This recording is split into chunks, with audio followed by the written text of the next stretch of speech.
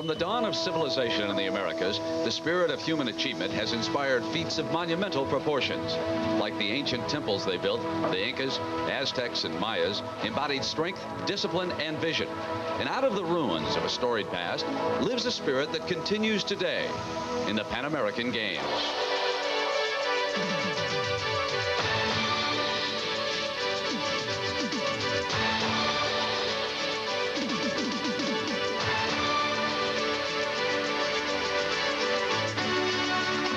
Began 2 weeks ago when Wilma Rudolph kindled the Pan American torch. And from the start, we've marveled at outstanding individual feats. Sylvia Pohl of Costa Rica swam her way to 8 medals, including 3 golds.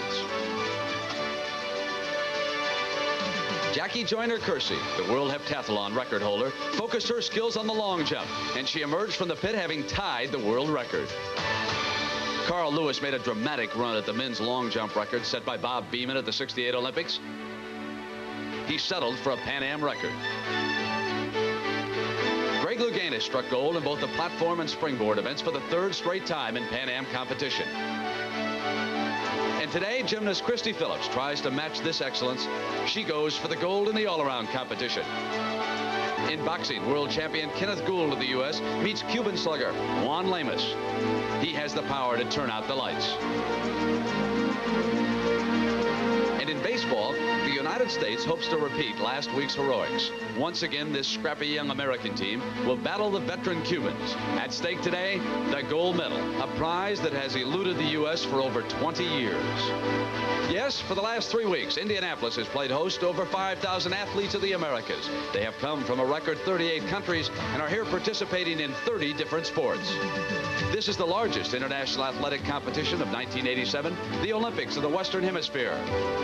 CBS Sports welcomes you once again to the 10th Pan American Games.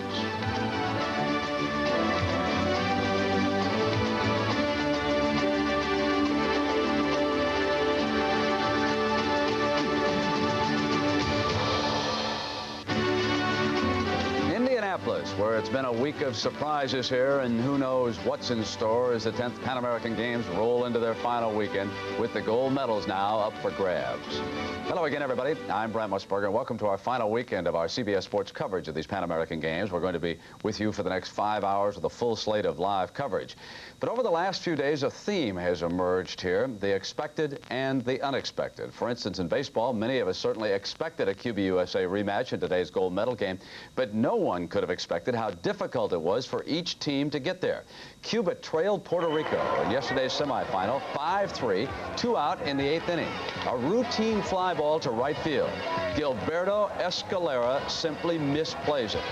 A run scores, and Cuba has pulled to within 1 run, 5-4 against Puerto Rico. Lazaro Vargas, pinch running, steals 3rd, and on the throw into left field, he scampers home to tie the game. Then tempers flare. Still with 2 out. Juan Alacia grounds out, but watches the spike comes down on the Puerto Rican's foot. He goes out after the Cuban infielder. The umpires quickly move in an effort to restrain him. And they go to the 9th, tied at 5. Antonio Pacheco homered to left field to give the Cubans a spot in today's gold medal game with a 6-5 victory. But the passions of this game had not cooled in the Puerto Rican dugout. They did not take the loss well, and neither did some of the fans in the stands. And quickly, Indianapolis policemen moved in to quell the problems. And it was a defiant Cuban team that led the field. The United States last night played Canada, bottom of the 1st, and Scott Livingstone hit a 3-run homer to give the Americans a 5-1 lead. But Canada came back. In the top of the 3rd, Bill Bukowski smashed a 3-run homer, and it was a 5-4 lead for the Americans. The superb head coach of the United States, Ron Frazier, then went to his bullpen with that score tied at 5. First, it was Jim Abbott. He induced a ground ball to second. That stopped the Canadians' rally. Frazier's team then went ahead 7-5 in the bottom of the third when again it was Livingstone who hit for the cycle, smacking a 2-run single to right field.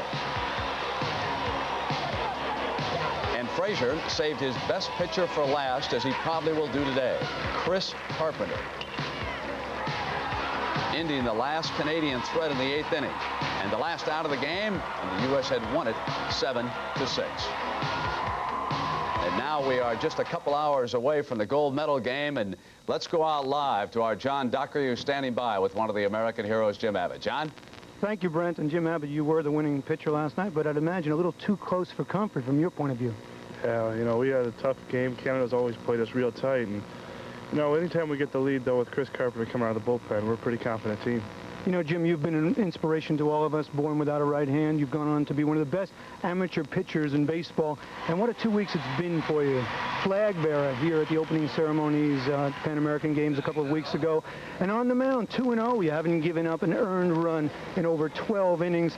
And last week at Busch Stadium, a moving moment when you met young David Tidd, first grader from Martinsville, Indiana, also born without a hand. And from what I gather, a pretty good pitcher in his own right, David Tidd is, 7 years old. And what did you guys talk about? Oh, you know, I think he understood my position. I understood his a little more than normal people. We just talked about pitching and the Cincinnati Reds and just playing baseball. You know, I think he understood and I understood. It's kind of a special meeting. It was a special meeting and inspirational to him. Okay, now, only less than 2 hours away, it's Cuba for the gold. What's the key?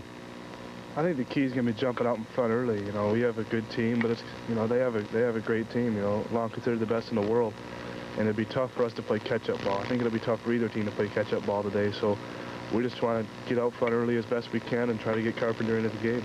Thank you, Jim. And Brent, you know what? It's interesting. Ron Frazier told me last week that nobody beats Cuba twice in 1 week. We'll find out today.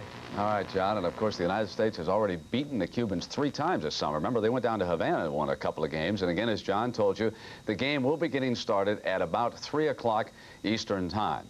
Now, in women's gymnastics, everyone expected U.S. champion Christy Phillips to be in leading contention for today's all-around gold medal.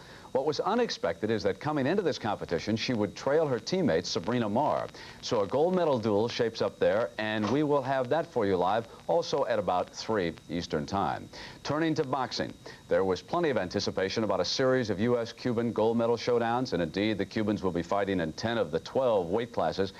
But who could have expected that only 5 Americans would qualify for the gold medal bouts? One of them is Kenneth Gould from Rockford, Illinois. He's the reigning world champion. He faces his toughest test today against the Cuban knockout artist, Juan Lemus, who has already beaten him twice. And you'll see that bout live. Should be a dandy. But perhaps the biggest story is in men's volleyball.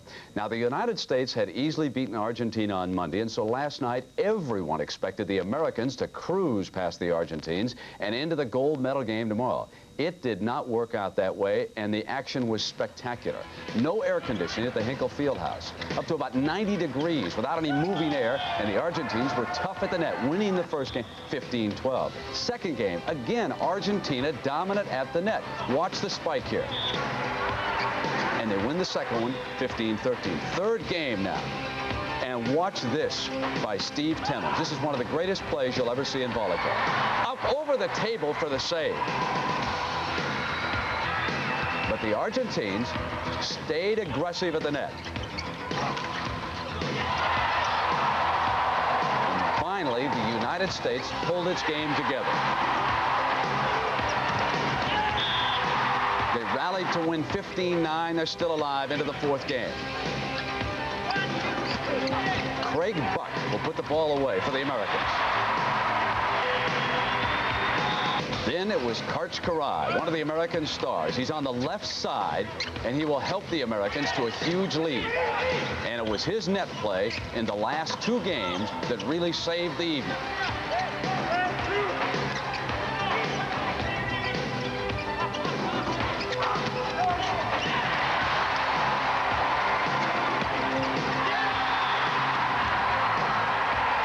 It was after midnight, and they were in the 4th game.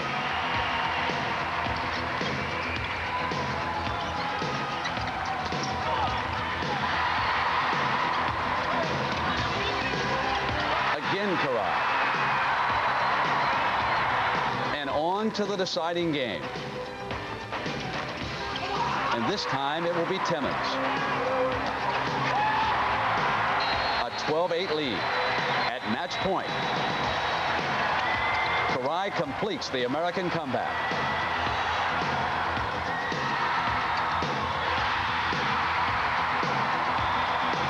And so the U.S. will take on Cuba for the gold medal tomorrow. And you could not have asked for better volleyball action than that. Our Chris Marlowe was there. He's standing by with the two big stars live right now. So let's go to Chris.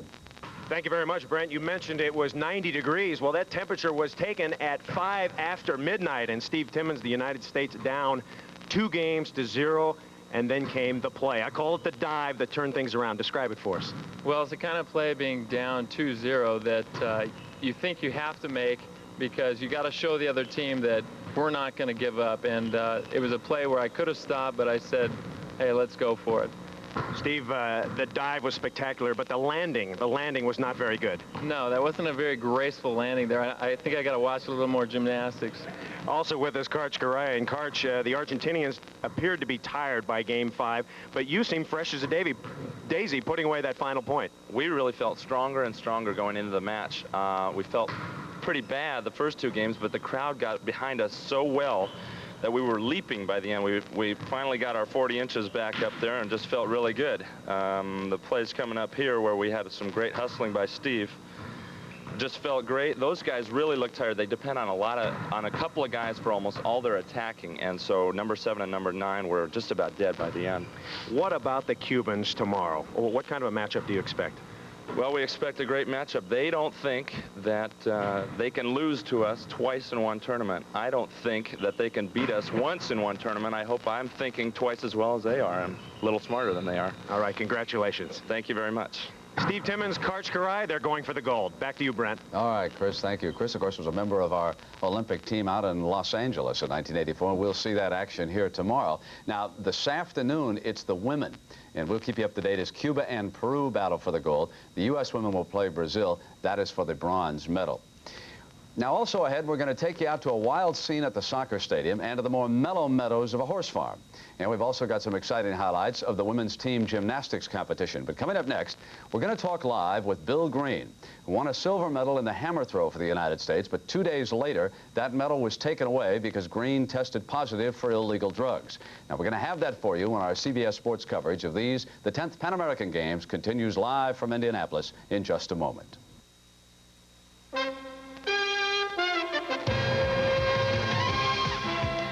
CBS Sports coverage of the 10th Pan American Games is sponsored by Ameritech, official communications company for the Pan Am Games. 3M, worldwide sponsor of the 1988 Olympic Games. Delta Faucet, designs that last. And by the Prudential, offering a full range of insurance and other financial services.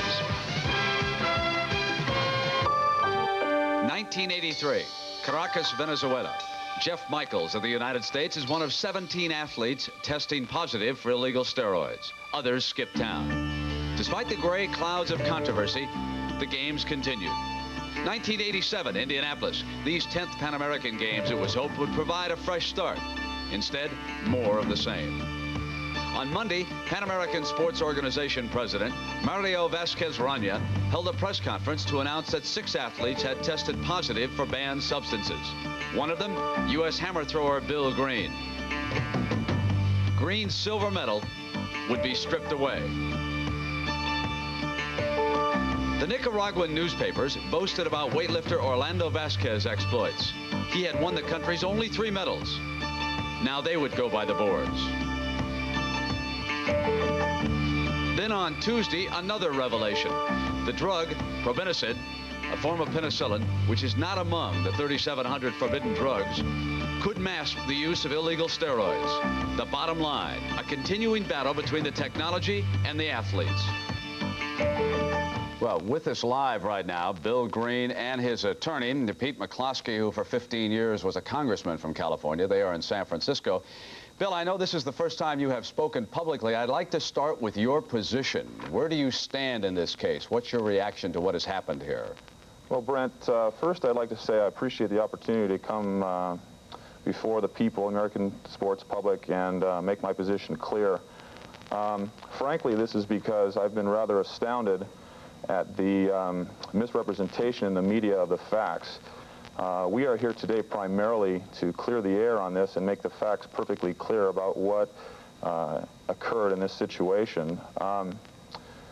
First, I'd like to say that I feel I've done nothing to cause my disqualification from the Pan Am Games. It's important that we make the distinction that no foreign banned substances were detected in my body, contrary to the introduction you gave me and all the things that I've read. The implication of steroids is not an issue because that was not detected.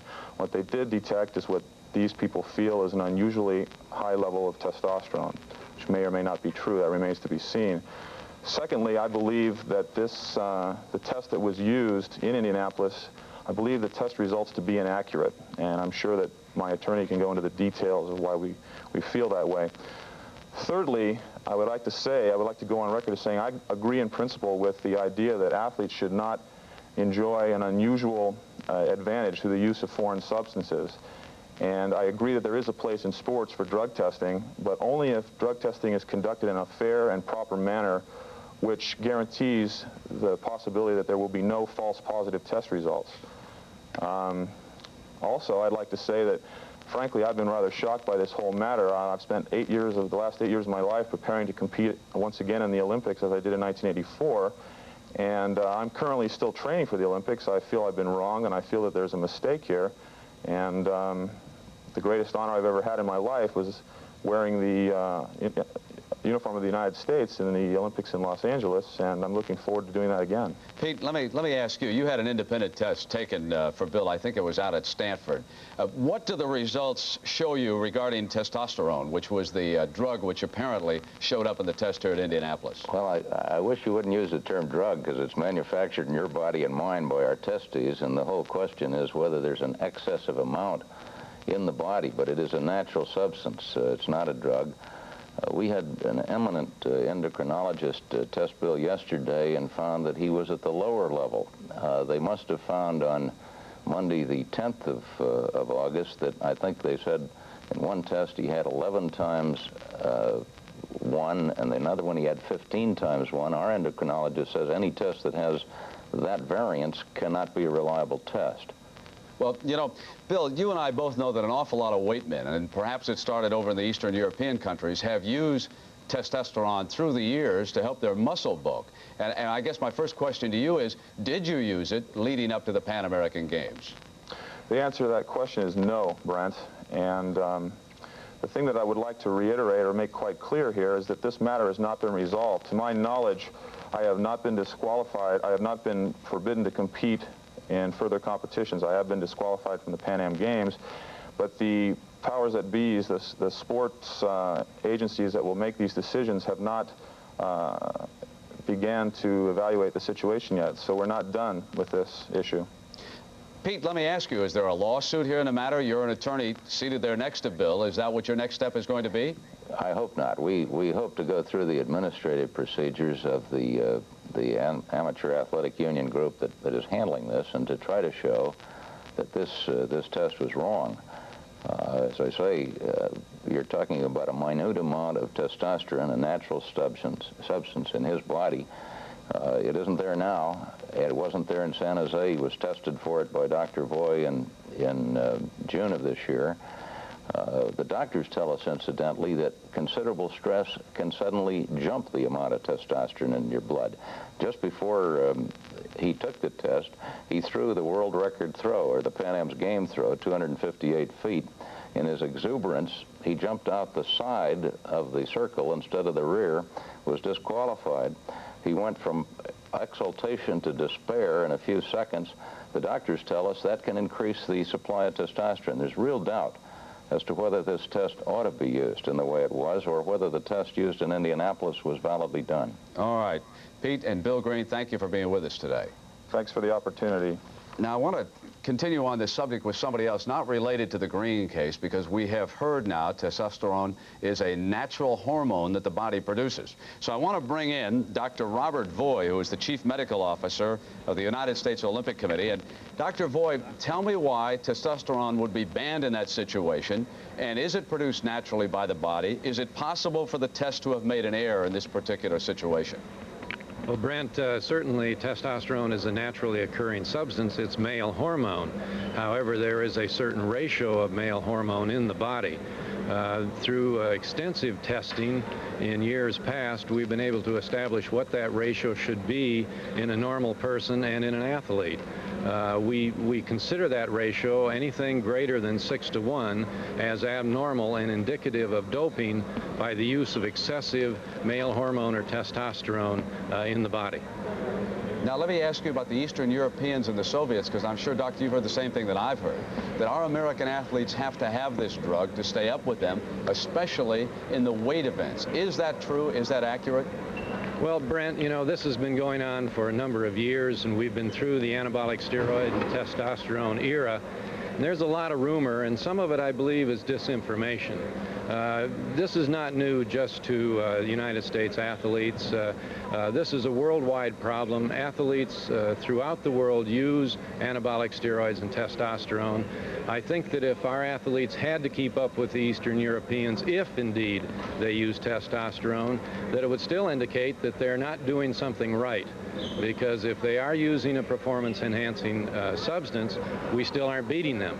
So consequently, I think that the mistake that is being made in sport in general is that these substances really don't enhance performance. The secret is training, nutrition, and good coaching. And evidently, they have the edge on us there. Now, tell me about the masking drug that was uncovered, probenecid. I had not heard about that one until the Pan American Games. How extensive is that use to hide the use of the illegal steroids? Well, the subject of the masking drug, so-called, is a very interesting one for us, having been in this business now for 4 years of testing. We began testing for anabolic steroids, and what has happened is the testing is evidently very effective in deterring the use of anabolic steroids in sport, so that now the athletes have had to look for masking agents to block the tests. I think it's a great testimony to the fact that testing works in sport to keep sport clean by virtue of the fact that the athletes now are looking for drugs to block the tests. It takes us a very short period of time to discover what drugs they're using to block, which is exactly what happened here in the Pan American Games. We've been observing the use of this particular substances for the last few months.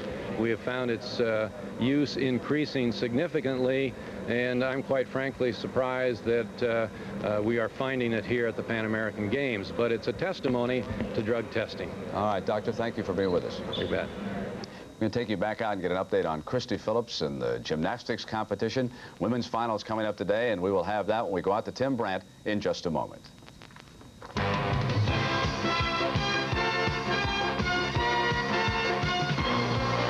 Welcome to the Hoosier Dome, where later today we'll have the finals of the Women's Championship in the all-around competition. And hello again, everybody. I'm Tim Brandt, along with Olympic medalist Kathy Johnson and Bart Connor. The United States women won the gold in the team competition earlier this week, breaking the old record by nearly 2 points, a record set way back in 1963 by the United States team. And Kathy, I'm wondering how indicative that win is to the strength of this team on worldwide competition. Well, traditionally, the United States could win this competition by not sending their best. No doubt, this is the best team the U.S. could have put on the floor. But in order to keep it in perspective, we should compare them with the best teams in the world. The Soviets, Romanians, and East Germans are still the dominant teams, with the United States and several other teams fighting to move into medal contention by 1988. The girls are potentially very strong at this point, but considering their 6th place ranking, a bronze medal in World Championships or Olympics would be a tremendous victory for the United States. All right, Kathy and Bart, I'm wondering how these girls can reach their potential when there's such little outside competition here. Well, there was very little challenge for the U.S. team gold medal here, but I think there were some very important competitions going on among the girls on the U.S. team for 2 important reasons. One is the fact that Greg Marsden, the coach here, will also be the coach for the World Championships as well as next year's Olympics, so the U.S. team is definitely trying to impress him here. The other is the fact that the scores from the team competition do carry over to today's all-around as well as tomorrow's event finals. semifinals. So with that in mind, let's take a look at some of the highlights of Thursday's team competition. Christy Phillips set an early pace for the U.S. team with a very strong vault performance. Christy was once considered a weak vaulter, but not anymore. Look at this. Round-off approach. Lay out Sukahar with a full twist.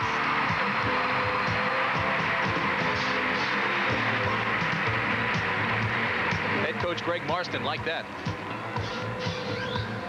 The highest score of the competition was posted by another Bella Caroli student, Rhonda Fain. Definitely the class of the meet here. Look at the height and the distance on that vault and a perfect landing.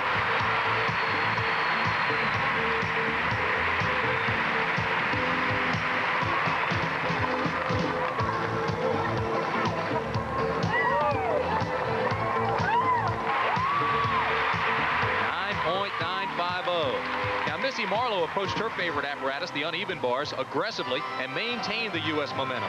Missy did a beautiful routine here. Look at the line on every handstand. Excellent stalder work there.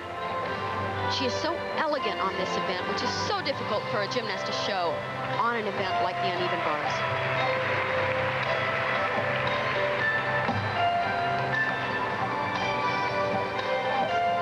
Nice giant swing and a comb in each dismount in a tucked position.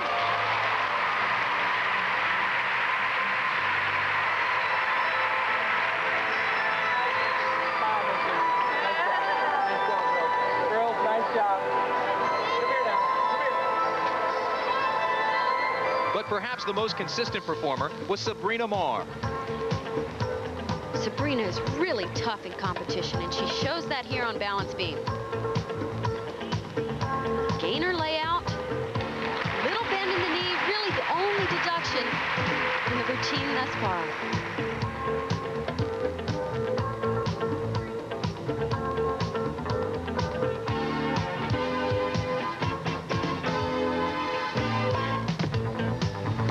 Round off, tuck double back dismount, little short on the landing, but a great routine for Sabrina. It was as if Sabrina Marr was making a statement. Marr was on crutches earlier in the year. She was unable to compete in the American Cup, but she's back.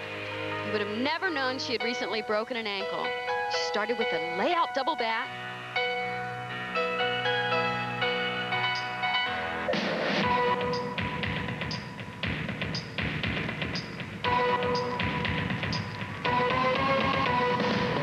Great choreography. Middle tumbling run, whip back, through to a double twist, nice and clean.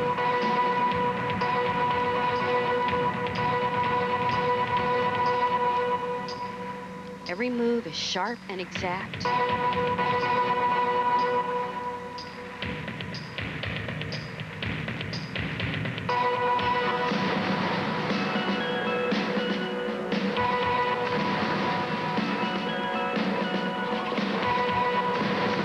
Bright spot for Sabrina came right here, her dismount and tuck double back. Watch how she nails this. Look at that face.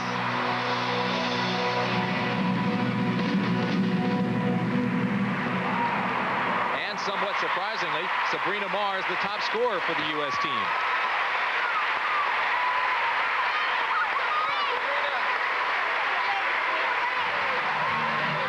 Wrapping up the gold medal performance for the U.S., Christy Phillips. She performed a very fast-paced routine, which included a full twisting double back at the beginning. She's not one of the strongest tumblers, but boy, can she pull it out when she needs to. Watch this last pass. Pike double back, just makes it.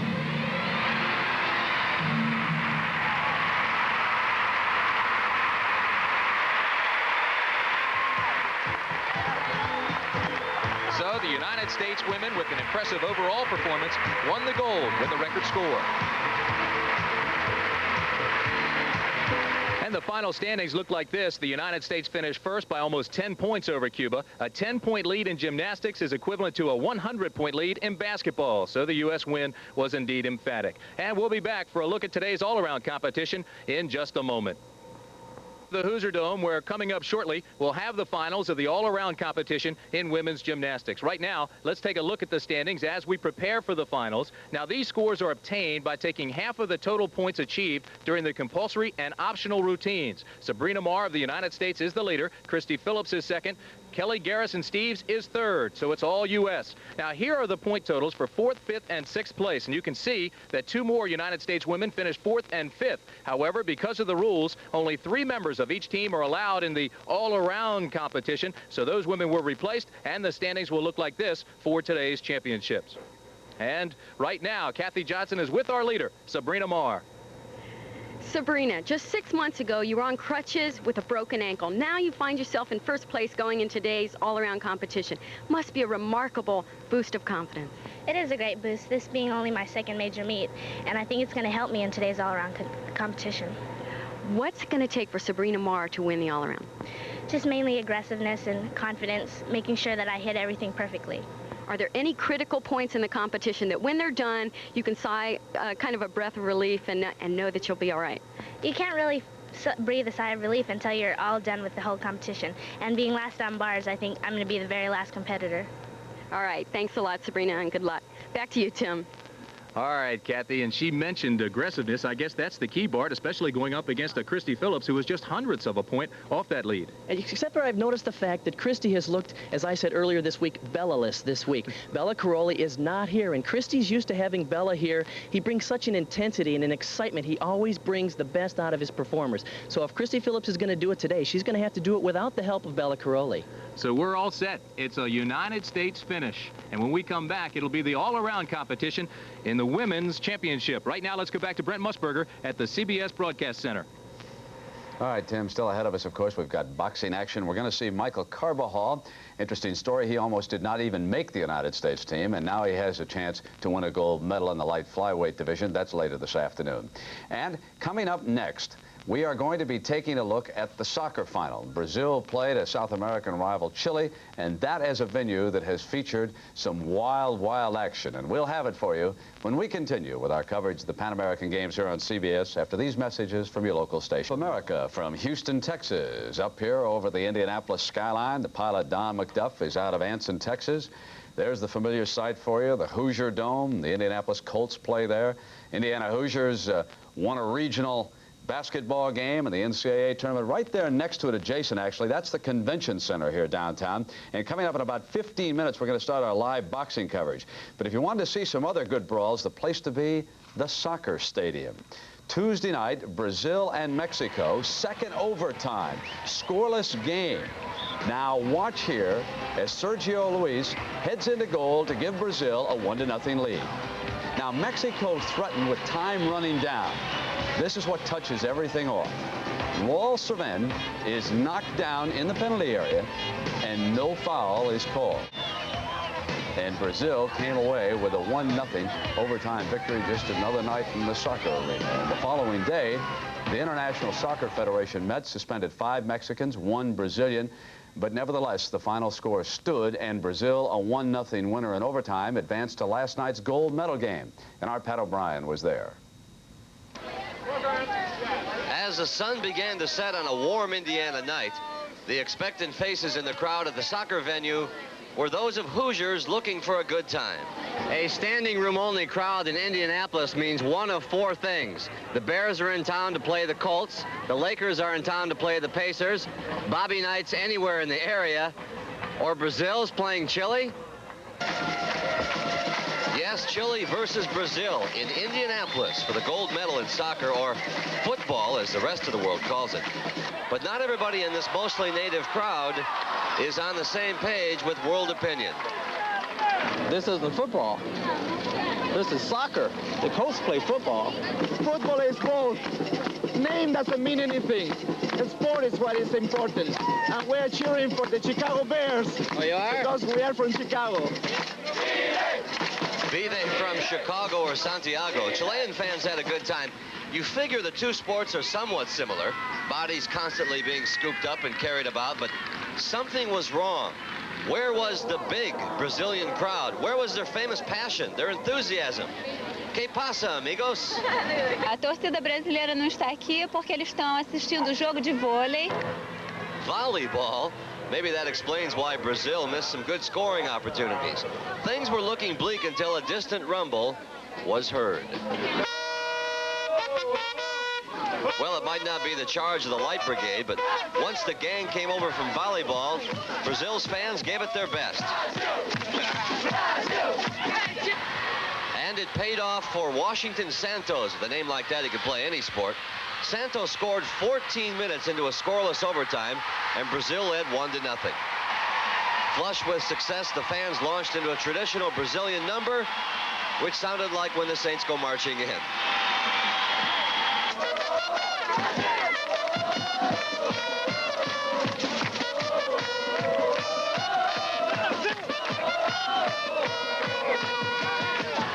In typical Hollywood, or should we say in this case Sao Paulo fashion, Brazil proceeded to score again in overtime and win 2-0 to claim the gold medal. And something tells us the fans played on through the Midwestern night. And when will the United States soccer teams be competitive with those from Brazil and Europe? Well, it's interesting in talking to some people over at the soccer stadium. They say that in the United States, soccer remains primarily a white-collar sport. And if you go down to the Brazils and the Argentinas, you'll see it's a blue-collar sport, indicating that their athletes are a little more physical. There's a lot of people that send their children into soccer thinking it's not a physical sport, but at the international level, that is simply not the case. Those Brazilian fans, if they're awake, they're probably right now back at the volleyball venue. Their women are playing the Americans. It's the bronze medal game. We're going to check in on that here on CBS in just a moment.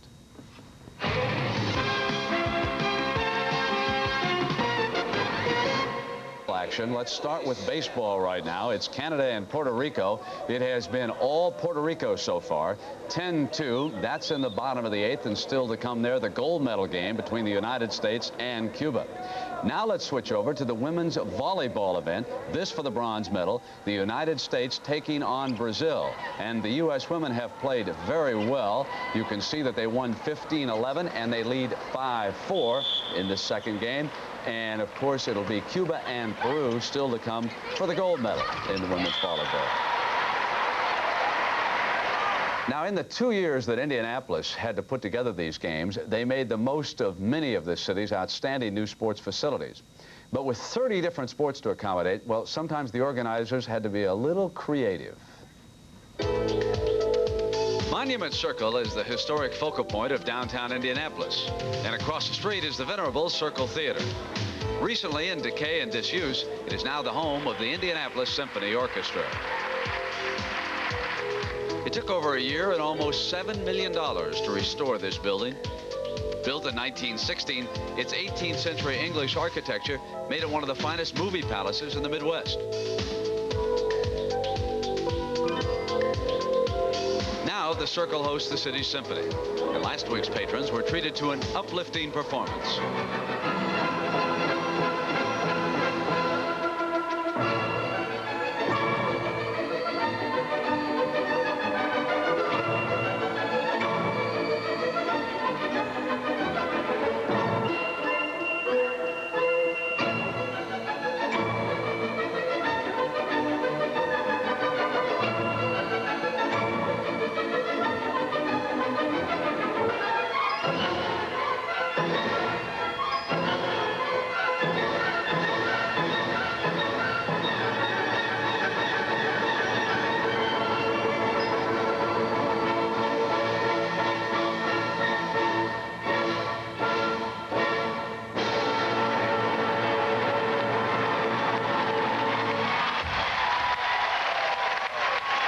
And bravo to Mario Martinez of the United States, who won 3 gold medals in weightlifting. Now, coming next at the Circle Theater, flautist Jean-Pierre Rampal and the Indianapolis Symphony Orchestra. Coming up next for CBS Sports, it'll be Tim Ryan and Gil Clancy at the boxing venue when we continue live from Indianapolis in just a moment.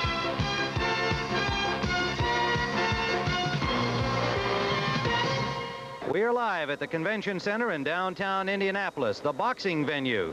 And the Americans and the Cubans came into these Pan American Games as the favored teams. And they have so far advanced to the finals in fine fashion. I'm Tim Ryan here ringside at the Convention Center. The Cubans have 10 of their 12 entries into the final rounds. There are 6 bouts scheduled for today. The American team has 5 representatives in the finals, and we'll be watching 3 of them in action today. There were some disappointments earlier in the weeks for the Americans and also some triumphs. Let's go back and have a look at the action. Flyweight Arthur Johnson from Minneapolis, Minnesota, and he was facing Adalberto Regalado, one of the young Cuban boxers, early in the flyweight division. Monday night's action with Arthur Johnson having the best of it, as Gil Clancy and I saw it. However, the decision went the other way. Corner from Cuba, Adalberto Regalado. 3-2 decision in favor of Regalado, and a very disappointed Arthur Johnson had to face defeat. He's out of the Pan Am Games. 19-year-old Juan Lemus of Cuba, one of the newcomers along with Regalado, very impressive in his welterweight action. An early knockout of Wayne Richards of the Virgin Islands. Then what a puncher this guy is. Tremendous puncher. Kenneth Gould here now preparing for Osvaldo Checa of Panama. Gould, the defending world champion. Perfect amateur style, Gil. Yeah, Tim, he's got the great amateur style, but he has to fight Lemus, who's already defeated him twice. Here's how the draw looks right now for Kenneth Gould. He started in the opposite half of the draw from Lemus, and as you can see, he has moved past tough Ray Rivera, Puerto Rico, while Lemus advanced to the final with a win over Frias of the Dominican Republic. Darin Allen, a world champion American in the middleweight division, ran into trouble early against another tough punching Cuban. Tim, those Cubans, they must have bricks in their gloves. That was some clean knockout. Angel Espinosa advances to the final for Cuba. Michael Collins, the American Bantamweight, has been very solid right through the draw. Tim, perfect style of amateur boxing. Tall, slim, accurate hands, southpaw. An easy victory over Patrick Stephenson of Jamaica has advanced him to the final. And again, at the top of the draw, you see Martinez of Cuba. And Collins with an impressive win over Tough Del Valle of Puerto Rico, and Damagella giving Martinez a difficult semifinal bout. They'll meet in the final. Sugar Ray Leonard has been an interested spectator during the week, a former Pan American and Olympic champion. Carbajal of Phoenix, Arizona, he has looked solid. Tim, here's a kid I like. He's beating the amateur world champion, and it was a unanimous decision. Kept both hands moving, strong, accurate hands. The 106-pounder Michael Carbajal, advancing past the Cuban, will wind up now against a very steady Puerto Rican. Roland in the final. Luis Roland and Carbajal meet for the junior flyweight crown. World champion Kelcie Banks of the United States at 125 pounds went down in his first bout, and again in this one. Your winner, in the blue corner from the United States of America, Kelcie Banks. Well, the Puerto Rican coach certainly didn't like the decision against his fighter Esteban, but Banks has advanced to the gold medal final in the featherweight division. After a victory over the Cuban in the first round, Juan Mesa, Banks, getting by Flores of Puerto Rico, will now meet the Dominican Villegas in the gold medal bout. Andrew Maynard at 178 pounds was the man who had said, "I want the Cuban." His wife Susan looked on as he took on world champion Pablo Romero. Romero is an arrogant guy, Tim. World champion, very, very experienced fighter. And here he is, a lot of experience here. Look what he's doing to the spectator. This was in the now infamous brawl involving some anti-Castro demonstrators, and Romero and several of his teammates have since been sued for that incident. Meanwhile, Romero back in the ring against Maynard, and Maynard, who was doing well, leading on the cards, slipped right there and sprained his ankle, had to retire. Romero advances to the final, and a very disappointed Andrew Maynard has to watch from the sidelines. I told him I'm going to stay here and I'm going to back him up and give him all the support I can, you know. And how do you think it's going to come out now? It looks like there's still a chance for maybe 5 goals. Oh, it's up to them now. All I can do is chill. Well, Riddick Bowe will also be at ringside cheering on his teammates. He ran into the world champion Cuban Jorge Gonzalez in the super heavyweight semifinal, and that straight right hand sent him down in the first round. Look at this rally in the third round by Bowe, though, Tim. Has Gonzalez in trouble. and the referee steps in, gives him a standing 8 count. And the decision went to the world champion, Jorge Gonzalez, despite the late rally by Riddick Bowe. Heavyweight Michael Bent, meanwhile, was also on the losing column, a decision loss to the Cuban Felix Savon. In the light welterweight division at 139 pounds, Todd Foster from Great Falls, Montana at the top of the draw, looking down below at Candelario Duvergel of Cuba in the bottom half. And they have advanced in what appeared to be an inevitable meeting. It'll be the young and inexperienced Foster against the champion Duvergel. Duvergel's had 8 years of amateur experience, Tim. We compared him to Tommy Hearns 8 years ago, still fighting as an amateur. Todd Foster, meanwhile, has looked tough here, a victory over Wanderlei Oliveira of Brazil to make the final against the defending Pan Am champ from Cuba, Duvergel. Well, Gil Clancy has joined me at ringside, and Gil, before these games began, I predicted 4 of these 5 Americans who are in the finals would win golds. I'm going to stick with that, and I also think the 5th, Michael Carbajal, will also be a winner. What are your thoughts? Well, Tim, they're all in tough. I think Gould and Foster have tough mountains to climb, and the 2 Cubans. Our guys all have a chance, all in great shape. Thinking back to Caracas 1983, it seems the quality of competition is much higher this time around. Oh, Tim, much, much higher. The fighters have all been good fighters. We haven't seen any stiffs at all in the entire tournament. The only thing I don't like about it is the fact that they don't seed these kids. A lot of times in the opening round, the 2 best guys in the class will meet each other. Well, you're right. That has been a shame, but we've got some great matchups in the finals nonetheless, with 10 Cubans in the 12 categories that are here. Michael Carbajal at 106 pounds meets Luis Roland of Puerto Rico when we return with the live action in just a moment. Live at the boxing venue in Indianapolis, Tim Ryan with Gil Clancy, and Gil in this first gold medal bout today, 106 pounds, the junior flyweight, Michael Carbajal of the U.S., Luis Roland of Puerto Rico. The Puerto Ricans sent a very strong team here to this Pan American boxing competition. They've had a lot of close decision losses, and I think Roland is one of their tougher guys. Tim, he is. He was a junior champion in 1985, silver medalist 1986, a very, very experienced fighter. Now, Michael Carbajal from Phoenix, Arizona, had to kind of claw his way in here over some tough American competition to make the team. However, he certainly has shown himself to be an outstanding representative. I'm very, very impressed by Michael Carbajal. Very, very strong, 106-pound guy, accurate hands, hard puncher. Each of these youngsters 20 years of age, and the biggest moment of their boxing lives lies ahead here at the Convention Center in Indianapolis. They will battle for the gold. Carbajal of the U.S., Roland of Puerto Rico, when we return after these words from your local stations. We are back at the Convention Center awaiting this gold medal bout at 106 pounds. Luis Roland of Puerto Rico has just been introduced, the 85 Puerto Rican national champion and world junior champion, and silver medalist a year ago in the world championships. You're looking at Michael Carbajal. That's Luis Roland, pardon me. Michael Carbajal just been introduced, and his coach is his brother, Danny Carbajal, along with his father, had an amateur boxing career of his own. Michael Carbajal won the Olympic Festival this year and the box off of Pan American Trials out in Colorado Springs here on CBS, and worked his way onto this Pan Am team. Been boxing for 6 years, starting in his own family gym. Fine athlete, ran cross country in high school. Enjoys basketball, likes to dance, but right now his mind is totally focused on a gold medal. And we're underway. Referee Torres from the Dominican Republic.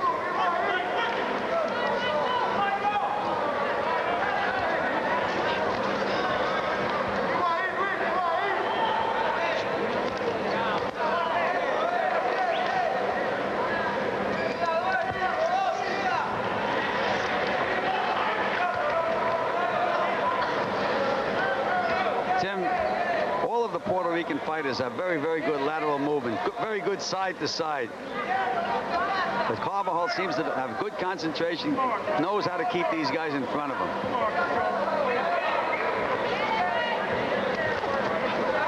Good combination by Carbajal, Tim.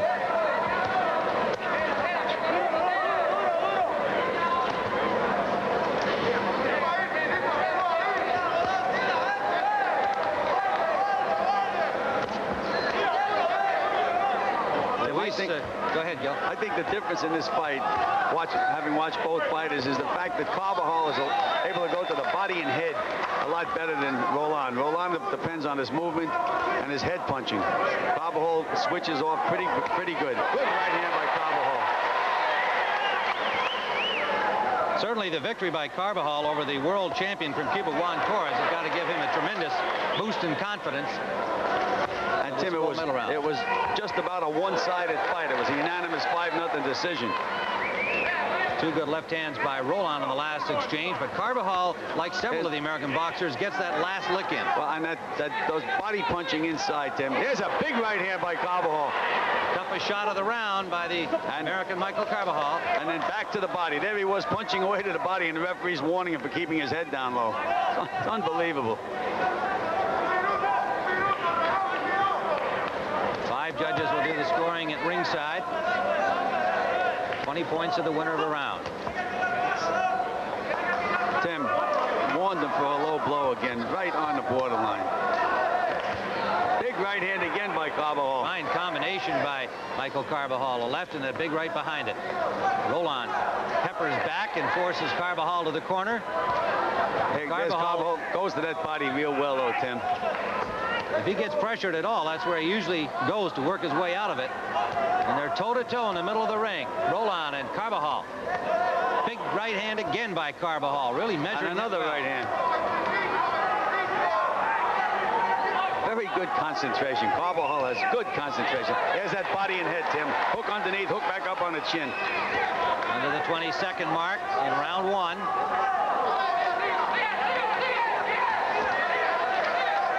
Carbajal from Phoenix, Luis Roland from Puerto Rico, and we'll be back with round 2 in a moment. Round number 2, live from the Convention Center in Indianapolis. This is the 106-pound light flyweight division. First bout of the day for the gold medals. Michael Carbajal on the right of your screen, now in the foreground in red. Luis Roland from Puerto Rico in blue. Good right hand by Roland, Tim. Caution for holding to the American, and a caution to the Puerto Rican for ducking his head down too low. Now, Tim, Carbajal has good footwork, too. Very, very good. He can go to the right. He can go side to side. There he is moving over to the right again now. Nice combination. We talked about his hand speed. He has the foot speed also. A good left by Roland that rocked back Carbajal. These are two outstanding young boxers, obviously well coached, well trained. High quality boxing. Carbajal and Roland in round 2.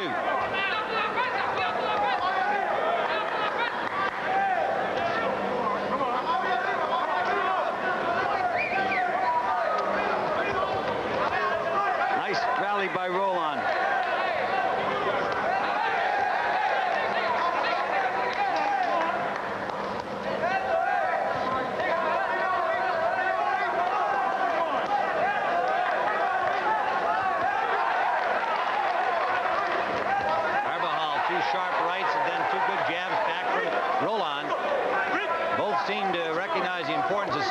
And finishing with that last punch if they can. Look at that.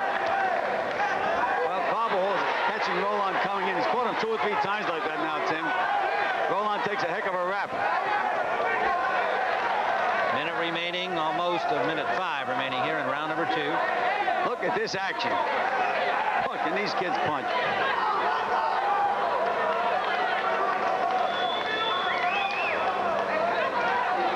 Roland has become the aggressor in this round. He's moving Carbajal back.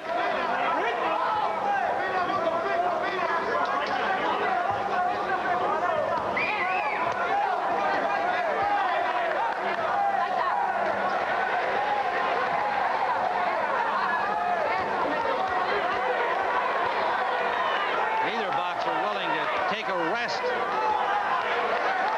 Tremendously busy action. It'll be a tough one to score. Roland keeps up the pressure on Carbajal.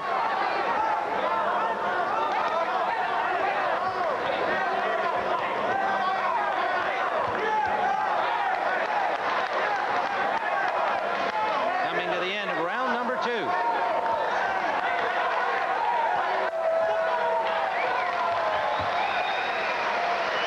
End of round number 2 as we follow Michael Carbajal back to his corner. That's his brother, Danny Carbajal, in working the corner with him. The head coach 12 standards.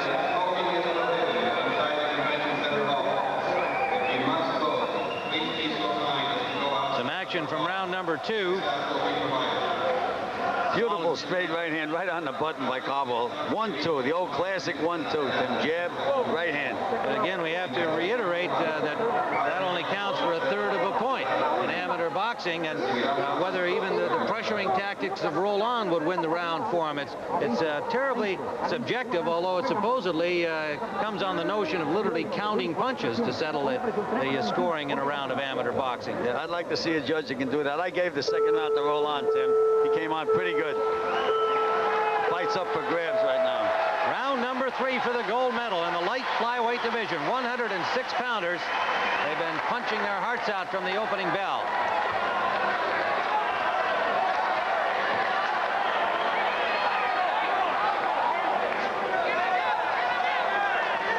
I have this fight dead even, Tim. The winner of this round, in my opinion, is the winner of the fight.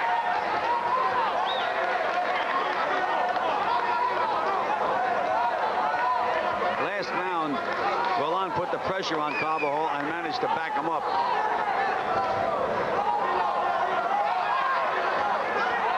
Now, when Carbajal makes Roland miss like that, Tim, he has to counter. He has to score some points.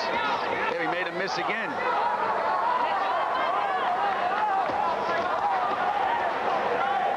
Got to set himself a little quicker. Nice combination by Roland. And another combination by Roland. Roland picking up the pace in this third round and making it pay off for him. Carbajal has not been getting off, as they say in boxing parlance. He has not been throwing the first punch and then following it up.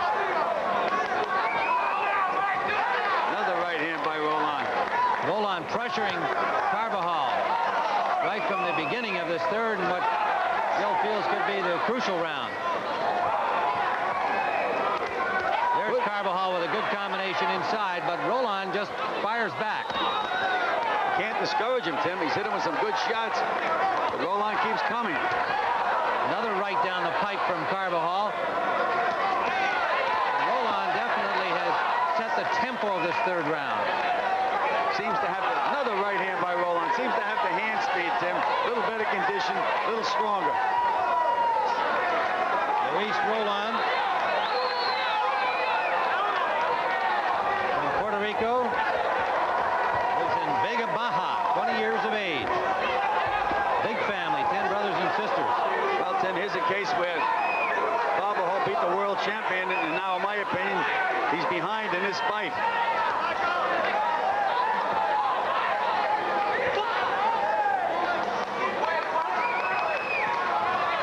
45 seconds remaining.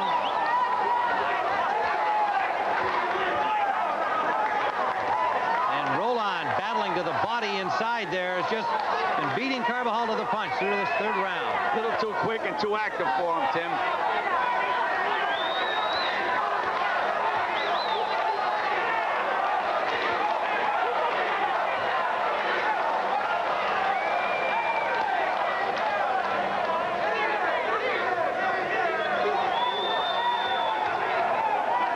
Just cannot get Roland to take a step back.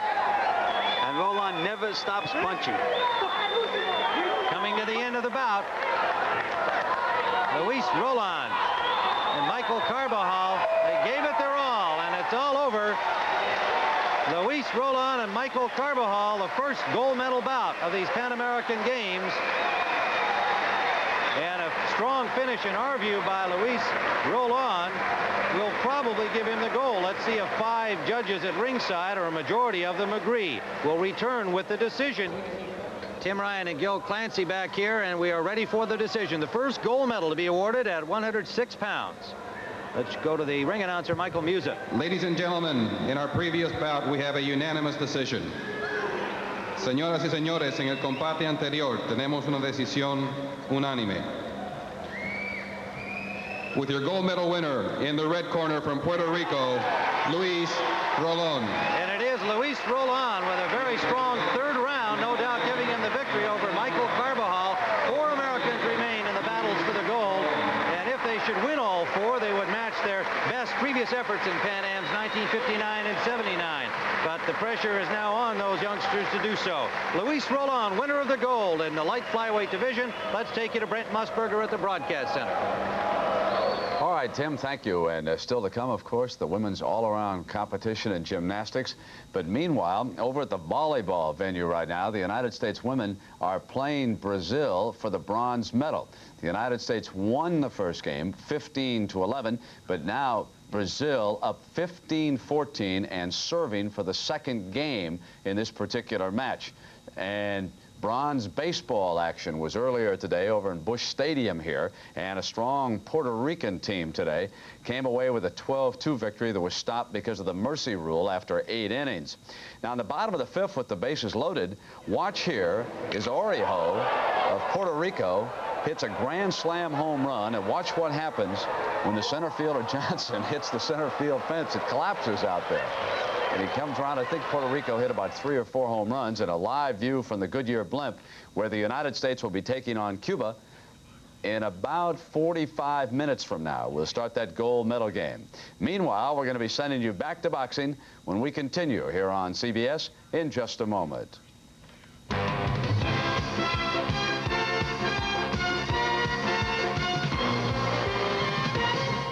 At the boxing venue for the Bantamweight gold medal bout, Manuel Martinez of Cuba and Michael Collins of the United States. The first matchup between the two favorite teams in a gold medal round. There is Manuel Martinez, 20 years of age, from Holguin, Cuba. Been boxing for 6 years. Defeated Jose Garcia of Mexico and Domingo Damigella of Argentina to make it to the gold medal round. Michael Collins, 23 years of age, born in Galveston, Texas, now lives in LaPorte, Texas. That's his coach, Red Weston, and the team coach down below, Roosevelt Sanders, a 3-time U.S. amateur champion, and 2-time Olympic festival champion. Jose Pantaleon of the Dominican Republic, Patrick Stephenson of Jamaica, and Rafael Del Valle of Puerto Rico to make it to this gold medal bout. You know, I ran into Michael in the hotel this morning and said, well, how do you feel? He says, I'm tired. But his coach, Roosevelt Sanders, says, oh, that's him just talking. He'll be ready. Tim, Michael Collins has the perfect style for amateur boxing. Accurate hands, good platform, and a nice, tall southpaw. You have to score points. You don't have to knock the guy out, and he can score points. And a little gratuitous left hand after the break by the Cuban Martinez. Yeah, but he said he was sorry, Tim. Yes, he did. I noticed that. The referee is Agustin Zaragoza of Mexico.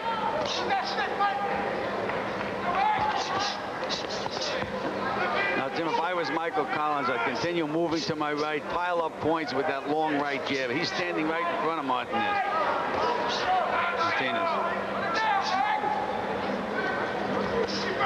All he has to do is slide over to the right and pile up those points. Nice right hook by Collins. Physically, an almost equal matchup. There you go. He's got that right jab going pretty good now. There it is again. That scores points, and that's important in amateur boxing. Here's another one. It's almost all that's important. We don't see too many knockouts. Well, Tim, we've seen a lot of Americans on the deck. Well, yes, they've all been getting up, with the exception of Darin Allen.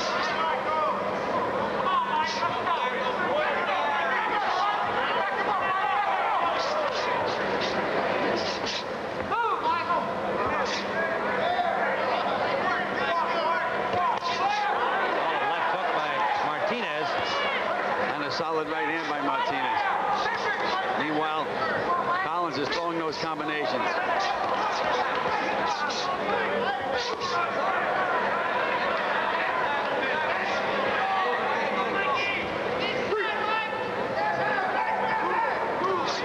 There you go. Collins seems to have used the first couple of minutes to kind of find his range, and this has been the pattern in the earlier fights. But, of course, one thing they all must keep in mind, there are only 3 rounds, so you can't wait too long. Tim, but they pack more action into these 3 rounds than a lot of pro fights do in 10. Oh, you certainly are right about that. I mean, they're busy all the time. Good combination by Collins, and another one. Hasn't moved Martinez back, but has started to pick up his pace. 30 seconds remaining here in round one. Hey, Martinez is starting to get a little rattled now, Tim. Very awkward combination. Cubans have 7 world champions in this competition. Martinez is not yet among them. He's one of the young rising Cuban stars. Final seconds of round one. It finishes in a big flurry.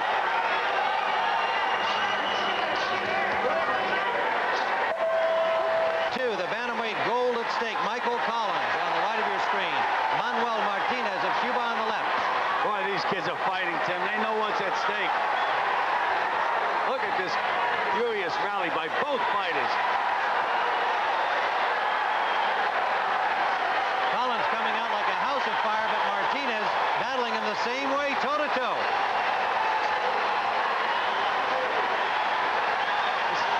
Martinez is a strong guy, Tim, because he's been hit by some good reps. And he just hit Collins with a good left hook. That's what you have to worry about. Martinez left hook. Alcides Segarra, the Cuban coach, continues to turn out fine young boxers year after year. We mentioned they have 7 world champions. 5 of them appeared here in the Pan Am competition. Big combination by Collins. Tim, you have to remember, though, there are no pros in Cuba. This is their best fighters. Absolutely.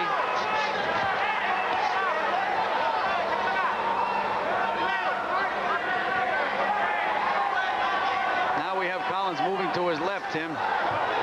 Not a good place to be. Right in front of Martinez.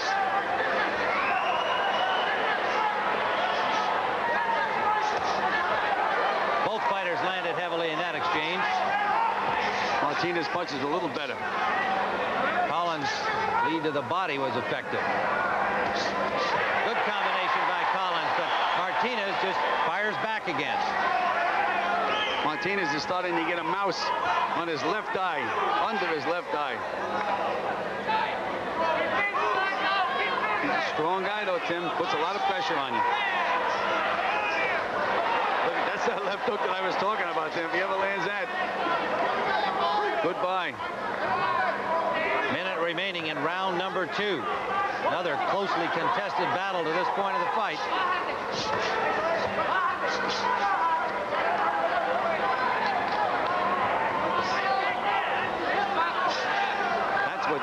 That's what Collins has to do. Go his combinations and slide off to the right. Don't stand there and wait for the receipt. Got that combination in and escaped freely. Now he's starting to use his head, Tim. Martinez lands the right hand.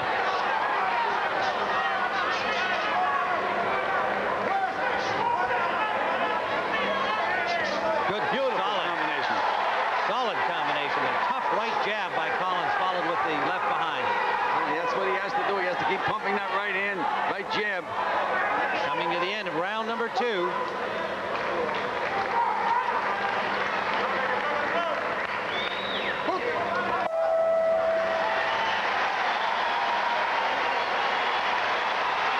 There is parents looking on. Michael Collins' parents at ringside cheering on their youngster, and Red Wesson is coaching now with instructions for the final round. Get tired.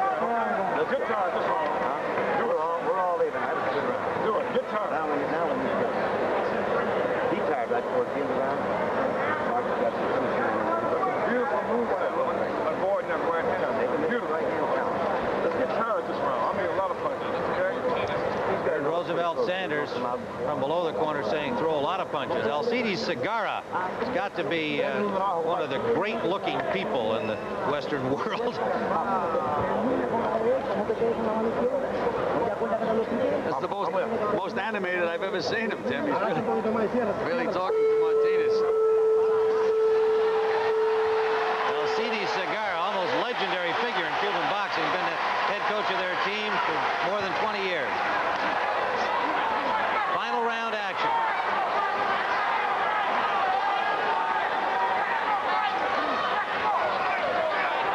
I heard Roosevelt Sanders saying, I want lots of punches from you in the final round, Michael. Well, I'd rather have and avoid Martinez punches. He doesn't want to get into slugging exchanges with Martinez. He has to outbox him.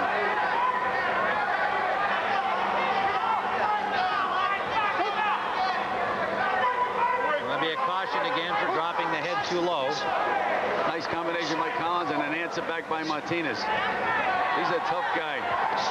That's what you can't do. You can't reach with that left hand the way Collins did then. That's when they wind up on the deck.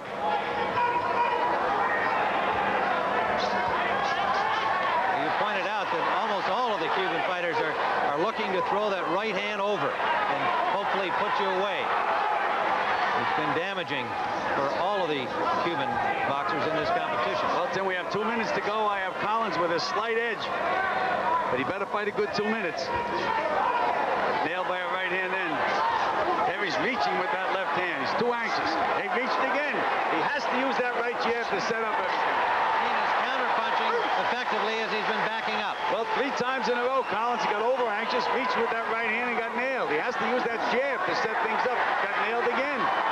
Every time he throws that left hand, he gets nailed. Now he's coming. That's what he has to do. He has to use that right hand. Martinez is very phlegmatic. He just comes in and wings.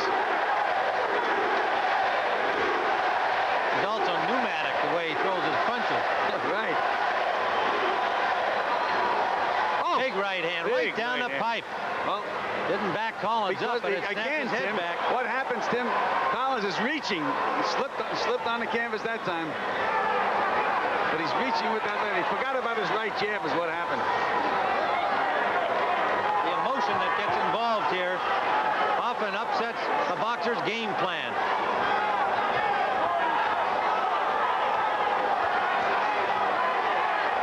Martinez just standing there firing away, willing to take Collins' best shot. There is Alcides Segarra, the Cuban coach and his assistant.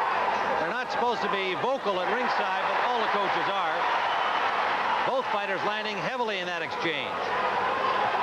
Tremendous pace right from the opening bell. And Collins looked at the clock, Tim. Wants to know how much time was left. Another good combination landed by Martinez. Collins hands down a little more open. So is Martinez now. They're tired. Final seconds in the bout.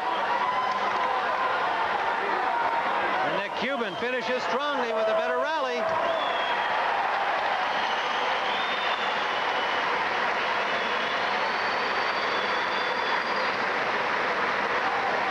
An appreciative audience here at the Convention Center. Tremendous effort by Manuel Martinez of Cuba and Michael Collins of the United States, in a show of sportsmanship as always. And now they'll await the outcome of the judge's decision. We'll be back with it after this message and a word from your local stations. The Bantamweight gold about to be awarded. Michael Collins and Manuel Martinez. Esther Collins, the mama, waiting anxiously here to find out whether her son is a gold medal winner from La Porte, Texas. Let's go to our ring announcer, Michael Musa. Ladies and gentlemen, in our previous bout, we have a 4-1 decision. Señoras y señores, en el combate anterior, tenemos una decisión de 4-1. And the gold medal winner in the red corner from Cuba, Manuel Martinez. And it is Manuel Martinez, a 4-1 decision. 4 judges saw it for the Cuban Martinez. 1 saw it for Michael Collins, a disappointed mother. Esther Collins looking on at ringside, and Michael Collins' dreams of gold have been lost at the hands of this young man, Manuel Martinez, 20 years of age, another of the fine rising Cuban stars. And they have wrapped up their first gold medal of these Pan American boxing games. Now, upcoming next is another of the tough young unknown Cubans, Juan Lemus, taking on American world champion Kenneth Gould. Now let's go to Brent Musburger at our broadcast center. All right, Tim, and Lemus Gould, just one of many outstanding events about to start. We've got 2 huge crowds gathering right now in the Hoosier Dome and at Busch Stadium. And let's go around town and get you up to date on the women's gymnastics and the baseball gold medal game. Let's start in the Hoosier Dome, and let's go out to Tim Brandt. Tim? All right, Brent, gymnastics continues to be a big draw to the fans here in Indianapolis. Over 14,000 expected here today, and I'm sure they'll be vocal this afternoon since there are 3 Americans at the top of the leaderboard. And the truth of the matter is the United States team is in a class of its own here in the Pan American Games. Tim Brandt along with Kathy Johnson and Bart Connor, and only fractions separate the leaders, Kathy. All 3 of these girls performed extremely well in the team competition. However, both Sabrina and Christy have areas in which they can improve on today. Sabrina was a little rough at the end of her bar routine, so potentially she could score even higher today. And Christy Phillips fell off on a very basic move, a full turn on beam, so we can expect to see her do better there as well. But if either Sabrina or Christy have trouble, Kelly Garrison-Steeves will be right there to move into first place. And while we prepare for the finals and women's competition of the all-around championships, let's go to John Dockery at the baseball venue. Thank you, Tim Brandt. This is Busch Stadium, site of the baseball competition here at the Pan Am Games. A sellout crowd of over 12,000 expected to see today's gold medal game, filing in late, gold medal game between the United States and Cuba. Hello, everybody. I'm John Dockery, along with Mark Marquis, head coach of Stanford, this year's NCAA baseball champion, and the United States coach in Seoul next year. And Mark, last week, this dramatic Ty Griffin 2-run home run in the 9th inning gave the United States a dramatic 6-4 win over Cuba. The first time Cuba has lost in Pan Am competition in 20 years. My question to you, can the United States do it again? John, I think they can, but they're going to have to play the game of their lives.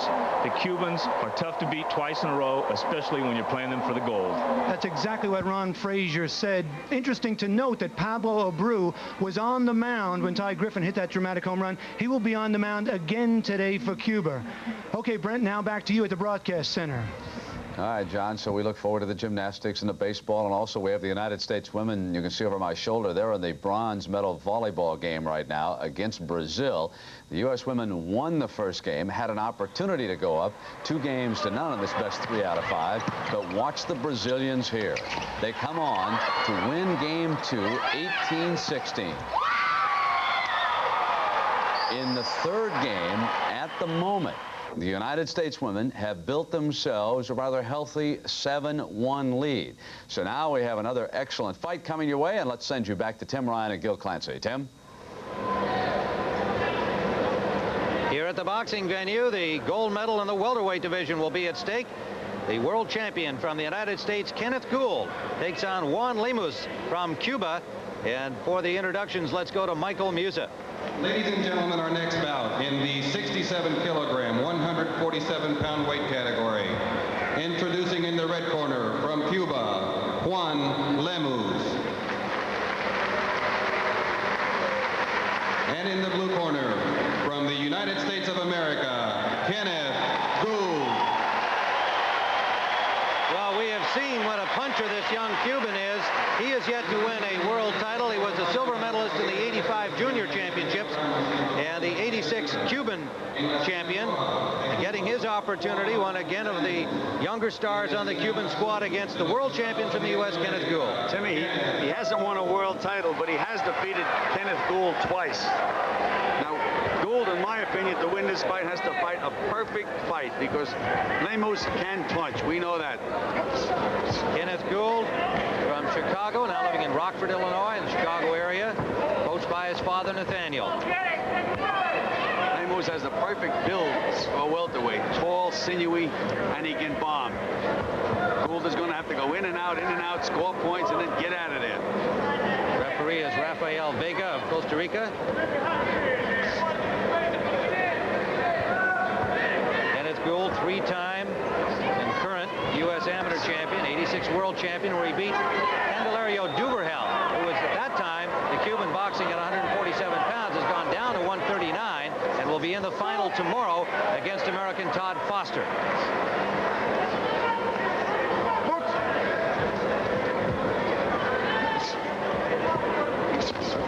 You can just see Lemus loading up on that right hand.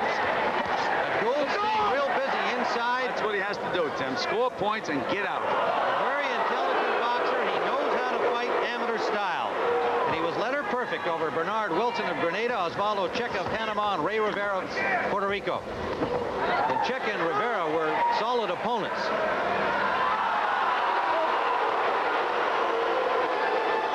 You know, this rule where keep your head up can't understand the rule. You're supposed to keep your head up and let the guy hit you.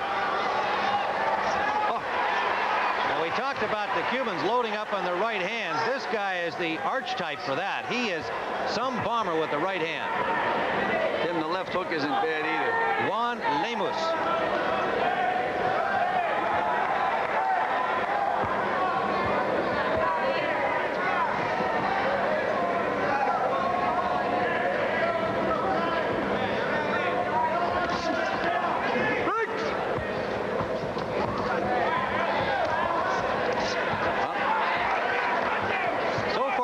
Been able to stay close inside those bombs, and he's been punching when he's inside. Just got nailed in, Tim. Good right hand. He's hurt. Under a minute to go, and they're going to give him an 8 count. Well, Tim, he was hurt. He was wobbling. He's not happy with the 8 count, but it was a solid right hand. But the first one that Lemus has been able to land cleanly. Again, just a reminder, if you're not familiar with amateur rules, supposedly that doesn't count any more than a jab. Solid left hook by Lemus, scoring.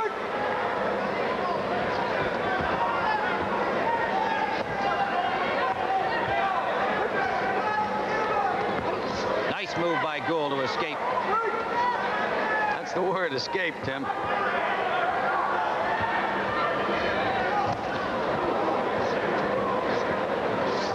I think the only way you can beat Lemus is get off first. Keep him off balance. Final seconds of the first round, and Kenneth Gould finishes with a flurry, and Lemus fires back.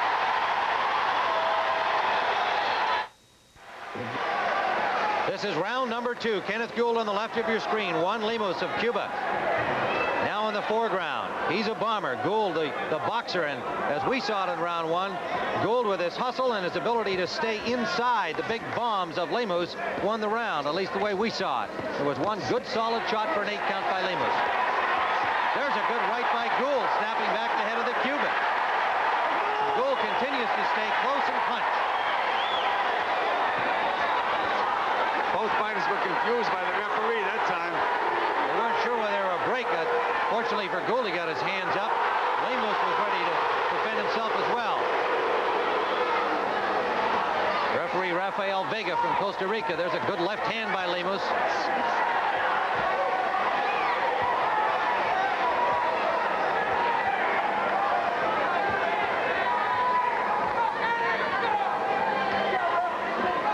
The U.S. with 2 silver medals at the moment. Big right hand by Lemus, Tim. Big right hand. You could see it coming. Michael Carbajal and Michael Collins. Silver medal winners. Luis Roland of Puerto Rico winning the 106-pound title. Manuel Martinez of Cuba, the Bantamweight.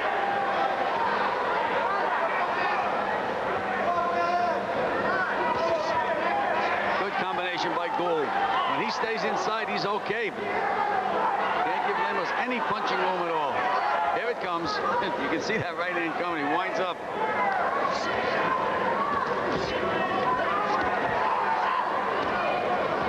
Lemus doing a little better inside here. I'm sure his coach Segarra told him if Gould's going to be there, you got to punch inside as well.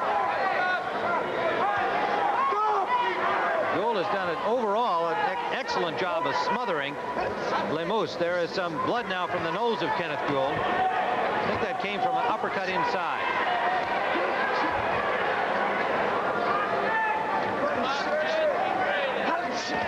Good punch. Good straight left by Gould, Tim.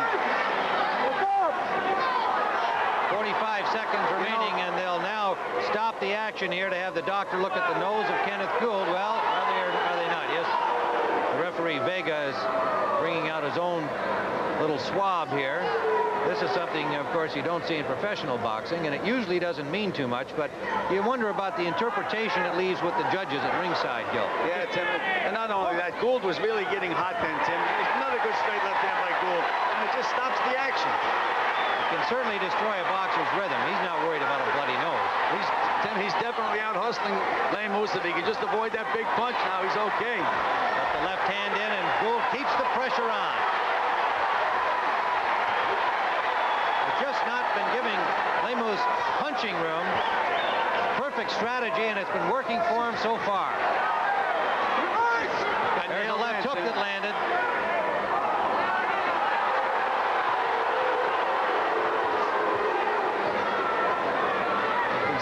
Lemos trying to use the uppercut inside. At the end of round number 2. Alcides Segarra waits for his boxer, Juan Lemus.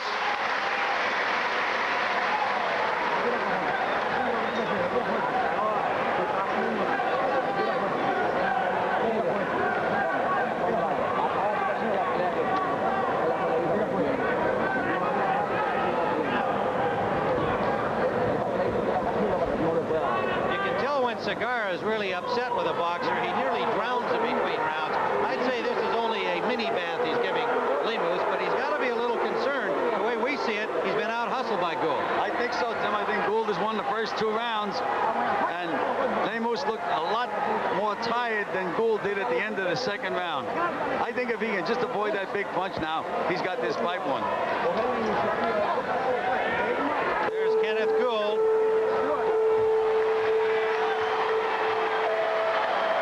Number 3 for the gold medal at 147 pounds, the welterweight division. Good left, good right hook by Gould.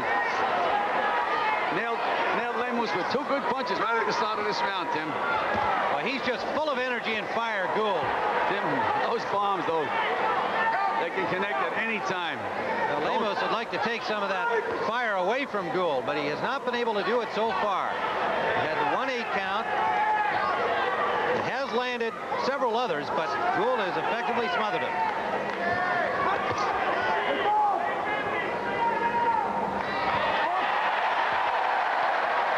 Gould is just a whirlwind in there. He can't wait to get back at the action and sticking his chin right on the chest of the Cuban boxer. Well, that's where it belongs, Tim. That's where he has to be. See, those left hooks of Lemus are going right around his neck, and he's punching short inside. Right hand around his neck. And he's scoring the points. Now, you tell me why the referee was yelling to stop him. I don't know. Meanwhile, Gould is out hustling. Yes, and he just landed a good combination that got Lemus's attention. Minute gone by in the final round. The crowd coming alive now. Chance of USA for Kenneth Gould. The world champion trying to add the Pan Am gold to his collection. Tim, he's scoring points. They say they're supposed to count punches. You'd have to have a computer to count the punches that Lemus is throwing. Gould is throwing. Now, why did the referee stop the action? I have no idea. I wish you wouldn't ask me. I haven't figured these guys out any more than you have, Gil. One reason might be to give a boxer a rest if he so chose to do. Or to put Gould out within punching range.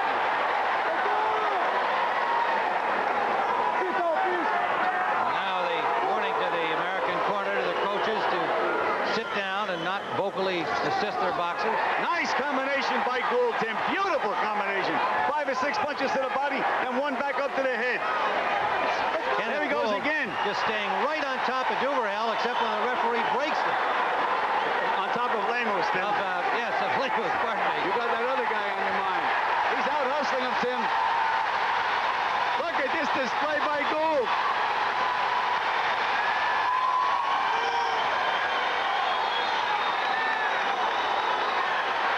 Tim, he's walking right into the puncher now, and he's out muscling him. Kenneth Gould with 40 seconds to go in the bout.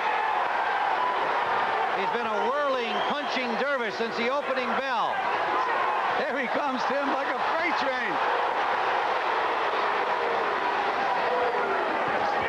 Lemus just can't find punching room. Kenneth Gould is absolutely sticking to him. Tim, I can't believe he's walking right in. Doesn't have to do that now. Well, you never can be sure, and I'm sure he's had enough of these close decisions. He wants this win. He's lost twice to this young guy. Trying to assert his dominance and win the Pan Am gold.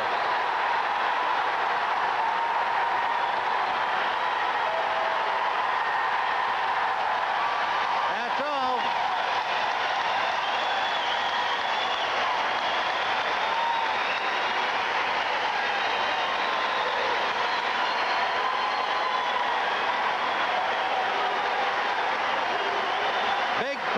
Convention Center enjoying the tremendous effort by Kenneth Gould. The 1986 world champion has lost twice to 19-year-old Juan Lemus and would love very much to avenge those with a Pan Am gold. We'll be back with a decision Darin Center in a moment. We're back at the Convention Center. Tim Ryan and Gil Clancy, and a tremendous three-round battle between Kenneth Gould and Juan Lemus of Cuba. The Americans hoping to win their first gold medal of this 1987 Pan American box. Back in round number 3, a sample of the activity we saw from Gould, and it was the same through the entire 3 rounds, Gil. Just Very smothering busy. Lemus. However, the strong young Cuban did get that big left and sometimes a straight right in, but effectively, as we saw it, Gould was in charge. Let's find out if the judges agree with us. Let's go to ring announcer Michael Music. Ladies and gentlemen, in our previous bout, we have a 4-1 decision. Señoras y señores, en el combate anterior, tenemos una decisión de 4-1. With your gold medal winner in the red corner from Cuba, Juan Lemus. Well, Tim, I don't understand that at all. They keep telling us that amateur boxing, it counts the number of punches that you land. It doesn't make any difference how hard they are. The number of punches that were landed were maybe 10-1 by Gould. I don't understand that at all. I sure don't either, Gil. We've seen a lot of strange decisions throughout the competition. Luis Roland of Puerto Rico, I think, won one that he deserved over Michael Carbajal without question in the first bout today. You might have a question mark about the Collins-Martinez bout. That went to the Manuel Martinez. No, Tim, I thought Martinez won that fight fairly comfortably. But this one here, I think everybody watching, with the exception of 4 judges who called it for the Cuban boxer Juan Lemus, would have thought that Kenny Gould was the winner here today. But it's yet another silver. The Americans still looking for their first gold in boxing. Now let's take you back to Brent Musburger in our broadcast center. All right, Tim, so a controversy over at boxing, and certainly we will hear from Kenneth Gould a little bit later in our broadcast. I do want to remind everybody that tonight at 9 Eastern Time, we have NFL preseason activity. The Dallas Cowboys, who've been injury-riddled throughout this preseason, will be taking on the San Francisco 49ers. Again, that is at 8 Indianapolis time or 9 Eastern Time. Still ahead of us, 2 gold medal events coming your way. The women's all-around in gymnastics, that's over at the Hoosier Dome.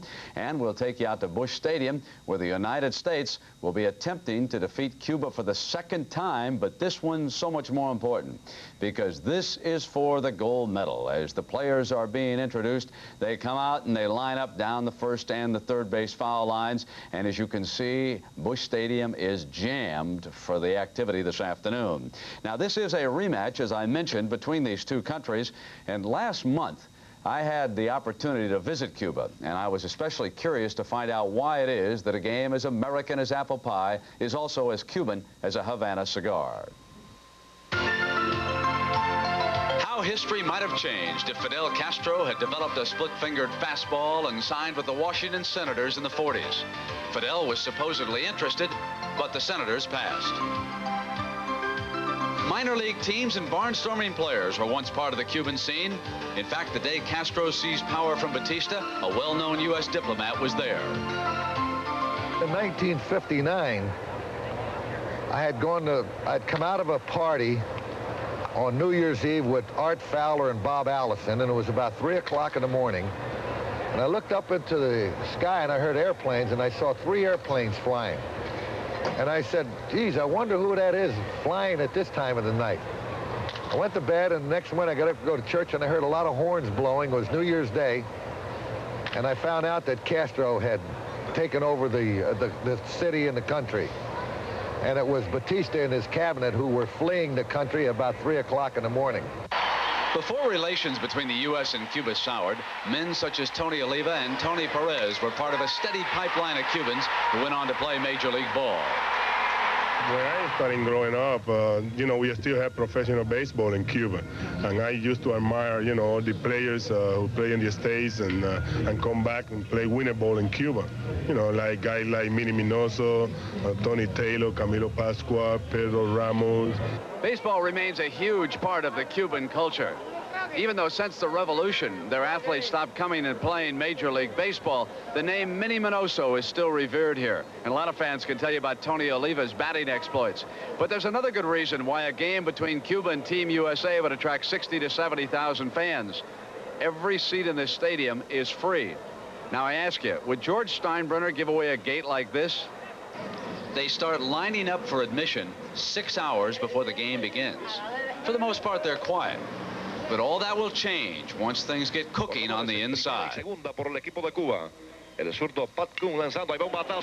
might not sound like Harry Carey or Jack Buck, but the pictures are universal. Base hit to right. One run is in. One more to follow. The games here are full of passion and skill, and so is the action in the stands.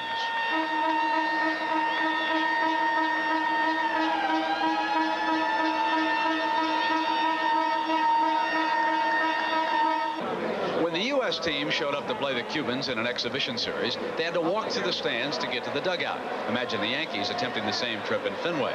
While the U.S. team was received politely, the response for the Cuban squad was another matter.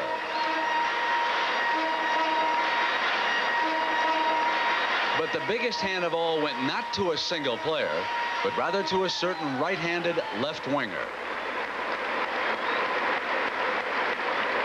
After acknowledging the applause, it was time to press the flesh with the Cuban team, and then it was on to chat with the U.S. squad. Y realmente me parece que jugaron excelentemente bien. You played very well. Me alegré mucho. I was very happy to see you. I wish you success. Naturalmente quiero que gane el equipo cubano, pero sí.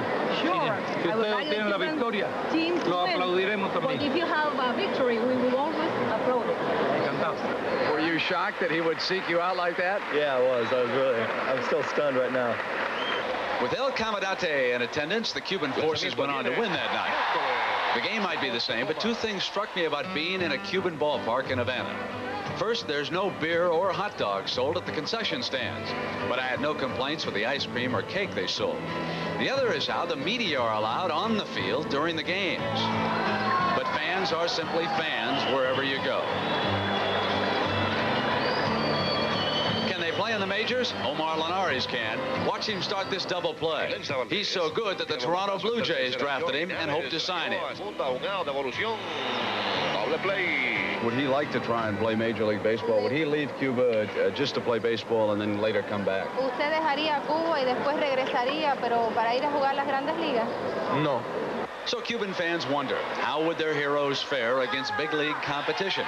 Unfortunately, it's a question that's not likely to be resolved for a while. They could do everything. They can hit for it with power. They can steal bases. And they're a flat-out good team. I mean, it's too bad that they couldn't come over here and then play in the major leagues. The Cuban team is like, to me, is like a AAA ball club, who are, a lot of them are going to go to the big leagues in a few years, or maybe shorter. Favorite player? ¿Cuál es su pelotero favorito? Pete Rose. The Cubans play with all the hustle and fire of a Pete Rose. Witness this fight against the Dominican Republic in the '83 Pan American Games. You have to ask yourself, what chance does a U.S. team composed of young kids in their early 20s have for a gold medal when confronted with a veteran Cuban squad? Well, there's the confidence factor. Who could forget this dramatic ninth-inning home run by Ty Griffin last Saturday? The blast ended Cuba's 37-game winning streak. True, it was not the medal round game, but the result still stands. And as for the gold medal game, well, keep in mind that strange things happen in a ballpark, as I witnessed during my stay in Havana last month, where I saw, standing at attention for the U.S. national anthem, none other than Fidel Castro himself.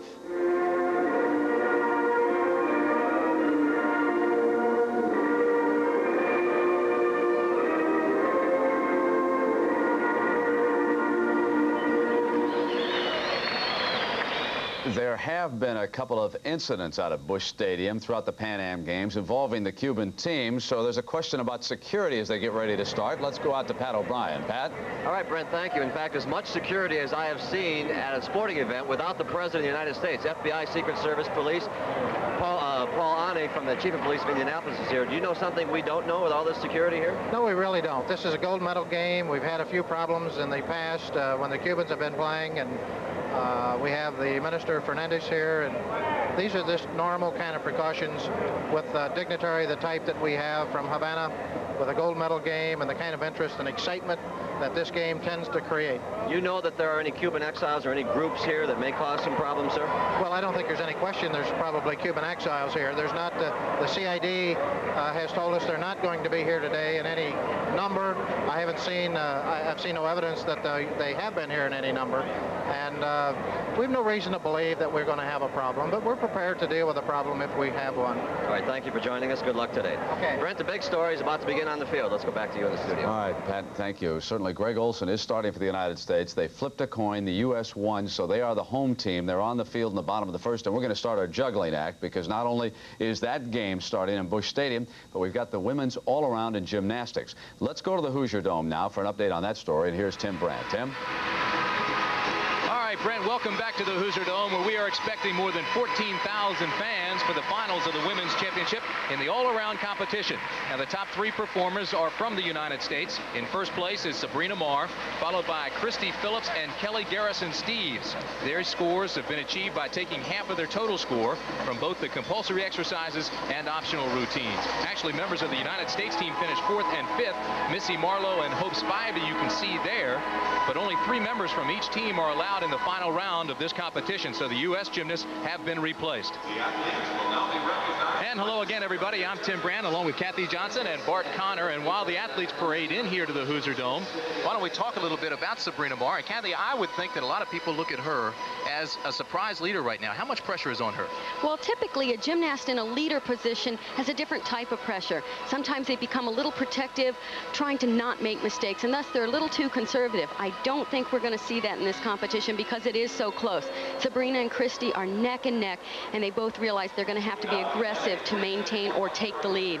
Bart, what about Christy Phillips, the national champion? She is just hundredths of a point off the lead, but she did struggle through optionals. She did, but one of the important aspects of Christy Phillips as a gymnast is the fact that she has an unbelievable competitive drive. What she might lack in terms of technique, many times she makes up for in terms of style, pizzazz, showmanship, and that competitive experience. What we asked her after the team finals was how she feels coming into the all-around in 2nd place.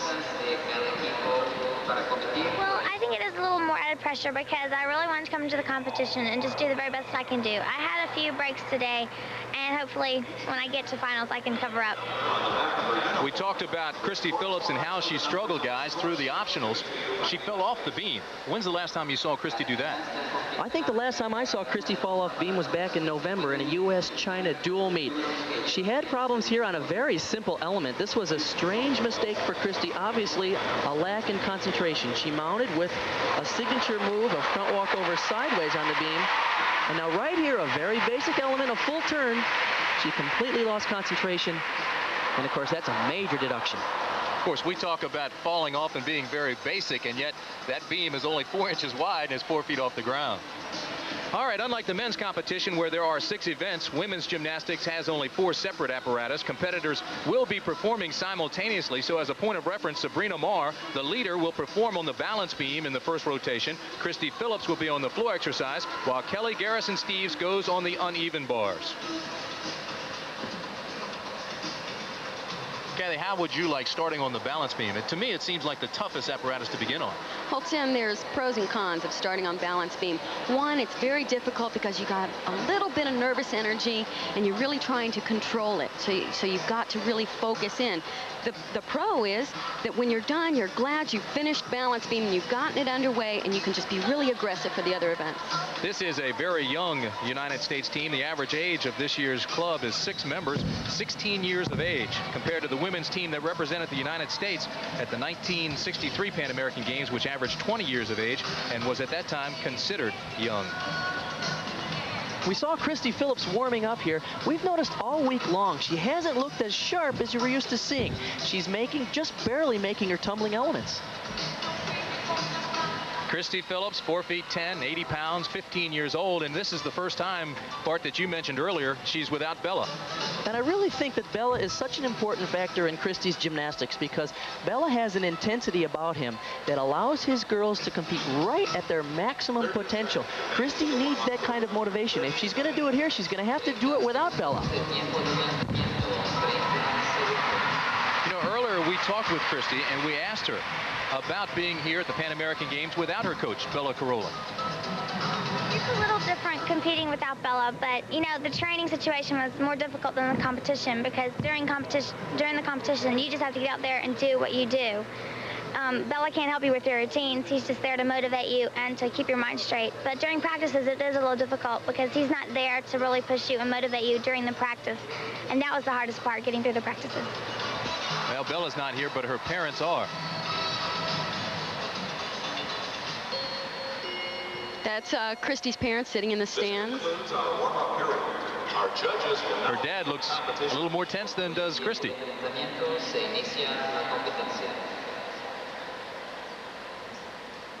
Once again, as we start the all-around competition, we remind you that there are 4 separate apparatus, and the gymnasts perform simultaneously. So there is a lot of action here at the Hoosier Dome. We'll start on the uneven bars. This is Elsa Chavas. Chavas is the oldest of the Cuban women, 22 years of age. She is also the most experienced Cuban gymnast in international competition, having performed countless times in Moscow, Romania, Hungary. I'm so impressed with the Cubans' physical strength on all the apparatus. They're not as well trained as, say, a Soviet or an American team. It's a nice Delchev.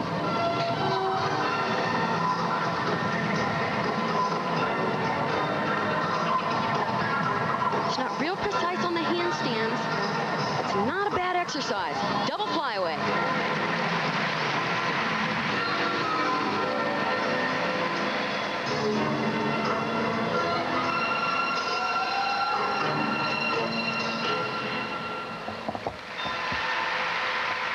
You can see here she does a kip to a cast handstand on the high bar, free hip, and now she does a nice giant swing well over the bar. She needs to hit the handstand a little bit better.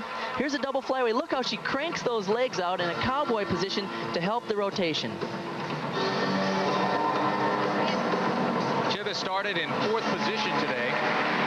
She also performed the Pan Am Games in both 1979 and 1983, so she is considered an old-timer by today's standards.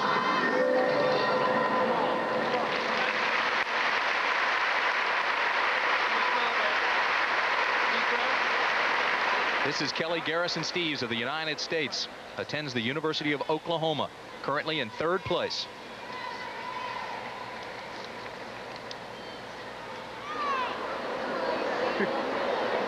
Kelly can't go, though, until there is a green light. They're waiting for the scorer in Chivas.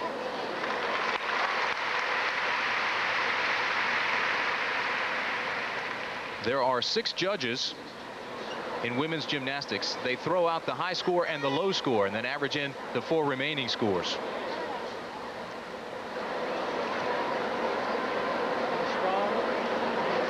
One thing that would cause a conference is if the middle scores are not in range. Then they have to call in the judges and try and get them to alter the scores.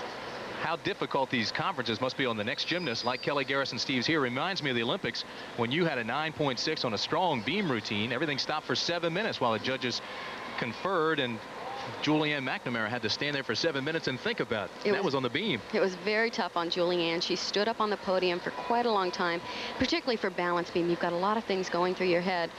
But one thing you have to do is try and just remove yourself from the competition and focus on your routine. And that conference also proved to be very advantageous because they changed her score from a 9.6 to a 9.75. But very difficult on Julianne. She did have some problems right at the beginning of the routine that I've never seen Julianne have ever. Let's talk about Kelly Garrison Steves for just a moment while we do have this time. She is the oldest of the United States women. She's 20, student at the University of Oklahoma, and has just recently been married. She married a gymnast from University of Oklahoma, Mark Steves. Mark, by the way, is an excellent gymnast. He competed on the Oklahoma team and did a fine job there in the all-around for the University of Oklahoma this past year. Still waiting the score on Elsa Chavas of Cuba. I think for many times the gymnast, it's important to take a few minutes and not watch the judges. There is her score, 9.475. And obviously she's not happy with that. Oftentimes at the beginning of competition, the scores are a little tight, so it's not that advantageous to go first up on an apparatus. No. Kelly Garrison Steves currently in 3rd place for the United States. the reigning NCAA all-around champion. She had a 9-7 Thursday night on the uneven bars in the optionals. Moving quite well so far. It's a giant swing with a full turn over the top. Here's her release move. Nice delta. Little miss there, but a good cover-up.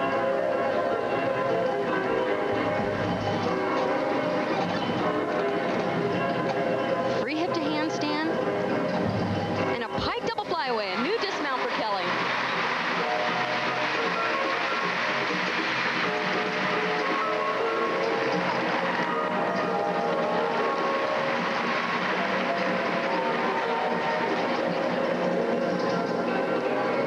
Kelly did have some problems earlier in the transition moves on the low bar, but she got back up into the pike double back from a giant swing that was done very well, nice and high. She landed with her legs a little straight and had to take a step. That'll be a 1/10 of a point deduction.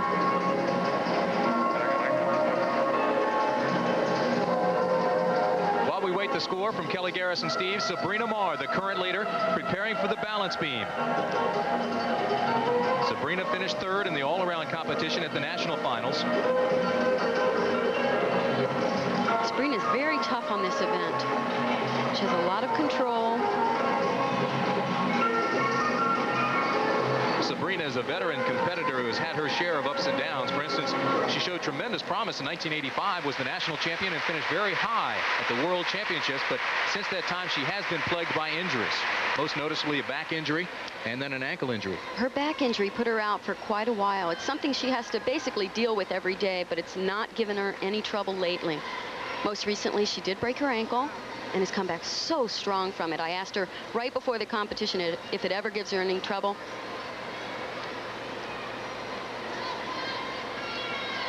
Sabrina had ancient-style Chinese treatment for her back problem. As a matter of fact, she was treated by the same doctor who treated Tiffany Chin, the figure skater. Kelly Garrison Steeves waiting for her score. It's a 9.70. It's a good score for Kelly to start out this competition. Yeah, pretty high score considering she had some troubles in the middle of the exercise, but she's got to be pleased with that one. So that means Sabrina Marr now needs a 9.55 to stay ahead of Kelly Garrison Steeves.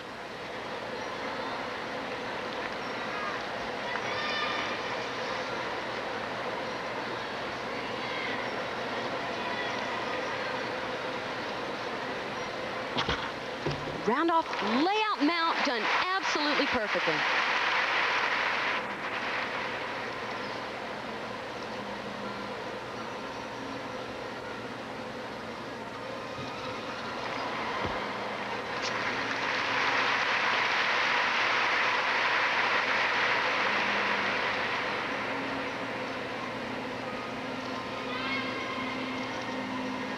She looks awfully confident. She really does seem more assertive than I've ever seen her in competition. This is a critical part. Back handspring layout step out. One step back out of it, but that's not really a major deduction. And the fact that she stepped back out of it shows you that she's overdoing things, not underdoing things. That's how aggressive she's been in this competition.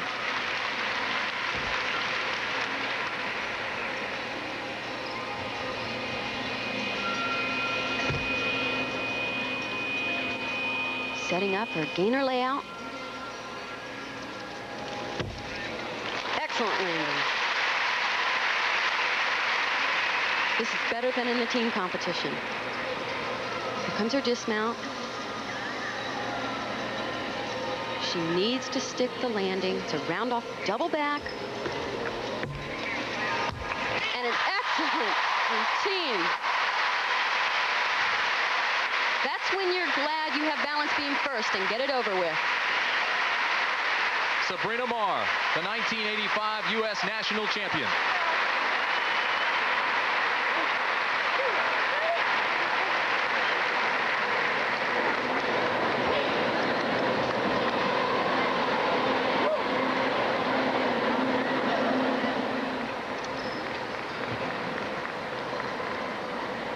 Now this is her flip-flop layout step out. See how straight she is in line with the beam. And as Bart said earlier, a little over rotation. This is a very important part of her routine, sticking the landing here. Round off, tuck double back. She was a little short in the team competition, but she is so aggressive here. Look how she pulls that around, finds the floor, and nails the landing.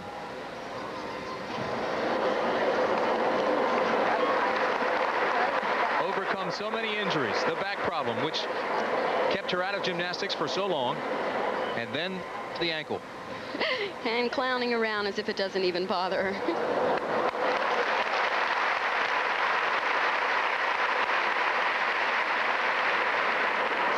Sabrina Marr is a straight A student and says she would like to pursue a career in sports medicine. And she seems qualified with her background. She really got off to such a terrific start. As you mentioned, Kathy, there's such a tremendous relief once they finish balance beam. She should be home free from here, don't you think? I believe so. And not only that, Bart, it puts a lot of pressure on the other girls that have to follow her on balance beam. 9.70, a very strong performance on the balance beam from Sabrina Marr. Well, let's check up a little bit later with baseball, but right now let's go back to Brent Musburger in the CBS Broadcast Center. All right, Tim, the young United States baseball team rallying in the bottom of the first. We're going to go out live. Cubans did not score against Greg Olson at the top of the inning. First two hitters for the Americans are on. Tino Martinez, the hitter. Take it away, John Dockery. And Brent, the count is 1 ball, 2 strikes. That's Martinez. Lofts the ball down the left field line. Foul. We have no outs. We're in the bottom of the first inning, as you mentioned. Pablo Abreu, the young left-handed pitcher for the Cubans, having his problems early. He walked the first two batters, Ty Griffin and Dave Silvestri, first and second. Score, nothing, bottom of the first inning.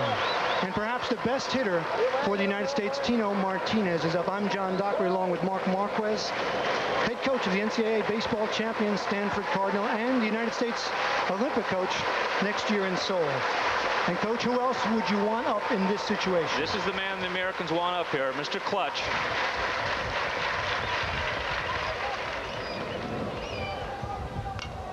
Fouled off. Still 1 ball, 2 strikes. Of course, the United States before last week hadn't beaten the Cuban team in 20 years. Not since you were a first baseman on that 1967 team in Winnipeg has the United States won a gold medal here at the Pan Am Games. This is a big surprise, John. They have a chance to take the gold here. Ground ball. Fair ball. Casanova flubs it, and the bases are loaded. John, one thing that Tino Martinez does so well, he does not strike out. He makes contact with 2 strikes. Here we go. Good breaking ball, low and outside, but Tino does not strike out. Put the bat on the ball, got it down the line. It's a poor play by the first baseman, Casanova.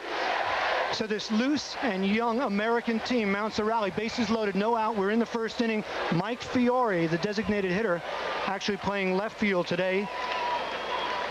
21 years old from Coral Gables, Florida, junior at the University of Miami. And Ron Frazier, who is his coach in Miami, told us he wouldn't have anybody else in this kind of situation. Men on base. Mike is a tough cookie. In fact, he leads the USA team in hitting at .440. He's a tough kid. Fastball high. Ball 1. And the lineups for the United States is Griffin, Silvestri, Martinez, Fiore, Wood, Service, Livingstone, Sprague, and Guillat. John, Mike Fiore is one of the guys you love as a coach. He's a guy that always seems to be dirty. As soon as the game starts, he gets down the dirt. He's a real blue-collar player. The pitch fouled off. 1 ball, 1 strike. Defensively for the Cubans, and this is a veteran team, average age 26 years old. As you look at the outfield, it's Gurriel, Mesa, and Garcia. Around the infield, first base Casanova, Pacheco, Ulacia, Linares. The pitcher, Abreu, and behind the plate, Juan Castro. High. And check down the first base. 2 balls, 1 strike, nobody out. Bases loaded for the United States against Cuba. Gold medal game here at Busch Stadium in Indianapolis. One thing Fiore does a good job of, he doesn't chase many bad pitches, and there you saw an example of him not going after that high pitch. You're going to have to throw him strikes. And Ron Frazier told us At Miami, with runners in scoring position, he was a .520 hitter. Outside. 3 balls and 1 strike. Basically, the rules here, international rules, are Major League. 3 exceptions. The aluminum bats, a 10-run rule after 7 innings, called the mercy rule, and the manager is allowed 3 trips to the mound. 3 balls, 1 strike. Fiore against Abreu. First inning, no score. Cuba and the United States. High, ball 4. He walked a run in.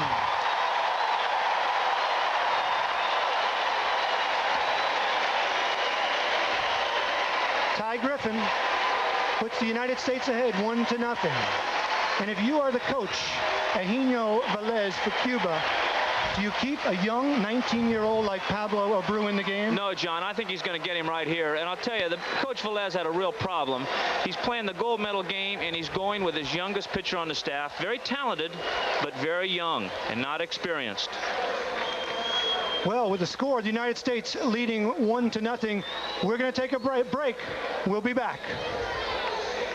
A huge crowd here at Busch Stadium. It's been sold out for a week. People outside looking for tickets. Over 12,000 packed in to see this gold medal game between the United States and Cuba under threatening skies. As a matter of fact, it's beginning to drizzle outside the stadium. Right now, it's Ted Wood, a new pitcher for Cuba, number 38, Jorge Valdez, a left-hander. Valdez is their veteran. High curveball, ball 1, bases loaded, nobody out. Ted Wood, the hitter. Coach Velez of Cuba, I'm sure, did not want to go to Valdez this early, but he's got to keep the game close. And the weather here, it's 89 degrees and dropping. Humidity 72%. Chance of rain 40%, maybe higher, as we felt some drops a moment ago. 2 balls, no strikes. Pablo Abreu started for Cuba, had his problems, wasn't able to get anybody out. The United States leads 1-0. This is where Ted Wood can really look for a fastball. This is the time to sit on a fastball here, look to drive the ball. Ted Wood, a .347 hitter here at the Pan American Games with 2 home runs. Fastball, strike 1, 2-1. Is Ron Frazier, the coach of the United States team, in the dugout. And you know what he told me before the game? He said, my players are relaxed because we've really done what we came to the Pan American Games to do. We've gotten the U.S. team in the Olympic competition, and now they can relax and enjoy today's gold medal game. Outside. Ron has done an outstanding job of preparing the young United States team. They are relaxed, and that is a surprise. Velez, the manager of Cuba, obviously not relaxed. He had a tough game yesterday against Puerto Rico. Told me we were lucky to win, but for a couple of mistakes by Puerto Rico, we wouldn't be here against the United States. But they're a veteran team. There's the rain. 3 balls, 1 strike, nobody out. Ted Wood, the hitter. Strike 2, outside corner fastball. And it's raining here at Busch Stadium. Crowd starting to take out their umbrellas. Thunder.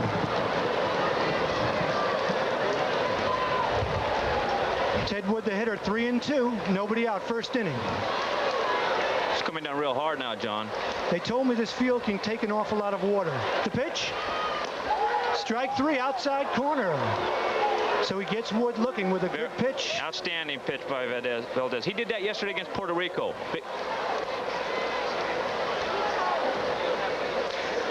And as the rain falls here in Busch Stadium, we're going to get back to Christy Phillips in a moment, but there's the pitch. Great pitch. Good location with a fastball, right on the knees, outside corner. Are you surprised to see Valdez in the game? I am. But he's pulling out all stops. He doesn't want the game to get out of hand. Well, he pitched 3 innings yesterday, and that was one of the problems the Cuban coaches told us coming into today's game. They had such difficulty with Puerto Rico in the semifinal game, they had to use 3 of their starting pitchers. Well, he shouldn't be able to go for too long after throwing 3 yesterday, but you never know. Thunder at Busch Stadium. Rain falling. Inside, ball 1. Number 28, Scott Service, the catcher, at the plate for the United States. Scott has had a good Pan Am games. He's got some key hits for the United States team, and he'll get a fastball hitter here to hit, I believe. It's interesting, Scott Service, 19 years old, from Dallas, Texas, a junior at Texas A&M, drafted by the A's in the 3rd round. Pitch, ground ball to shortstop. Ulacia boots it.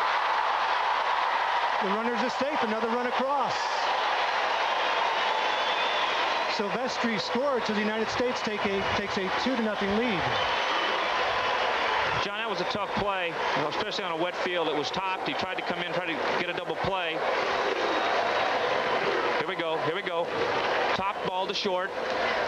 Scott doesn't run very well down the line, so a good chance to double it. Nope. Ball just kicked up over the heel of his glove. That's an error, though.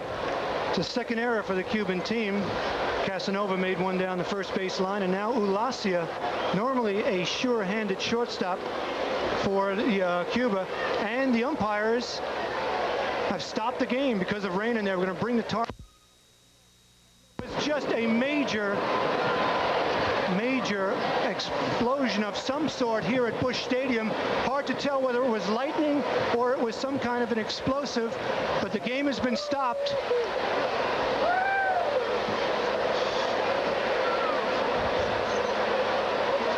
And people are filing out of the stands, putting up their umbrellas, going to the exits. Throw it to Brandt. Throw it to Brandt.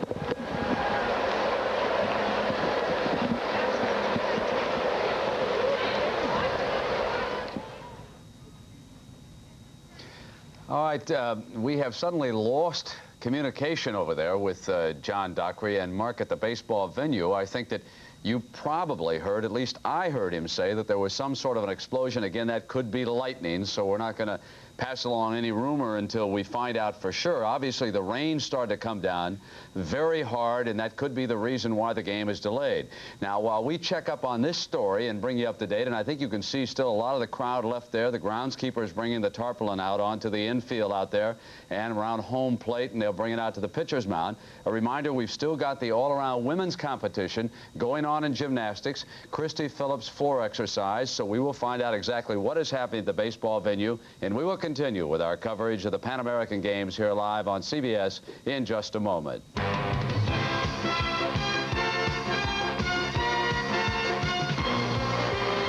For the baseball venue now, no explosion. It was thunder and lightning. We've been hit by a thunderstorm here in Indianapolis, and that's the reason why the communication was cut off, and the two teams have gone back inside their locker rooms. So as soon as they resume, we'll keep you up to date. Again, the United States has scored twice in the bottom of the first inning. They had the bases loaded and one out there. Another final to check in. Women's volleyball, a bronze medal for the United States. 3-1 victory over Brazil in that match. They closed them out 15-5 and 15-9 in games 3 and 4 there. Now, the women's all-around competition, and let's go back to Tim Brandt. Tim? Welcome back to the Hoosier Dome, everybody, and as the gymnasts complete their first rotation, now move on to the next apparatus. Let us tell you that moments ago, Christy Phillips moved into an even closer position to Sabrina Marr in the standings with a brilliant performance on the floor exercise, and she now trails by only 12 1/1000ths of a point. Now, she needed a 9.75 to move ahead of Sabrina Marr. Here's that for Phillips, the current national all-around champion on the floor exercise. And this performance was even better than in the team competition. Watch this full twisting double bat. Good landing.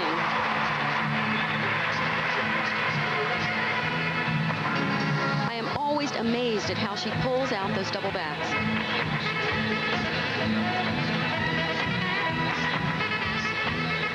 She's had this kind of style and pizzazz since she was a little girl, hasn't she, Kat? I've known Christy since she was about 5 years old, and she used to love performing. There's a double tuck. Had to step forward out of that, but many gymnasts would have touched it out.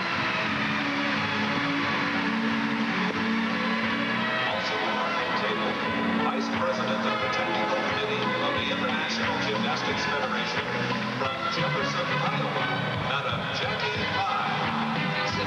You have to smile when you watch this routine. Looks like a lot of fun. Although you have to admit, this wasn't an easy routine for Christy Phillips. She really honed in on making sure that she did this final pass perfectly, a pike double back.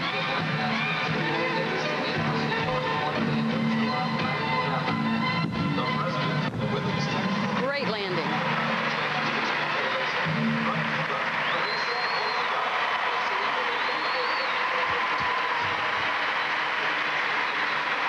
There's her mom and dad again watching. Juan. Way better, way better, way better.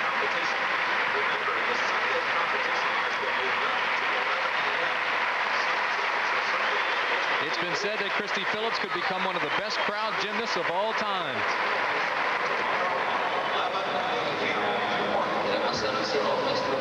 This is where Christy shows her tremendous determination in competition. The full-in pike is not really that great. It certainly isn't very high. And look at, she just barely beats her head to the mat. She gets her feet down, and you'd never know that she barely made it the way she sells that to the judges. And again here, doing a tuck double back. Now you can see she had to step forward, but it's really not a deduction. And her score, 9.725. It's a sport of microseconds and decimal points, and she is now, as I mentioned, just 1/12,000th of a point out of first place. Here on her last tumbling run, she did a pike double back. This was the cleanest of the three moves because she pulled it around a little bit easier than I expected that she'd landed at the end of the exercise. A very difficult dismount. Well done. So now we move on from the first rotation on to rotation number 2, and we see that Sabrina Marr will now go on to the floor exercise. Christy Phillips will be on the vault. Kelly Garrison-Steeves on the balance beam. And we should mention that Kelly Garrison-Steeves, very unusual for a gymnast in that she says the balance beam, one of the toughest apparatus to perform on, is her favorite event. Well, if you've watched Kelly on balance beam, you can understand why it's her favorite. She's uncanny on this event. Her sense of balance and the movement on the balance beam is extraordinary. This concludes our warm-up period. Our judges will now receive... Kelly Garrison-Steeves has been dominating the collegiate side of this sport. She is not as clearly dominant in the national and world competitions. In the optional, she had a 9.65. Kelly's been good on the beam since she was 12 years old when she was an alternate for the 1980 U.S. Olympic gymnastics team. Now watch this mount and then into her first pass. It's a very difficult mount. Round off, tuck back on. Little problem, but she recovered. 2 back handsprings to another back tuck. Good landing. Kathy, how does it affect the rest of your routine when you get off to a shaky start like that? For a gymnast like Kelly, it really doesn't affect her. She just keeps right on moving and gets into the groove of things.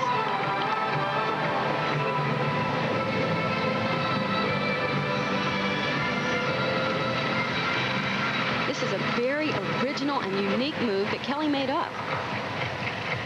Already, in the first half of her balance beam routine, she does more difficulty than anyone else in the competition. And a beautiful turn to a balanced position.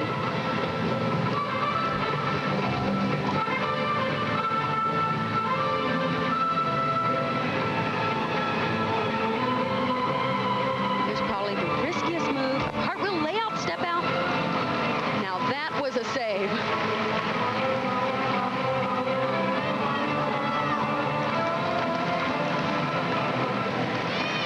One of the great things about Kelly's style on the beam, as she does her Garrison roll there, a shoulder roll without using her hands, is the fact that she rarely waters down. She's always doing a full-out routine.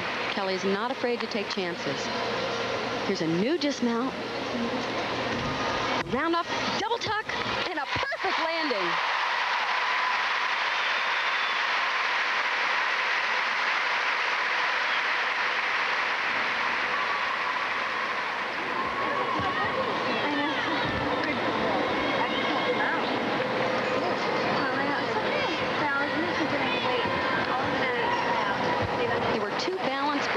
But it should actually score still quite well.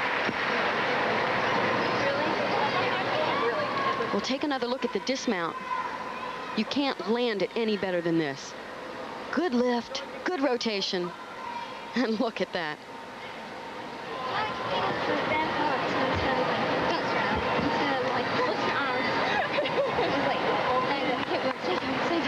Sabrina Marr waiting to go into the floor exercise, our current leader in the all-around finals.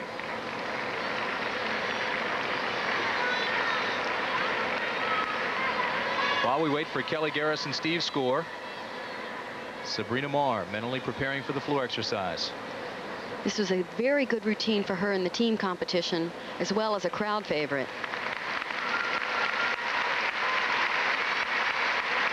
She opens with a very difficult tumbling run, a double layout.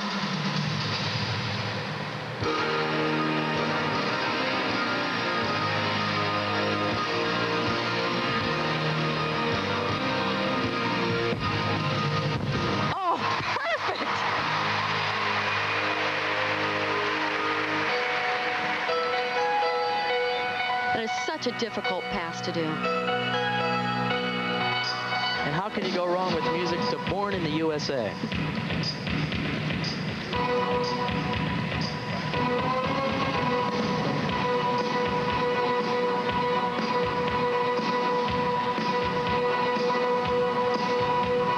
Round off, whip over, through to a double twist. Very well executed.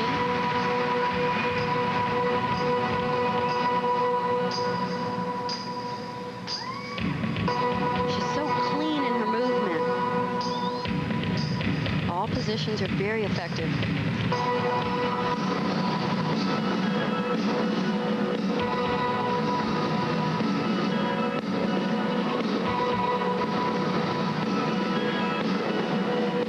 Here's her final tumbling run. Double tuck and another perfect landing. I have never seen Sabrina this on before in a competition. Her coach, Don Peters. While she was performing, Kelly Garrison Steve got a 9.65 on the balance beam, which means Sabrina Marr now needs 9.5 to stay ahead of Garrison. We were so impressed in the team competition how she handled her layout double back mount, a very difficult mount. You can see here today she nailed this thing even better than in the team finals. Look at the tremendous determination in that face. Round off back handspring, and right here, boom, layout double back in a stretch position. She pikes in just a little bit, but look at the landing. Chest up, and she knows she's got it. 9.875, and she remains solidly in first place. Sabrina Marr. Christy Phillips now needs a 9.5 to stay ahead of Kelly Garrison Steves in second place. Now she prepares for the vault. Let us tell you that in women's gymnastics, they take 2 passes at the vault and take the best score. She had a 9.825 Thursday night on the vault in the optionals. Christy has really improved in this event. Ever since they came out with the round-off approach vault, she's become much stronger.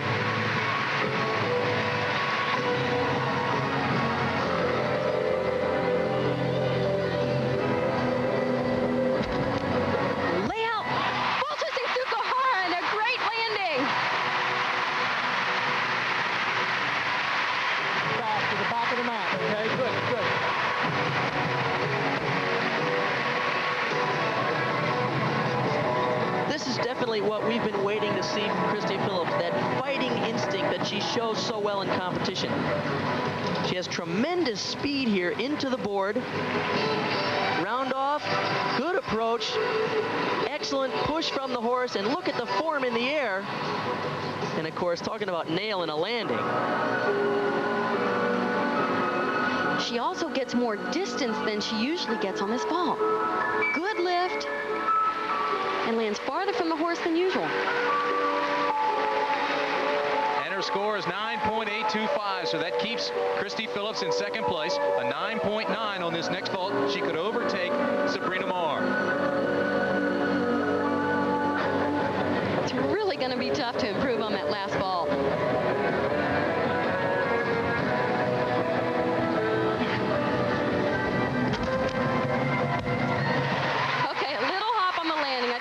Vault was better. Nice job. Very well done. Okay? Nice job. Good.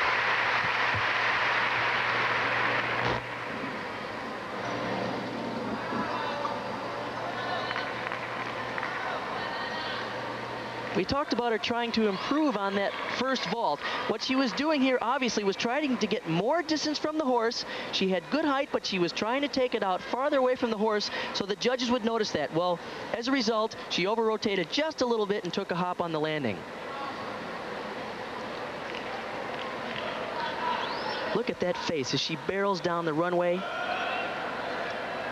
Really nice in the air. Everything looked pretty clean. She had a little too much juice, and of course over-rotation caused that hop, which will be a minor deduction. She needs a 9.9 to overtake Sabrina Marr and move into first place. She has already solidified second place on her first vault.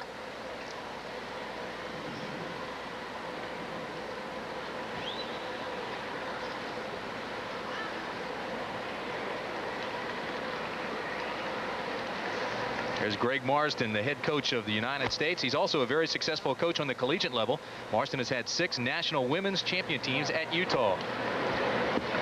And there's his assistant coach, Donna Kozo, and of course Don Peters as well. Christy Phillips gets a 9.775, so the first vault holds, and she remains solidly in second place. And the standings after 2 rotations look like this. Sabrina Marr holding on to a slim lead in first place, followed by Christy Phillips and Kelly Garrison Steeves. Now let's go back to Brent Musburger in the CBS Broadcast Center. All right, Tim, we will be coming back to you at the Hoosier Dome.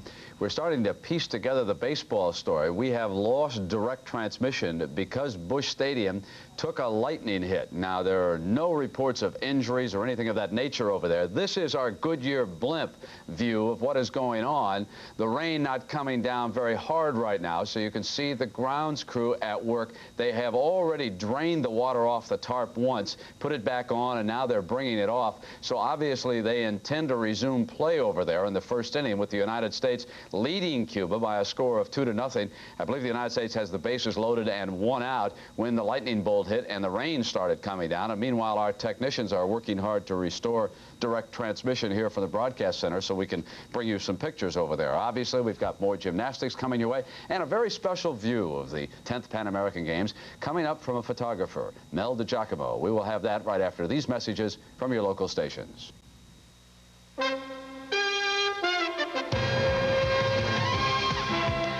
CBS Sports coverage of the 10th Pan American Games is sponsored by Indianapolis, everybody. I'm Brent Musburger, and as part of our series of Pan American essays, we have called upon a man whose work, well, you may have some in your home, really. He's a professional photographer, Mel DiGiacomo. He spent the last week here in Mel, how have you spent the week covering the games? Running around photographing children mostly. I've done some of the events, but the essay that I was assigned was really to do children enjoying themselves here at the event. Yeah, Mel, and you get some great emotions. Let's take a look at some of the pictures you have snapped here at Indianapolis during the last week. Thank you.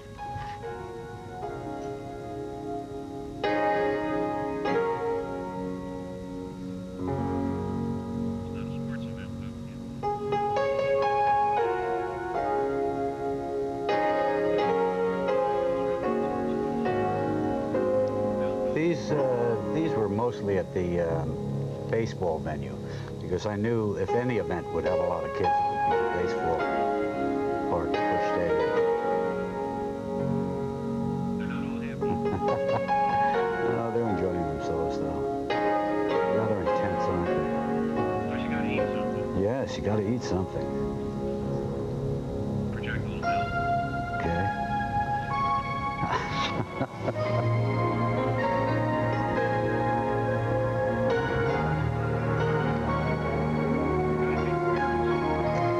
Take your folks, and the flag, of course.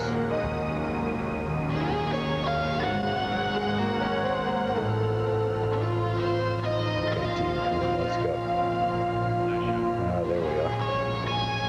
It's the end of the day. Yeah, now, let me ask you, when you take the pictures of the youngsters, how many of them knew you were actually taking the photographs at the time? Oh, I'm using a long lens, so I'm well away from them. I'd rather have it that way. I want to catch them as themselves.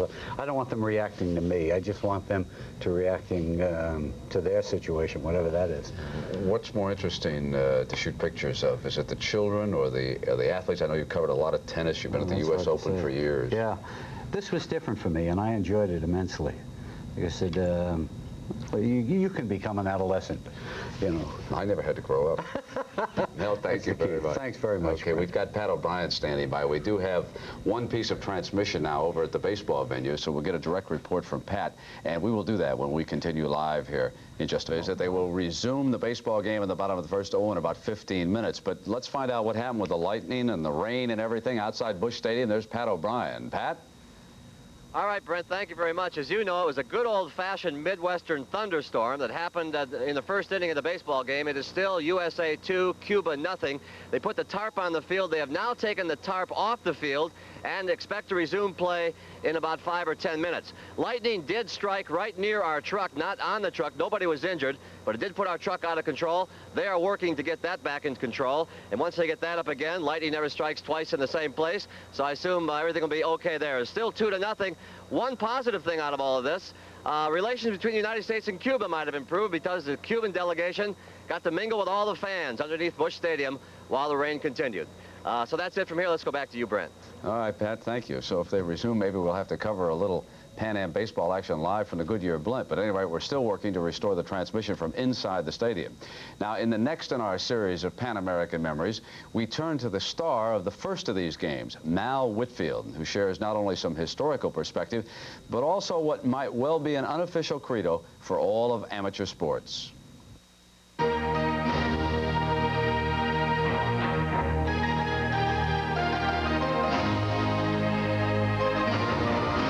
I was in Korea in 1951 before the time of the Pan American Games. I had flown 27 bombing missions. Then when I got a message that I would be going to the Pan American Games, I started even more serious training. So by the time I got there, I was in pretty fair shape. I met the president at the opening ceremonies, and I had been to a cocktail party the first time I went to Buenos Aires, and I had met both Perons at the cocktail party. And of course, when I returned and being an Olympic champion, they were very much interested in the celebrity, so to speak, from across the tracks, being there to participate in the Pan American Games. Well, I left home with intentions to win, you know, winning. Any champion, most champions have this strong desire to be known or felt as the best. And that was, to me, another track meet that I could accomplish fame in as a winner of a gold medal. So I did. I won 3 gold medals. Everybody's gifted with some ability to do something, but it's sheer determination of really wanting to be the best. And what I try to explain to young people is you can do anything you want to do. And my theme is make the impossible possible, and it is possible. Mel has remained at public service for the last 35 years. He's worked for our government in Africa, where his goodwill efforts have included helped organizing the African Games, which are very much modeled now after these Pan American Games. Let me update a couple of stories for you. First of all, we do have a picture back out of Busch Stadium. The game has not yet started, and we've got action over in the boxing venue. I'm sure that many of you remember the name Teofilio Stephenson, one of the greatest heavyweight amateur boxers of all time from Cuba. Felix Savone is the name of his replacement out of Cuba, and he, like Stephenson, is extremely talented. He is about to fight for the gold medal. We're going to go back to Tim Ryan and Gil Clancy in just a moment as we continue our live coverage here from Indianapolis of these, the 10th Pan American Games, in just a moment. Tim Ryan and Gil Clancy here at the boxing venue, the Convention Center in downtown Indianapolis. We have 1 bout remaining today, the card of 6 bouts for the gold. There will be 6 more tomorrow, our final day of coverage.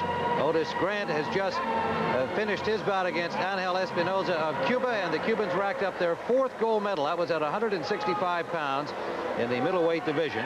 So they have won 4 of the 5 bouts so far. And now the Cuban delegation sends in their heavyweight champion, Felix Savone. And Savone is just 19 years of age from Guantanamo, Cuba, but he has already scored gold medal victories in the Central America Games in 1985, and he he is the 1986 world champion and the national champion in Cuba the last 2 years. In his first 2 bouts of this competition, he defeated Michael Ben of the U.S. and Julio Sanchez in the opening bout.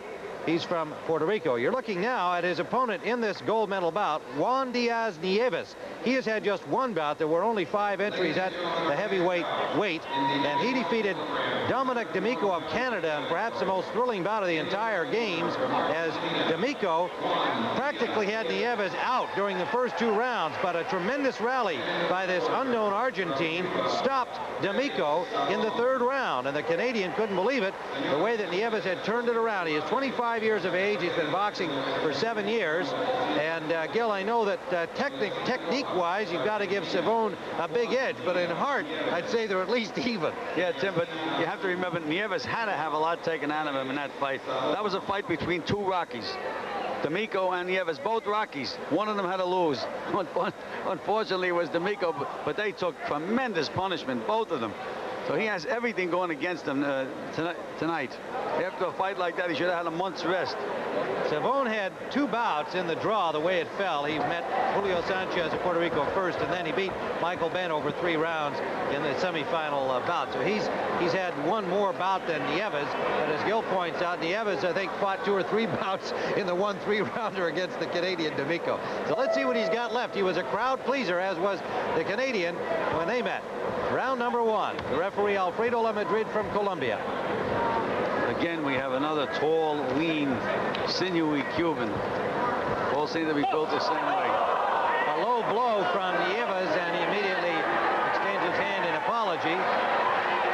Felix Savone. Savone is so much taller that if Nieves punches straight ahead, he's going to hit him low. 6'5" is Savone, and this is the 201-pound division, the heavyweight division. As big as he is, there are bigger guys at 201 plus, the so-called super heavyweight division. That gold medal will be settled tomorrow between Lennox Lewis of Canada and Jorge Gonzalez of Cuba.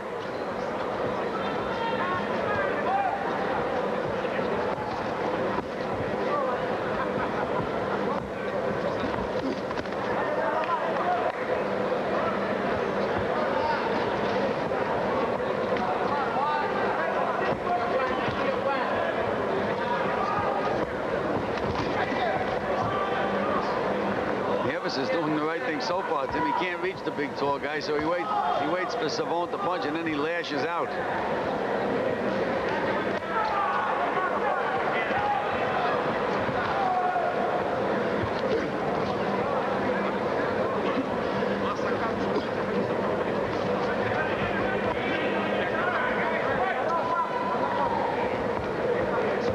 Nieves looking to load up on that left hook, Tim. He's dropping that left shoulder.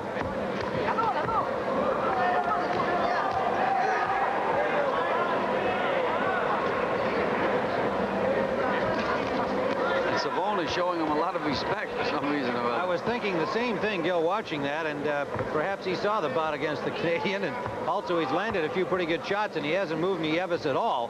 So he knows he's in there with a tough, strong guy and a willing. Well, we know the Canadian moved him. The Canadian moved him right to the canvas every time he hit him with that big right hand. Felix Savone so far has been unable to do so, and has been a little tentative here in the first round. First good right hand by Savone.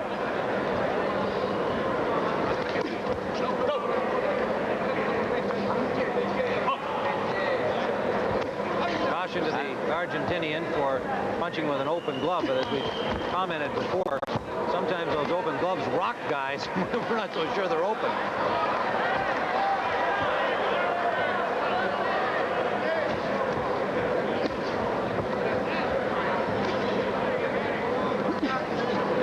Accurate punching by Savone here later in the round. Final seconds of round 1. That's him. There was the big right hand on the button, and Nieves did not go down.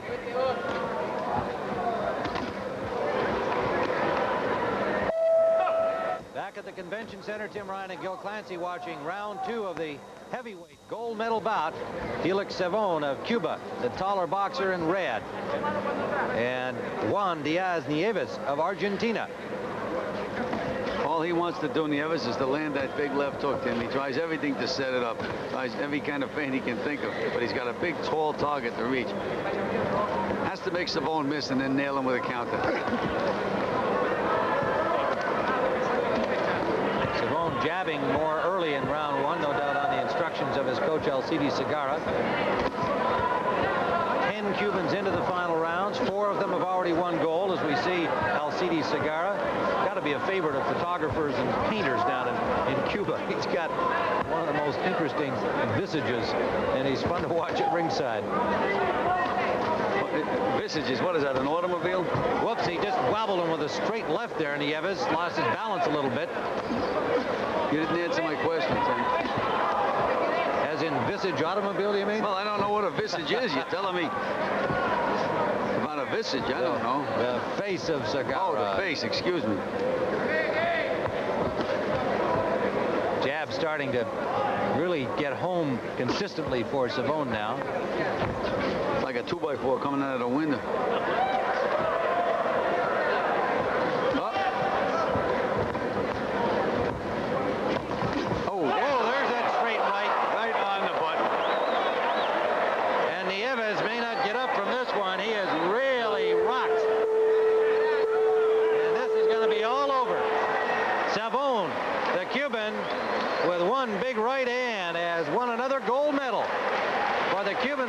Team in the heavyweight division.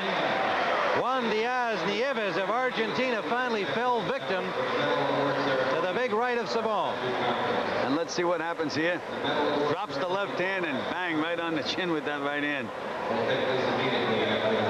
Now, you can watch Nieves' left hand go down, Tim. There he jabs, then it's right down. There he's dropped it right down to his waist and get it right on the chin. So Felix Savone, the world champion, has added the Pan Am gold medal to his list of accomplishments. The 5th medal won by the Cubans, 5 out of 6 today. Tim, take a good look at Savone because he's going to be around for a long time. He's only a kid. 19 years of age from Guantanamo, Cuba, the heavyweight champion, Felix Savone. Let's go back to Brent Musburger in our studios.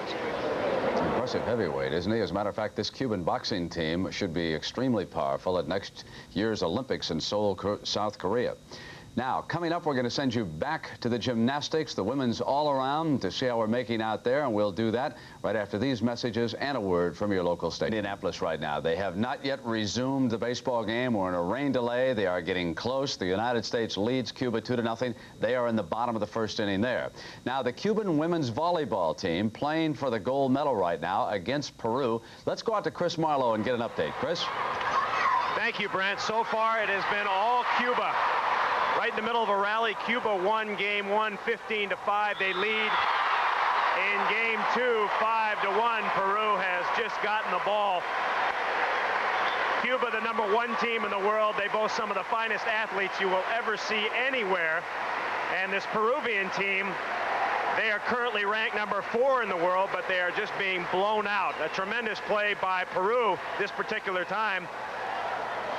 The ball goes down and Peru gets a point. So now the score is 5-2 Cuba over Peru, with Peru serving.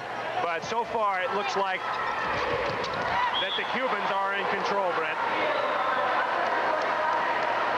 Back to serve is Gonzalez.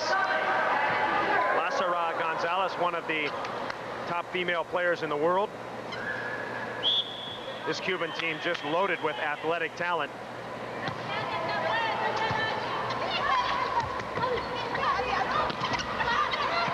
Ball is up, out to the outside, and Maria Luis, the 41-inch jumper from Cuba on the outside, puts it away. So now that makes the score 6-3. Volleyball, Cuba in control as they go for the gold medal. Let's go now to gymnastics.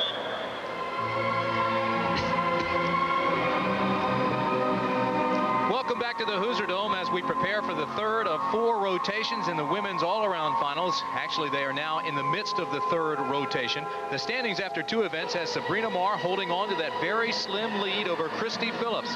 That lead, by the way, has been slightly, ever so slightly, increased here in this 3rd rotation. Sabrina held on to that lead with a very strong performance on the floor exercise in the 2nd rotation. Let's go back now and take another look and listen to Sabrina's coach, Greg Marsden, during this performance.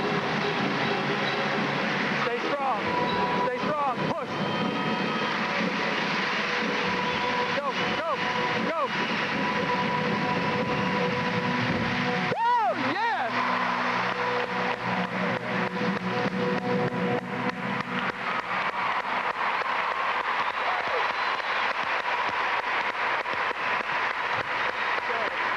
like he liked it.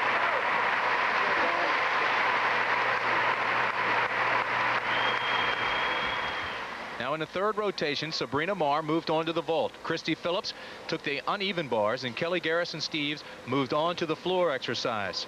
And Sabrina Marr helped herself immensely with a very strong, aggressive vault performance. This was an unbelievable vault for Sabrina. And this is what exciting gymnastics is all about. They're going to have to be near perfect to win this meet. Round off, layout to Carbajal with a full twist, and look at the landing.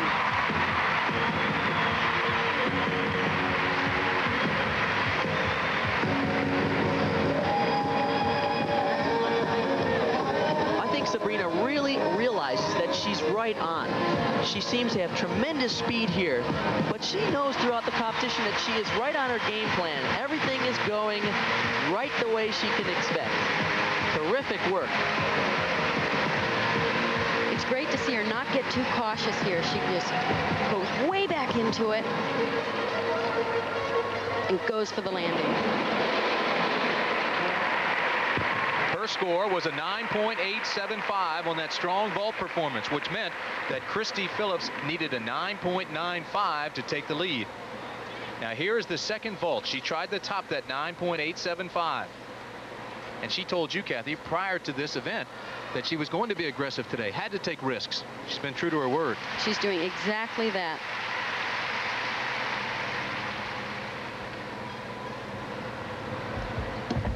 Good approach. Little hop on the landing.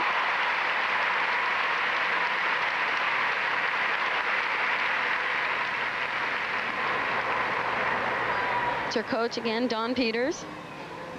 Sure, he's pretty pleased with that vault. You can see here, I think she was trying to get a little more distance, as was Christy Phillips in the second vault. Still, once again, she has beautiful position in the air. Minor hop on the landing, so it won't score as well as the first vault.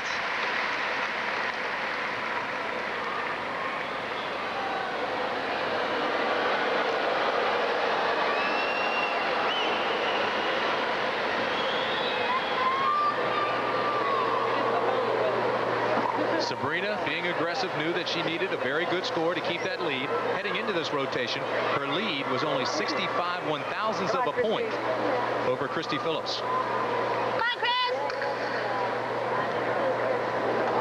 And yet she's cheering Christy on. Come on, Chrissy! Our sport is really unique in that you're not really out trying to beat someone. You have no control over what they do. You want to see your competitors do just as well, and you come out on top.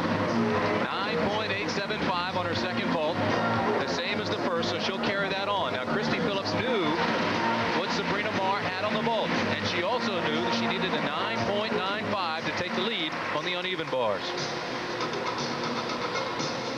Now, Christy, this is probably her weakest event. And without a doubt, we've noticed all week long she's been laboring to the handstands on this event. This giant swing to a reverse heck. Now watch this. Unique little move, a Jaeger between the bars.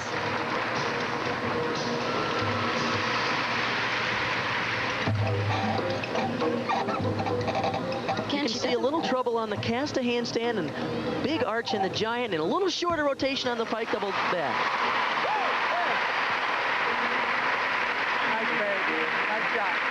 Her mom and dad urging her on. Christy Phillips, though, knowing that it was not her best performance.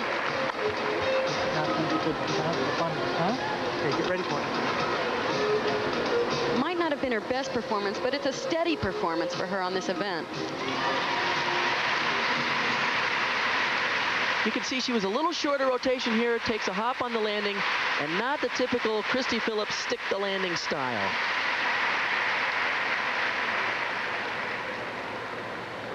Christy received a 9.725 on that uneven bars, and obviously not very happy.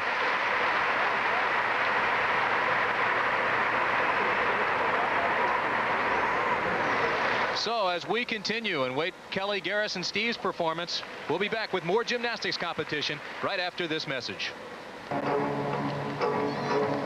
We're back back at the Hoosier Dome, waiting for Kellie Garrison-Steeves to perform on the floor exercise. Right now, Elsa Chivas of Cuba is on the mat. Kellie Garrison-Steeves currently in 3rd place in the standings. She would need better than a 10, which is an impossibility, to take the lead. So Kellie Garrison-Steeves just trying to be consistent, be aggressive, and do the best as she possibly can on the floor exercise. These are the standings now in the 3rd rotation. Keep in mind there are 4 events in women's gymnastics. Sabrina Marr still holds that lead over Christy Phillips, albeit very slight, and Kellie Garrison-Steeves in 3rd place. Kellie is a very interesting story. At 12 years old, she was national champion on balance beam and floor exercise. And then shortly after that, she got out of gymnastics for a couple of years, competed in high school, was a cheerleader, and then came back. Decided she hadn't had enough, and she's better than ever. Have fun. Well, she's the reigning NCAA all-around champion. Attends the University of Oklahoma, a member of the class of 1990. This is really a critical event for Kellie. She's doing a middle tumbling pass that is new for her, and it's very difficult.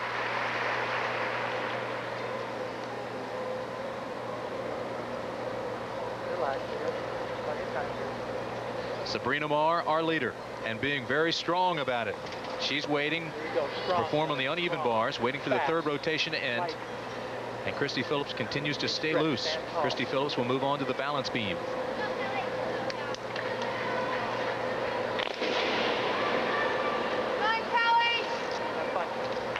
But right now, it's Kellie Garrison-Steeves on the floor exercise.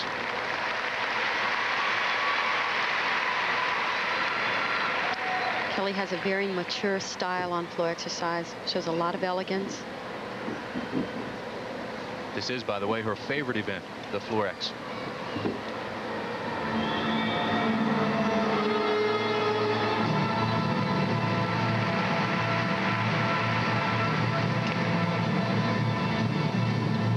She's going to open with a triple twist, trying to improve on the landing. Wasn't a bad landing. Legs were a little bit apart on the landing. Kathy, in the optional, she went out of bounds there. Could that have been a concern? Well, to go out of bounds is 1/10 of a point off.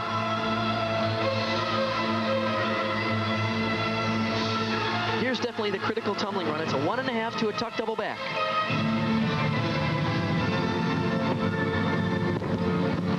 All right, she made it. She was out of bounds, however, on that one. I noticed that her foot touched the white line, and of course, as you mentioned, Kathy, that'll be a 1/10 of a point deduction.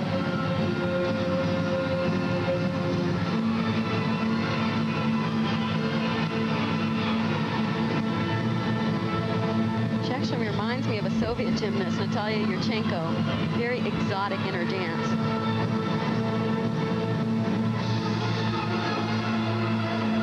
Final tumbling run, a double twist.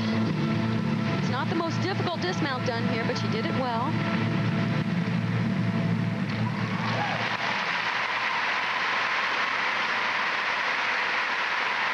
That's her coach looking on, Becky Buick.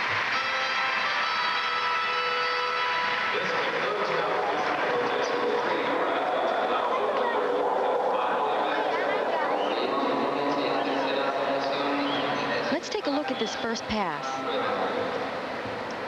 She doesn't really have trouble with the twist. It's a good takeoff. 1, 2, 3. Legs are a little apart on the landing. Caused a slight stumble. Now this was a really nice pass. She does the 1.5 twist right here, through to a round-off back handspring tuck double back. I know she's glad to have made it. She's not too worried about going out of bounds because she just pulls it around and her heel, her left heel touches out of bounds, and of course that's a 1/10 of a point deduction.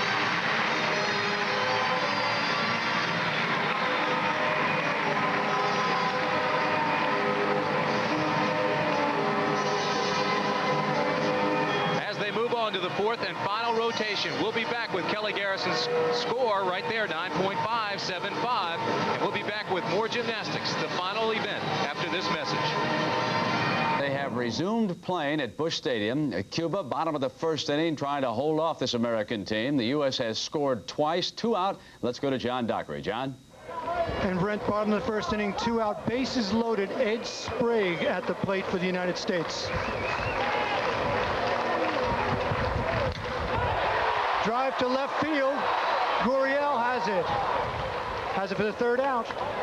Ball was hit extremely hard.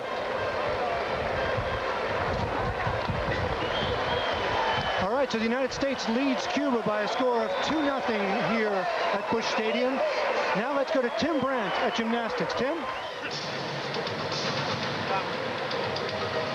More than 14,000 gymnastic fans here at the Hoosier Dome enjoying the finals of the women's competition in the all-around. And the standings as we head into the fourth and final rotation, Sabrina Marr leading by almost 2/10 of a point over Christy Phillips, who is in second place. Kelly Garrison-Steeves of the United States is in third, so it's an all-United States field. Now, as we head into the final rotation, the final event, let us take a look at the apparatus each one of the women will be on.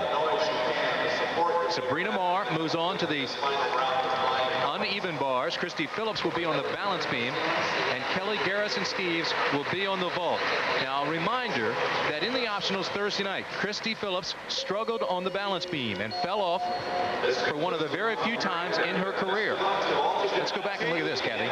Such an unfortunate break for Christy, and something I never see her do. She starts off with one of her original moves, a front limber.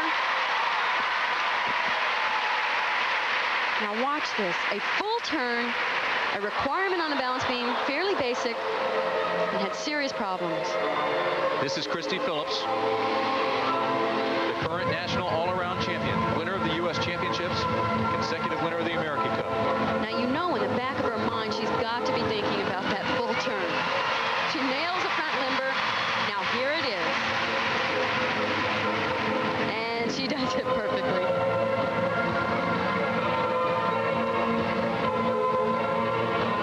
Big pass for Christy. Round off, layout, step out. That may do it. Sabrina Marr, by the way, will be up last in this rotation on the uneven bars. The round off really looked rushed going into the layout step out. I think that's what the problem was. Like handspring chest roll.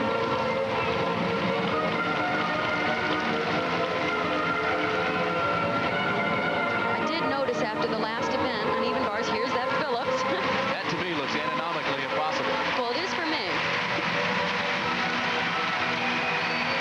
Her spirits did seem a little bit down after the uneven bars. That might have been the problem.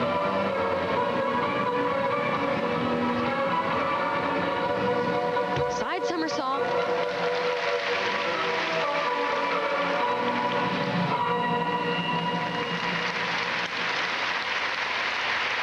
And the dismount, round off, double pike, little over rotation. She's not very happy with that. Nor is mom and dad watching.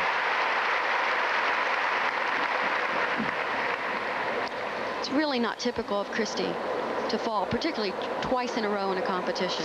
A reminder that our coach Bella Caroli and Marta Caroli are not here for this competition. Now let's take a look at this round off layout and see what the problem was. Seemed straight there. A little rush going back to the layout step out, which she was short on rotation. Whenever you're short on rotation, that second leg coming around comes down too quickly and cuts to the side.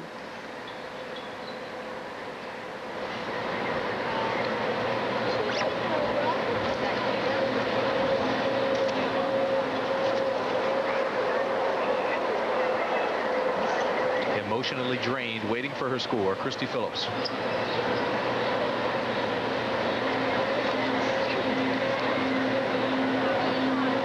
She's a tough competitor.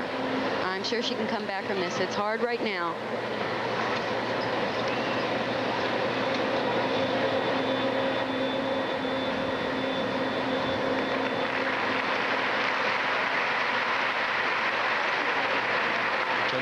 Major competition that she will be preparing for is the Rotterdam World Championships this fall. Very important to the international acceptance and success of Christy Phillips. You have to wonder how much Bella not being here has affected her performance. Well, it's hard to say, but as she said in her interview, Bella is a very strong influence. He's a great motivator. Her score 9.350.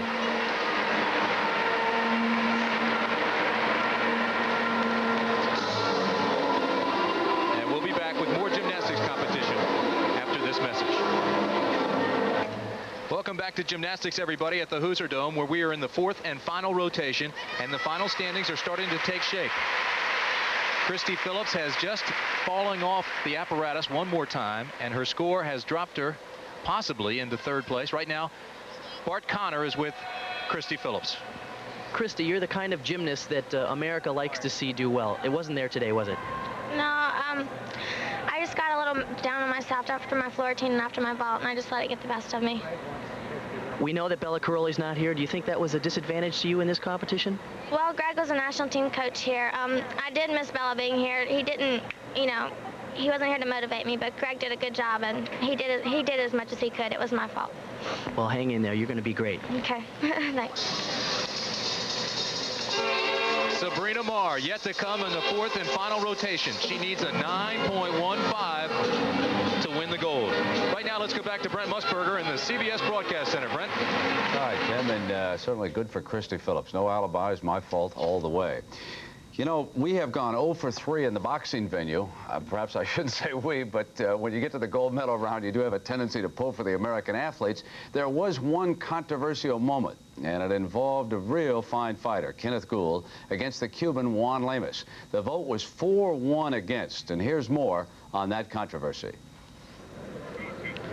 Here at the Convention Center, the boxing venue, Tim Ryan with Gil Clancy and Gil. We saw 6 bouts today. The Cubans won 5 gold medals. And I think really in terms of the decisions, that you couldn't make too much of an argument, perhaps in the Collins-Martinez fight a little bit.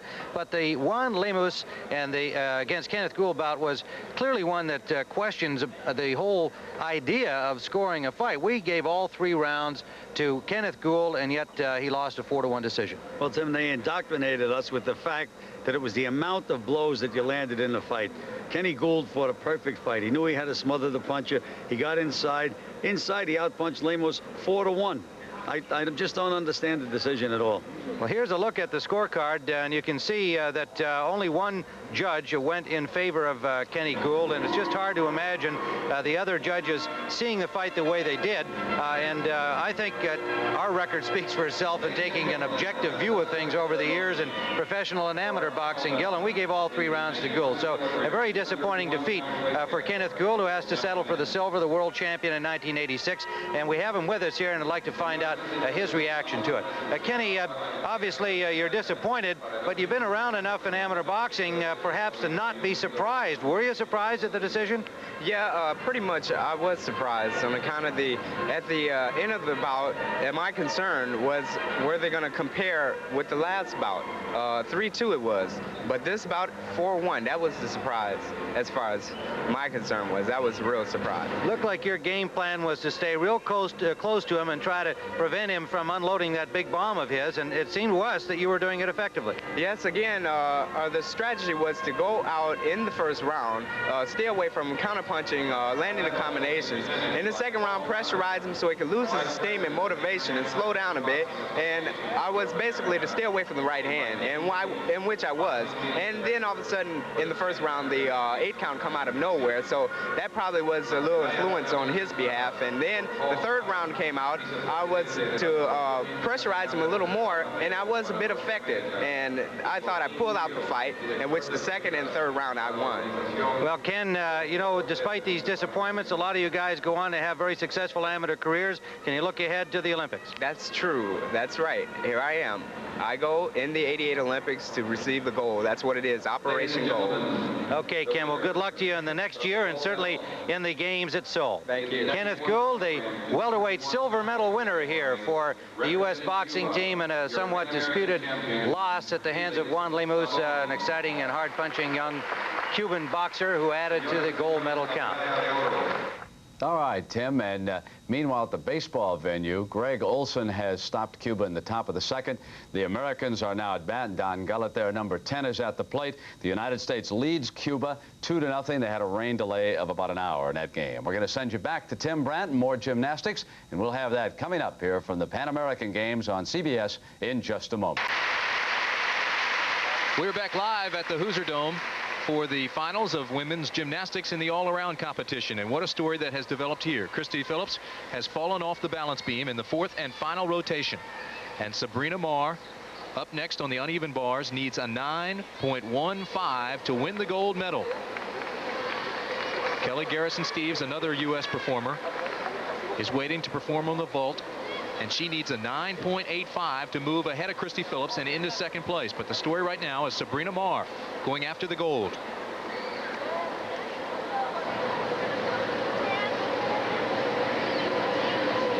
It's Christy Phillips Christy Phillips looking on is right. And she has been emotional. It's not very often that she has come up short in a major competition. You couldn't have written a better script for this competition. They both ended up on what's considered to be their best events. Sabrina on the uneven bars, Christy on the balance beam. Sabrina Marr is of Chinese origin. Her name means horse in Mandarin. And she has been a horse today. Her career has been plagued by injuries. She's had severe back problems. She had a badly injured ankle, but she has come back strongly. This is the strongest physically I've ever seen Sabrina look.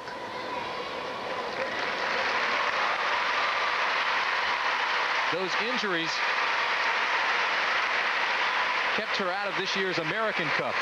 So this performance in the Pan American Games means a great deal to Sabrina Marr.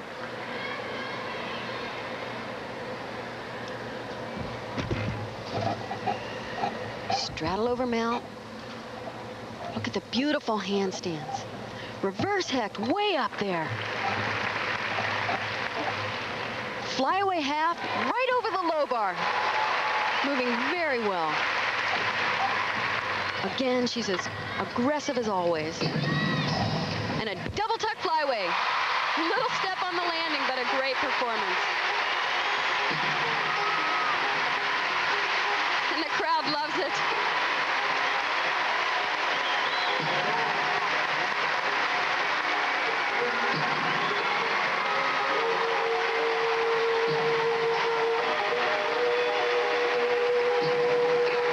While we wait for Sabrina Marr's score to determine the gold, let's go over to Kelly Garrison-Steeves.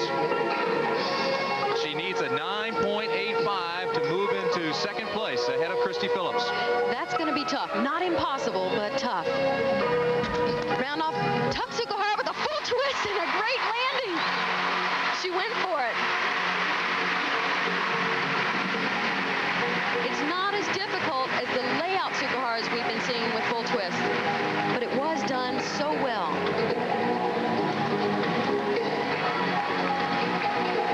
Sabrina Marr, 9.750. She wins the gold medal.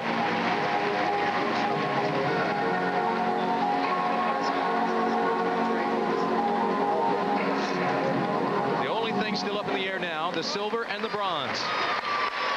As we wait for the score of Kelly Garrison-Steeves. Now keep in mind, the women are allowed 2 passes on this apparatus, and they take the best score of the 2. Regardless of the score, Kelly has to be happy with that vault. It is new for her, and she did it so well. 9.775. Not enough. She has one more chance at the silver medal as Christy Phillips looks on. It's hard for Kelly to improve on that vault, but you never know with this vault. Sometimes you come on just right, you can really blast it up there. There have only been 2 10s handed out since the 1984 Olympics. Rhonda Fain and Christy Phillips, both on this event.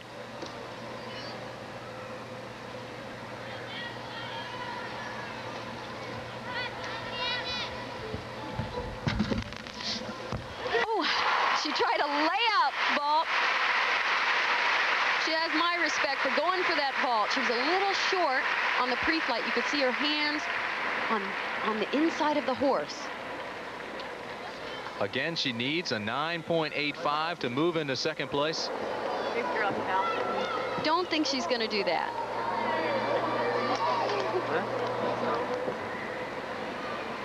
Now watch from this angle. You can't really see that she almost misses the horse, but she does go for the layout vault, a more difficult vault, in hopes of getting a higher score.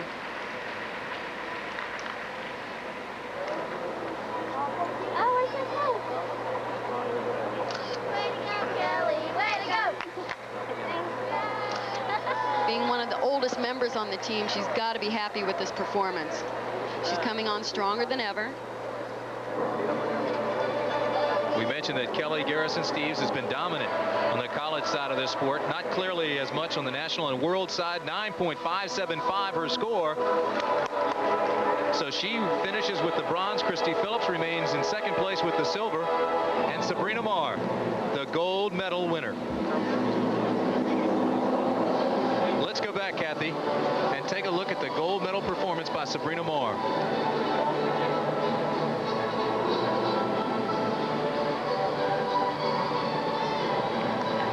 This was a tremendous routine for Sabrina. Nice stalder work. Really high on that reverse hex. Now a second release move. It's called a ginger or a flyaway half. She's got to know here that she's got it.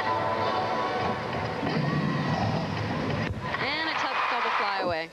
She only needed a 9.15, which is not a very high score. She could have remained very basic, and yet, Kathy, she stayed aggressive and took some risks. I think this competition was important for Sabrina. So the final standings then, Sabrina Marr in first takes the gold, Christy Phillips takes the silver, Kellie Garrison takes the bronze. Right now, let's go to Bart Connor with the winner. Sabrina, you started the year on crutches. Could you have expected by August you'd be the Pan American Games all-around champion? I had no idea. I was just hoping to place in championships at that time, and being this only my second major meet, I was very pleased. You know, this year and this competition was your event. I mean, right from the word go, you were in control. Why do you think it happened this way this time? I think from all the faults and valleys I had last year, I think I owe it to myself to win this one just for me. Well, congratulations. We're happy for you. Thanks. Back to you, Tim. Sabrina Marr, 17 years old, from Monterey Park, California, wins the gold in the all-around individual women's competition. So it's Sabrina Marr, followed by Christy Phillips and Kellie Garrison-Steeves, an all-U.S. final. Right now, let's go back to Brent Musburger in the CBS Broadcast Center. Brent? All right, Tim, and meanwhile, in baseball, and the top of the third, Cuba has just broken through for its first run, now 2-1. Let's go out and find out what's happening right now. Here's John Doctor. John? Thank you, Brent, and it is indeed 2-1 here at Busch Stadium in the gold medal game, top of the third inning. Ulesia just hit a deep drive. Here it is, Don Guillat in center field will make the catch, but Garcia tagged up and scored, so it's now 2-1. Also, John, Victor Mesa tagged up at first and went to second. Now he's in scoring position. So we have men on second base, top of the third inning, one out. Ball one. Greg Olson on the mound for the United States. He's pitched well. Struck out 3. Looked very impressive here. I think, John, that rain delay may have hurt him. He doesn't look as fluid as he did at the start of the game. He's struggling a little bit with his rhythm. Who will the rain delay help? We were out for an hour with that rain delay. Ball 2. I think it'll hurt the USA team because they rely on team speed, and the wet grounds hurts them a little bit. In case you've just joined us, folks, lightning struck here at Busch Stadium. People ran for cover, and the tarp was put on. There was a 58-minute rain delay, and now we're back in action. 2-1, United States ahead of Cuba in the gold medal game. There goes Mesa. There goes Mesa. A throw by service, low. Livingstone with a good play at third to prevent another run. John, with Victor Mesa, you got to watch him at all times. He'll go, he'll steal a base anytime. He'll steal home. Here he goes. Great jump from second. That was still on the pitcher. He had no chance to throw him out. He had a tremendous jump from second base. He stole that on Greg Olson. We've lost our scoreboard here, and Olson's parents watching tensely here. Bill and Sandy, Greg's sister Tammy in the middle. And right now, it's 2-1, one out, top of the third inning. Greg Olson on the mound. And Mesa seems to have a problem. He's calling for assistance from the dugout, and Mesa, throughout the series the last 2 weeks, has been having ankle trouble. He's been able to play, but right now he may have jammed that ankle again. Well, it's bothered him a little bit, but obviously it doesn't hurt him that much. He was just able to steal third base easily. John, Coach Velez indicated that Victor Mesa is the showman. He is the showman. In Cuba, he's the man that everybody watches. He is a catalyst for this team. As you look at the dimensions here at Busch Stadium, 335 down both lines. The power alley's 350 to center field. It's straight away 400 feet. And there's the ivy on the outfield wall, and a little bit of folklore is that in the 40s, Bill Wrigley sent a young Bill Veeck to look at some stadiums around the country. He came here to Busch Stadium, then called Victory Stadium, saw the ivy, went back with some glowing reports to Wrigley, and thus the reason why ivy is on the walls at Wrigley Stadium. A bit of folklore. And Mesa seems to be limping, but he's going to stay in the game. He's fine. USA is playing their infield in here, trying to cut off the run, the tie-in run. Antonio Pacheco, number 47, the second baseman, at the plate. Ball is hit to right field. Ted Wood is under it. Mesa getting ready to tag. The throw, Mesa scores easily, and we have a tie ball game. It's 2-2 here at Busch Stadium. And you do sense that Greg Olson's so sharp early, throwing over 93 miles an hour with his fastball. His slider looks sharp. All of a sudden, the rain delay of an hour, and Olson doesn't look that sharp. Well, John, rhythm is so important for a pitcher, and Greg Olson is not in as good a rhythm as he was at the beginning of the game, and that rain delay of an hour definitely hurt him. The next hitter, Omar Linares, the third baseman, number 10, 19 years old, third year with the national team. And you talk to the scouts, and they say that you may be looking at the best amateur baseball player on the planet. That's how much they talk in glowing terms about Omar Linares. No question about it, John. He can do everything. He's got tremendous speed. He can hit for power, hit for an average. He can do it all. Plays great defense. Only 19 years old. Curveball outside, strike one. Only 19 years old, and the scouts also said if he were in the United States, he'd be playing in the major leagues right now. One scout told me, why waste talent? No question about it. Talent overflows with this young man. Goes after a high fastball, 0-2. Greg Olson told me before the game, I was at batting practice talking to Jim Abbott, and Olson told me, last week against the Cubans, I made a couple of mistakes with my curveball. I hung a changeup, and they hit it out on me. Today, I'm going to come with my fastball, his best pitch. USA coaches think they can get the Cubans with fastballs in, and that's what they're trying to do. See Scott Service have that high target, trying to get Linares to chase that high fastball. That's where they want to get him. All important, these games. Olympic qualifiers for Seoul next year, and of course you are the United States Olympic coach. Cuba, South Korea, Japan, and Holland. Add Puerto Rico to that after they won the bronze game today.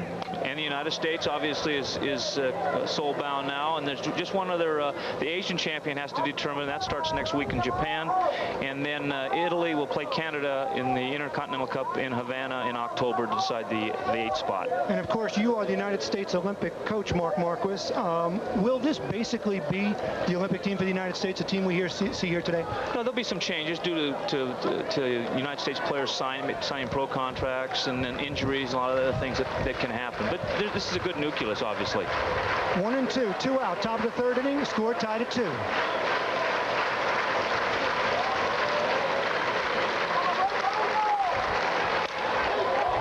Oh, gets by. Base hit to right field. Gets by Martinez. Can't come up with it. And Linares, a definite threat to steal on first base. Hit that ball extremely hard. Here we go. Ball's up too much, and he just tattooed it by Martinez. Tough play. Hit that ball extremely hard. But Linares is a tough out, but he got the ball up to him and out over the plate. Mark, we talk about Cuba as being the dominant team in the world. They've won 6 of 9 gold medals. They are the world amateur champion at the moment. Where does the United States stand in terms of international competition in baseball? Well, I would think in Seoul, the United States will be the 3rd or 4th favorite team there. It has to be Cuba, the favorite, then Japan, and then you've got Korea and the United States about even. But Cuba's the strong favorite with Japan following closely behind. And Greg Olson knows that Linares has excellent speed. Kindlen, number 46, a designated hitter, Orestes Kindlen, the man with the power for Cuba. There he goes. Steals it easily. That's what we're talking about. Linares can beat you in so many ways, with a home run, with a stolen base, with a great defensive play. Now he put himself in scoring position with 2 outs. That's a big steal. 19 years old. Here we go. Look at that first step. Covered a tremendous amount of ground on the first step. Stole that base on the first step. Great jump.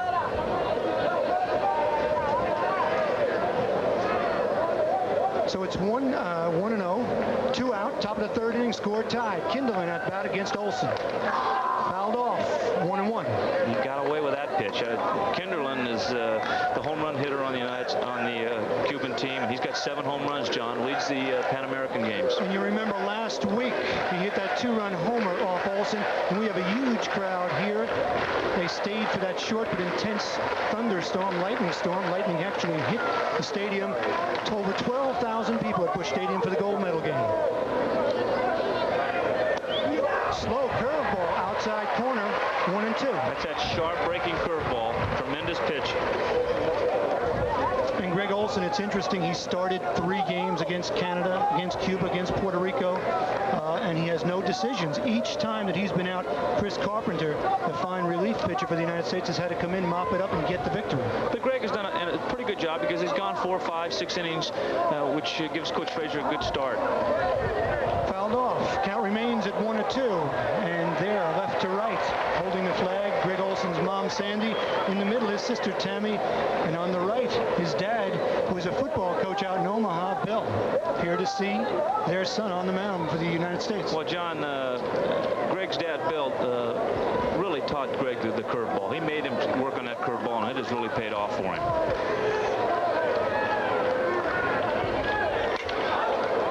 Popped up. Martinez in foul territory, looking for room into the stands.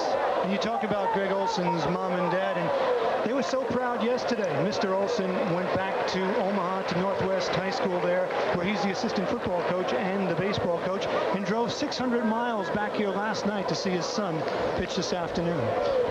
Oh, he's excited. He really is. In fact, he told me a story last night that he wouldn't let Greg leave the backyard till he throws so many curveballs. That's where he has that good curveball. And it's interesting that he should have a thumb injury in Cuba, and his thumb is still slightly swollen, and that affects his curveball more than anything else. So he's relying more on his fastball here. That Frisbee accident in Cuba last month. The amazing thing is the American coaches told us that this is not the Greg Olsen that you're used to seeing. He's a lot better than this because of that thumb injury, but he's pretty good even with a thumb injury.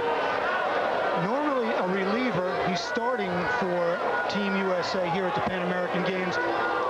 When you have him next year on the Olympic team, will he be a starter or will it be a reliever the way he is at Auburn? Well, it would depend on what the rest of the staff is made of, but I think he prefers to relieve. Okay, it's 1 ball, 2 strikes, 2 out. We're tied. Top of the 3rd inning.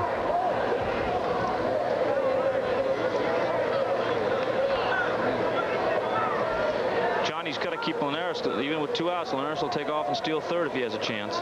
But they really don't want to take the bat out of Kindlin's hand. I mean, he's their big RBI man. Low. This count goes to 2-2. Well, sometimes with 2 strikes, manager will take a chance and hope for a wild throw at 3rd base. In fact, Cuba did that yesterday and scored a run against Puerto Rico. Kindlin is the backup catcher, and the scouts say right now he could be a backup catcher in the major leagues and a pinch hitter. He's that good a ball player.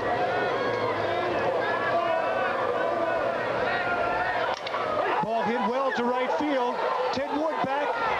That ball is off the scoreboard. Tremendous power. Just what we've talked about. To the opposite field. That's his 8th home run, and Cuba takes a 4-2 lead over the United States here at Busch Stadium in the gold medal game.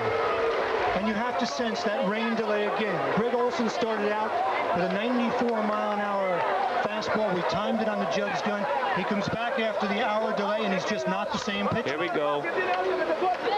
That ball is low and outside, and Kindlin just hits a rocket off the scoreboard. That is tremendous power. That was a good pitch. Okay, the United States trails Cuba by a score of 4-2. Now let's go back to Brent Musburger at the CBS Broadcast Center. Brent? All right, John, so the Cubans in the midst of a big inning take a 4-2 lead right now. Now, because of the rain delay, we are not going to be able to bring you the conclusion of the United States game against Cuba. However, we do have an NFL game at 9 Eastern time tonight, and at halftime, we will be able to show you whether or not the United States has the ability to come back. Remember, twice last week they had to come back against Cuba, so that game far from over, although Kindlin is really an awesome sight as a catcher, isn't he? And he now has hit 8 home runs so far in the Pan American competition. We'll get you up to date and show you what's going on when we continue right after these messages from your local stations. CBS Sports coverage of the 10th Pan American Games is sponsored. Well, the Goodyear Blimp America weathered the thunderstorm here at Indianapolis with pilot Don McDuff up there along with cameraman Glenn Hampton. And the action unfolding below them at Busch Stadium earlier today. They had the bronze medal game, and Puerto Rico easily defeated Canada in that game 12-2. So the bronze in baseball goes to Puerto Rico. And the bronze in women's volleyball went to the United States. They defeated Brazil 3-1. And in the gold medal game, it was Cuba shutting out Peru. And Cuba will be a favorite to contend for the gold medal in the Korean Olympics come next year. Peru never had a chance against these extremely talented athletes from Cuba. The Cubans dominated the play up at the net.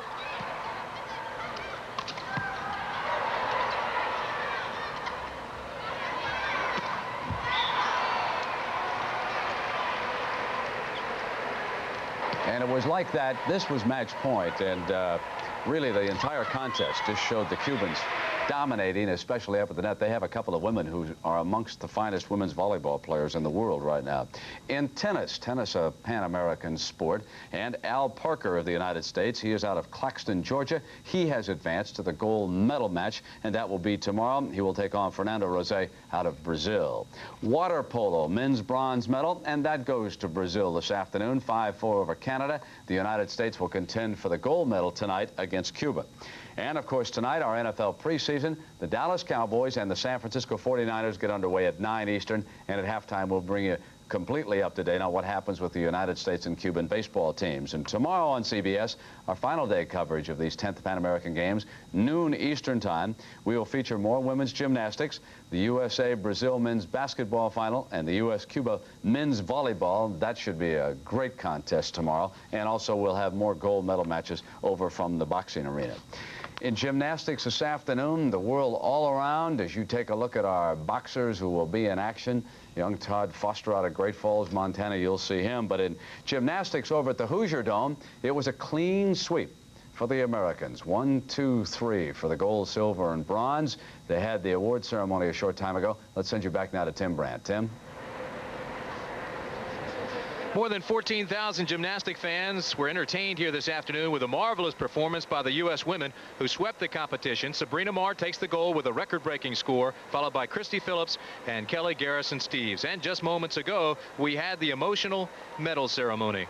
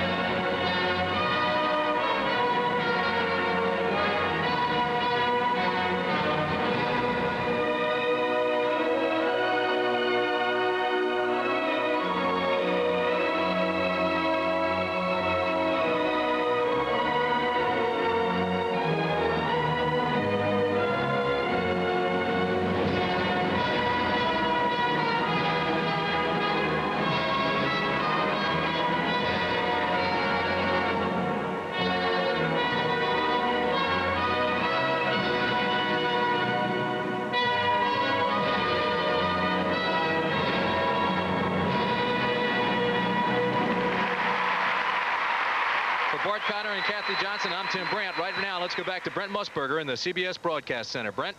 And, Tim, we have an update on the baseball action. Top of the third inning, Luis Casanova, who plays both first base and right field for the Cuban team, up at bat against Olson. The score 4-2, and Casanova took one out. It is now 5-2 Cuba. 2 out, top of the third inning. Olson left after surrendering that home run. Clyde Keller now in pitching for the United States. Again, it is 5-2. Cuba at bat with 2 out in the top of the third. And we will continue with more boxing from Indianapolis on CBS in just a moment. By the Cuban boxers. They are 4 for 4 in gathering gold medals. Now we're going to take you to middleweight action. Angel Espinosa of Cuba taking on Otis Grant of Canada. Tim Ryan and Gil Clancy were there when the action unfolded.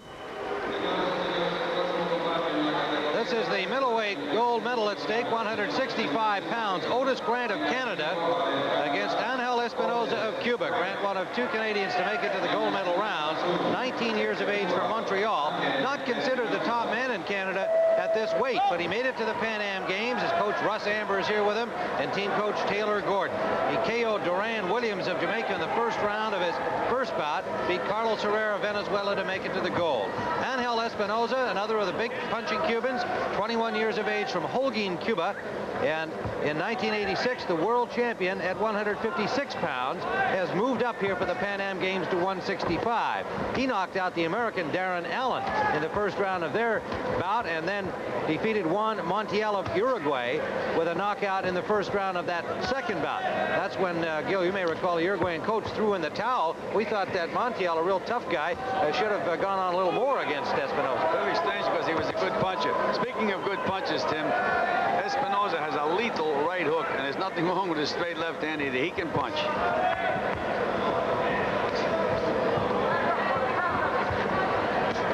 Referee is Alberto Duran of Uruguay. And there's that left hand of Espinosa. Not only is Espinosa a good puncher, Tim, he throws correct punches, nice and straight, good balance. He's about the toughest guy on the Cuban team, in my opinion. Angel Espinosa, one of 10 Cubans battling for gold medals today. They have 3 of them in the bank. Manuel Martinez, Juan Lemus, and Jorge Gonzalez.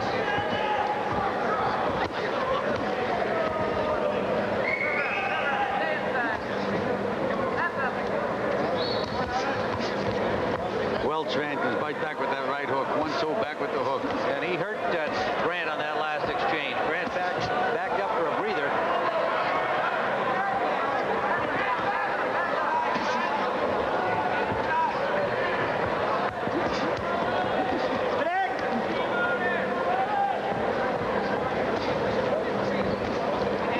Very accurate hands, Espinosa.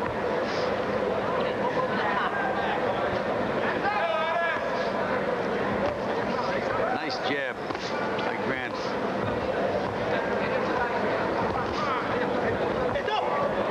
Again, a wobble Grant there as he took a good shot from Espinosa that will get an 8 count in the final minute of this first round. The heavier punching Cuban starting to take its toll.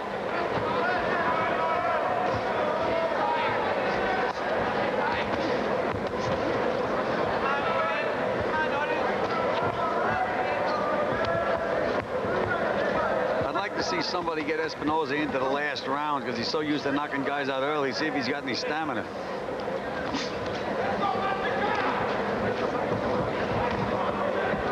Coming to the end of round number 1, Otis Grant of Canada, Angel Espinosa of Cuba. The middleweight gold at stake.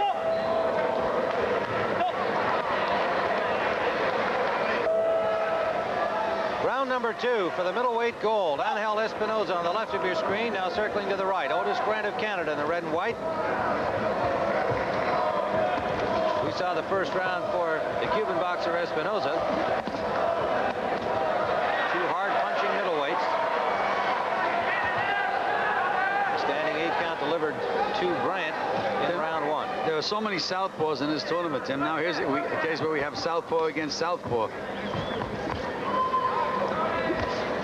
And the reason that there are so many southpaws in the amateurs, a lot more than in the pros, is because pro managers don't like their fighters to fight southpaw, so they turn guys around. But in the amateurs, they stay southpaw.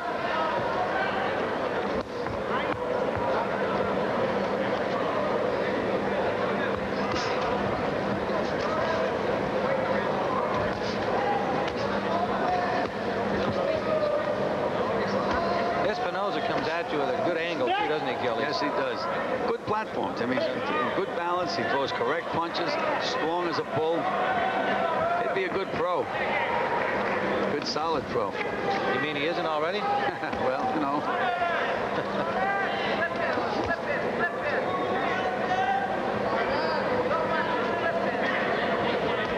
Oh, straight left hand by Grant. Shook his head, shook that one off. There it is again. A little variety to the body, and Espinosa is just taking control of the bout now. Keeping Grant off. He's got him in the punching range that he wants. Grant has to become a little more aggressive, Tim. He stopped punching. Take a shot, you know, let it all hang out. There's a big right hand, down left hand, pardon me, down goes Grant. Solid knockdown by Espinosa. And Angel Espinosa has won 2 bouts by knockout. Will be trying for a third here en route to the goal. There he hit him on the chin. He went right back with his neck combination to the body. Good smart fight. Another straight left hand on the chin. He comes back with that right hook after the left hand, Tim. Be all over.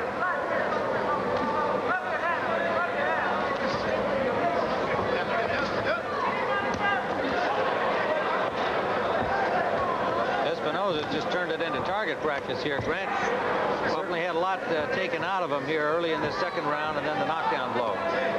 Well, Tim, Grant is showing no offense whatsoever, so it makes it a little easier. Just a crash to left. That's when I said it. That's when I said it. Can happen. It'll only make Espinosa angry. Finally got him to back up a little bit as we come to the end of round number 2. A big round for Espinosa again. Those final seconds won by the Canadian, but that's about all that we saw. We'd like to call your attention to the west side of our ring, but we have part of the There's a look at the big punching Angel Espinosa. covering our games during the past 3 weeks. While presenting an outstanding picture of our city. Action from round number 2. Knockdown punch. Straight down the pipe, that left hand. Take another look at it. Otis Grant getting some attention in his corner from Taylor Gordon, Canadian coaching staff. He'll have to come up with something big here in round number 3. Gotta let it all hang out, Tim. Take a shot. You know, I know it's easy to say when you're up against a bomber like Espinosa, but if you're going to try to win, that's what he's going to have to do. You have to expose yourself. Take chances.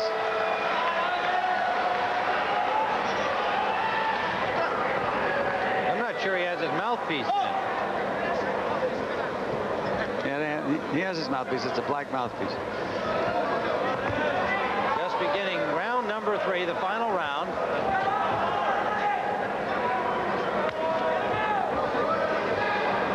You know, Espinosa seemed to enjoy it when Grant threw a couple of punches at the end of the last round. He was happy when he went back to his corner. We said we were going to look at his stamina department, see if he gets tired. So used to going back to the corner after 1 round. Now he's in the 3rd.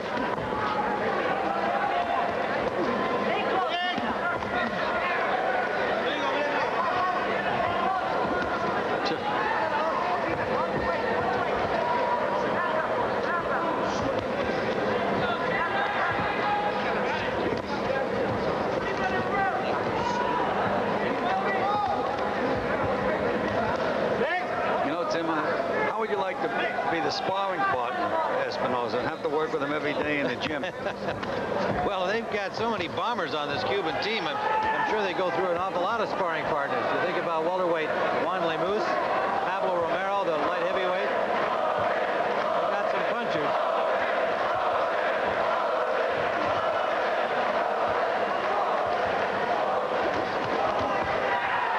Grant puts a combination in, and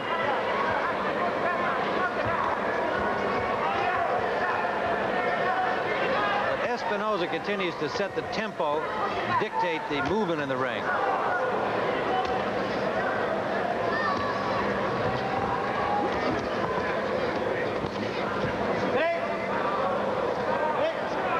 You notice Grant in his victory in the semifinal round against Carlos Herrera of Venezuela was not as busy as he might have been. He was clearly the better man and earned the decision, but not in that amateur style that seems to be the only way you can possibly win against the bigger punchers, is to just stay all over them, although Kenneth Gould might disagree that that works when he tried it this 147-pound gold medal bout. It worked against him. At least the judges saw it for the Cuban, Lemus.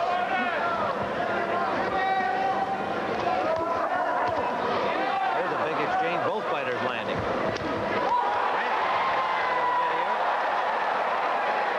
And Grant looks at the clock. Look, I'm telling you, Espinosa likes the action. Right, he sure does. He likes it. He's a little tired. Third round, he's a little tired. Final seconds of the bout.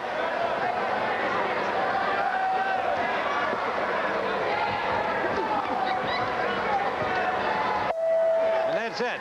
Angel Espinosa of Cuba, Otis Grant of Canada for the gold medal at 165 pounds, the middleweight division. That fight, which was taped earlier. Let's update what's going on with the United States-Cuba baseball game. Bottom of the third inning, and Ted Wood on base. Scott Service drilled this ball into the alley in right center field over the right fielder's head. Wood came around to score. They have now played through 3 innings. The United States out in the bottom of the third, and it is 5-3. So let's go back now to the ring announcer and pick up the decision in that bout. Ladies and gentlemen, in our previous bout, we have a unanimous decision. Señoras y señores, en el combate anterior, tenemos una decisión unánime. With the winner, in the blue corner from Cuba, Angel Espinosa.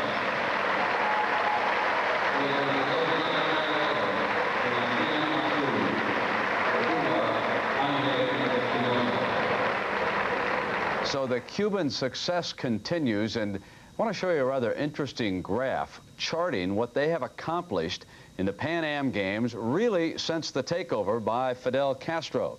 Now watch how their success has soared in these games. Now this is a combination of all the sports. You're certainly aware of the baseball and the boxing, but keep in mind that they've done well in gymnastics. They have pushed the United States in track and field, and there is no doubt as to which country in this particular hemisphere now has the strongest athletes outside of the United States. And I want to bring in the two gentlemen who just called that fight, Tim Ryan and Gil Clancy. And Gil, the boxing success, and we saw them dominate here this afternoon. Are they clearly the best in the world? How will they do against the Russians and the other countries at the Olympics next year? Well, I think the United States, Russia, and Cuba are the dominant powers in boxing right now. You have to understand, Brent, that they don't have any professional boxers. They're all amateurs, and they keep their guys. Once they get a guy and he's good, you'll be facing him for the next 8 years, and that's the way it is. They're experienced, and they're well-conditioned, and they prepare themselves properly for these games. Tim, what's your observation of the Cuban boxers that you've seen? Well, I think what we've got to be impressed with is the fact that they're showing new faces here, leaving well-known boxers at home and introducing some new guys that are 19, 20 years old, and they're very impressive.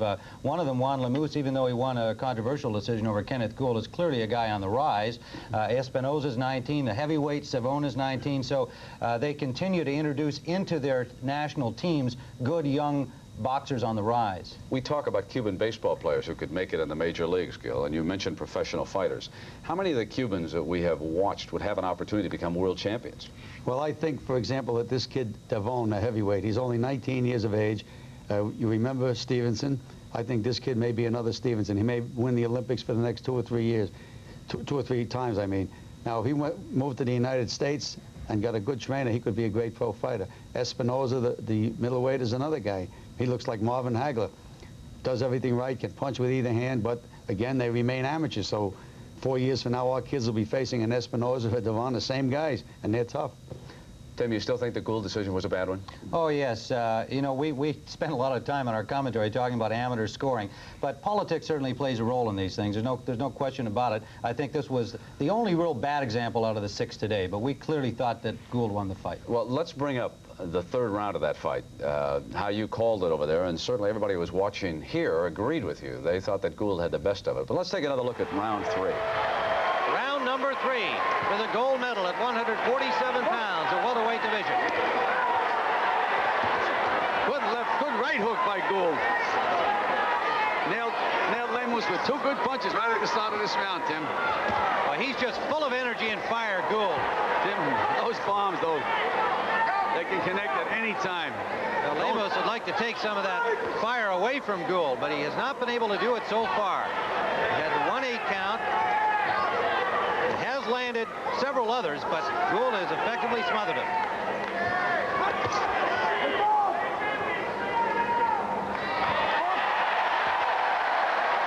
Gould is just a whirlwind in there. He can't wait to get back at the action and sticking his chin right on the chest of the Cuban boxer. Well, that's where it belongs, Tim. That's where he has to be. See, those left hooks of Lemus are going right around his neck, and he's punching short inside. Right hand around his neck. And he's scoring the points. Now, you tell me when a referee was yelling to stop him. I don't know. Meanwhile, Gould is out hustling. Yes, and he just landed a good combination that got Lemus's attention. Minute gone by in the final round. The crowd coming alive now. Chance of USA for Kenneth Gould, the world champion, trying to add the Pan Am gold to his collection. Tim, he's scoring points. They say they're supposed to count punches. You'd have to have a computer to count the punches that Lemus is throwing. Gould is throwing. Now, why did the referee stop the action? I have no idea. I wish you wouldn't ask me. I haven't figured these guys out any more than you have, Gil. One reason might be to give a boxer a rest if he so chose to do. Or to put Gould out within punching range.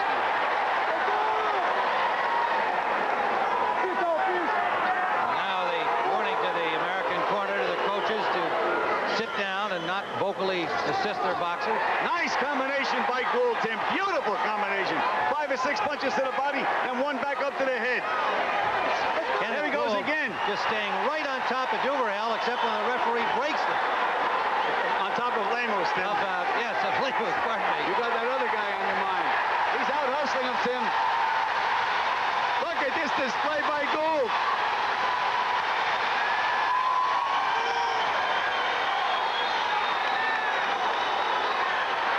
Tim, he's walking right into the puncher now, and he's out muscling him. Kenneth Gould with 40 seconds to go in the bout. He's been a whirling, punching dervish since the opening bell.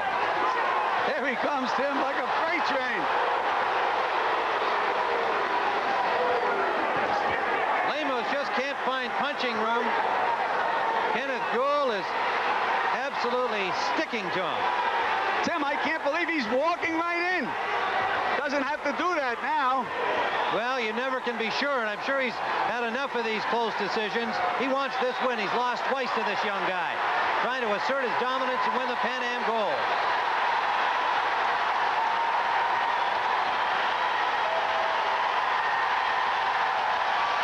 That's all.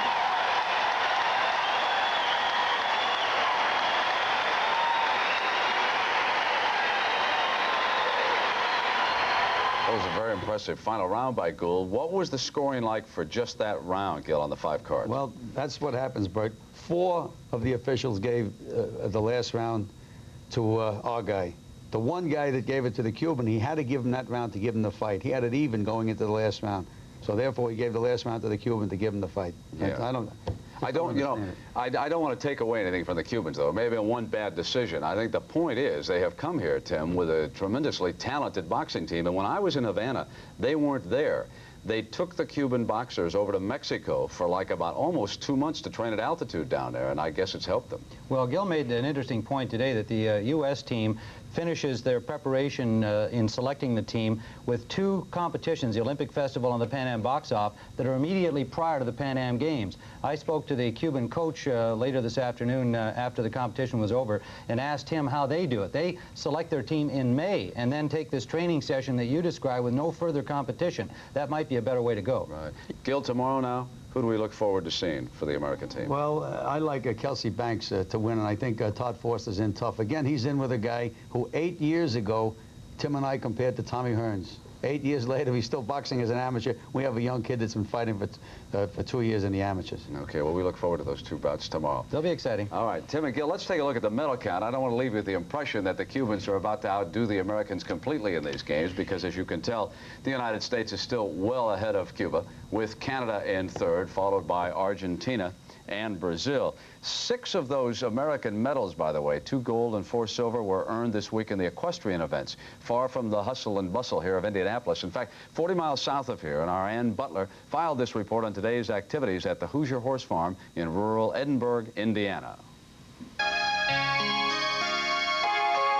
Here is a world apart, a world where beauty and beast are one.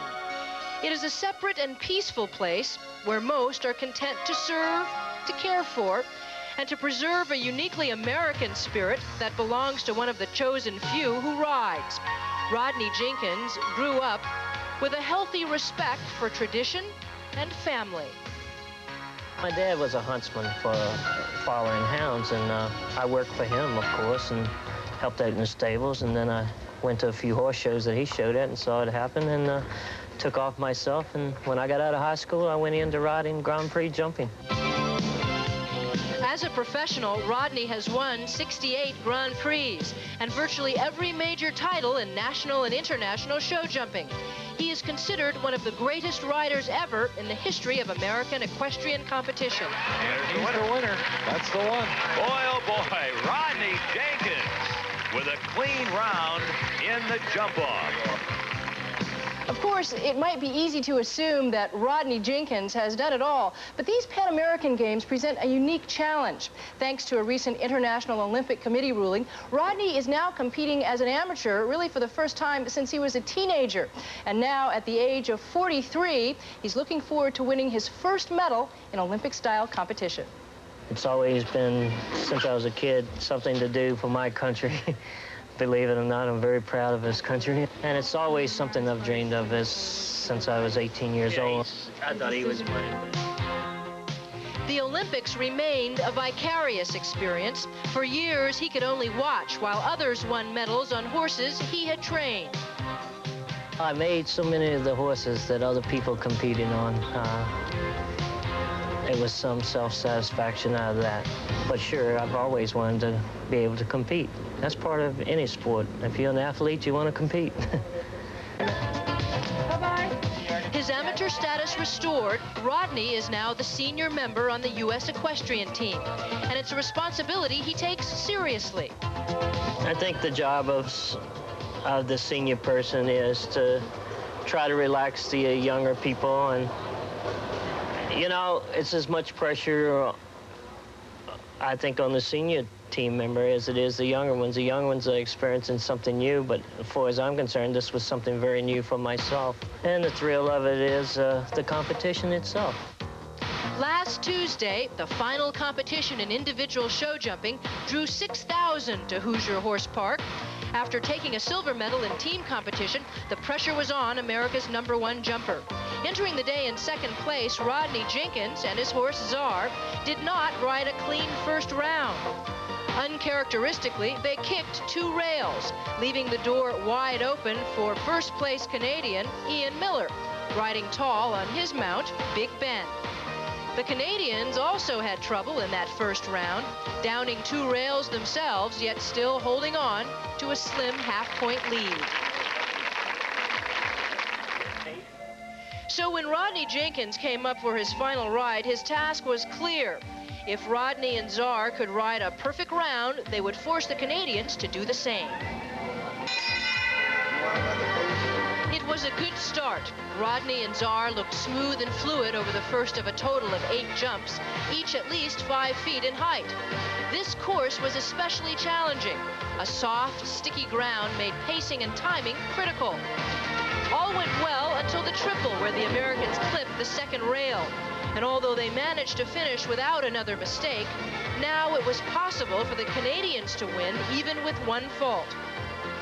It had been an admirable performance. But for Rodney, still a question. Was it good enough for the gold?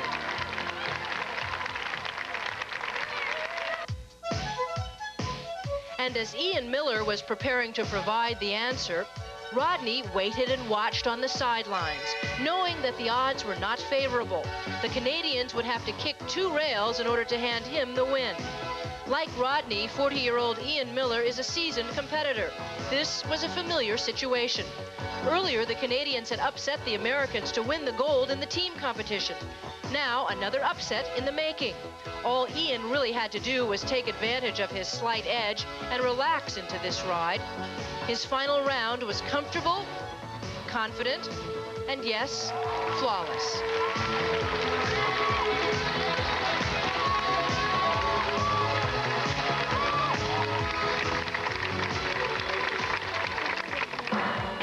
So Rodney Jenkins had earned his 2nd silver medal. And if that wasn't quite all he'd hoped for, in the end he knew it was really more than enough. I've won Grand Prix at New York, Madison Square Garden 4 times. I've won the President's Cup 3 times. I've won the American Gold Cup 4 times. These 2 silver medals to me mean as much as all the money. And it was finally a dream come true, and I was so glad to be part of it. Just one final footnote. Rodney's only been riding Czar for a couple of months, so it's a young and growing relationship. And between now and Seoul, over the next 13 months, he expects a drastic improvement. So maybe that silver will be transformed into gold. What's I hear about you jumping now, too? Little baby jumps, just started. All right, thank you. We've got a rally out at the baseball venue. The United States trying to challenge Cuba. They trail. Let's go out live to John Dockery and find out what's happening. John? Thank you, Brent. It's the bottom of the 4th inning. Cuba leads the United States 5-3. Ed Sprague just got a base hit. He's on second base. Guillotte got a bunt single. And that's Ty Griffin with a drive to left center. It's in the gap. Sprague will score. Guillotte can run. He will score. Griffin in with a double. And the score is tied 5-all. Cuba and the United States in the gold medal game.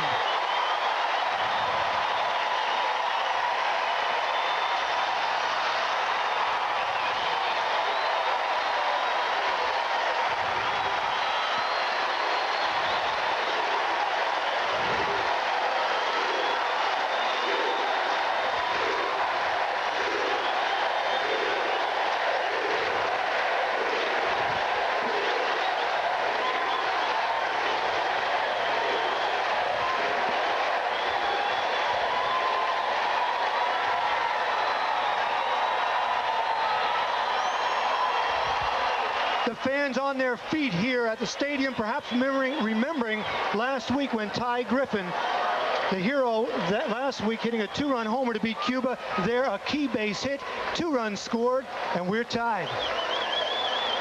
Give Coach Frazier credit there. He didn't look to bunt. He let Ty hit away. Jumped on the first pitch for a double. Dave Silvestri, number 5, the shortstop at the plate. 0-1. Nobody out here in the bottom of the 4th inning. If you go by the book there, John, Coach should bunt, but Coach Frazier, he's got that rabbit's foot in his back pocket. That was a great call, letting Ty hit there. And he also said to us many times, we'll gamble. I want pressure baseball. I want to run. I want to hit. I want to put pressure on my opponent right there. Griffin came through again the way he did last week against Cuba. Now I think you'll see Silvestri try to move Ty over to third with no outs here. And wait a minute, one of the umpires coming out to check something. The pitcher, Jorge Valdez, took off his cap. Wait a minute, is he looking for an emery board? I don't think so. They've been hitting him too hard. Maybe he's looking for one now. You know, the last time the Americans won the gold, you were on that team in 1967, and Dave Silvestri wasn't even born. How does that make you feel? Old, real old. 20-year drought for the United States in the gold here at the Pan Am Games. Cuba has been the dominant team for almost 3 decades in amateur baseball. What makes Cuba such a dominant team? It's the experience. Most of these players for Cuba have been playing international baseball for 6 or 7 years. They're 26, 27 years old. There's no substitute for that experience. Whereas in the United States, they've been together for 3 months, and the average age is 20 years old. So it is really the men against the boys. It really is. All right, the count 0-1. Nobody out, bottom of the 4th inning. Squares around, bunts. Safe. Oh, the veteran Cuban team, confusion. on Valdez's part as to where to go with that ball.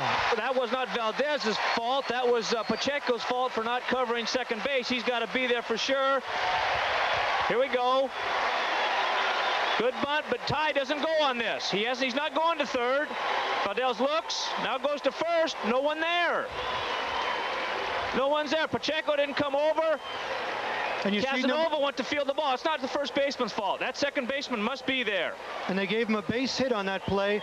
Pacheco, you saw him looking at Casanova. The first baseman came in. Pacheco just stood there with his hands on his hips. So it's first and second. The United States rallying here in the bottom of the fourth inning. John, let's see if Coach Frazier bunts here now. He didn't last time with Ty up in this situation, but first and second, no outs. His three-hitter, his best hitter up. Tino Martinez, number 19, the first baseman. Came into the game with a .437 batting averages, 20 RBIs, 4 home runs. Attempted bunt. Fouled off, 0-1. And it's interesting when you talk to the scouts about Tino Martinez, they compare him to a young Don Mattingly. One scout actually told me he has more power than Mattingly had at this age, and that Tino Martinez is a legitimate top prospect and for the future Major League Baseball. John, he's just a natural hitter. He makes contact all the time. He hits the ball where it's pitched, and he can hit for power. He's shown at these Pan American games that he can hit the ball for power. And he always makes contact. He's drafted out of high school by the Red Sox. Has a can't-miss tag on him. John, he's the only Division II player, college player on this team. Sophomore at the University of Tampa, pitch out. Count goes to 1-1. Tino Martinez, the University of Tampa, a .375 hitter, 29 home runs.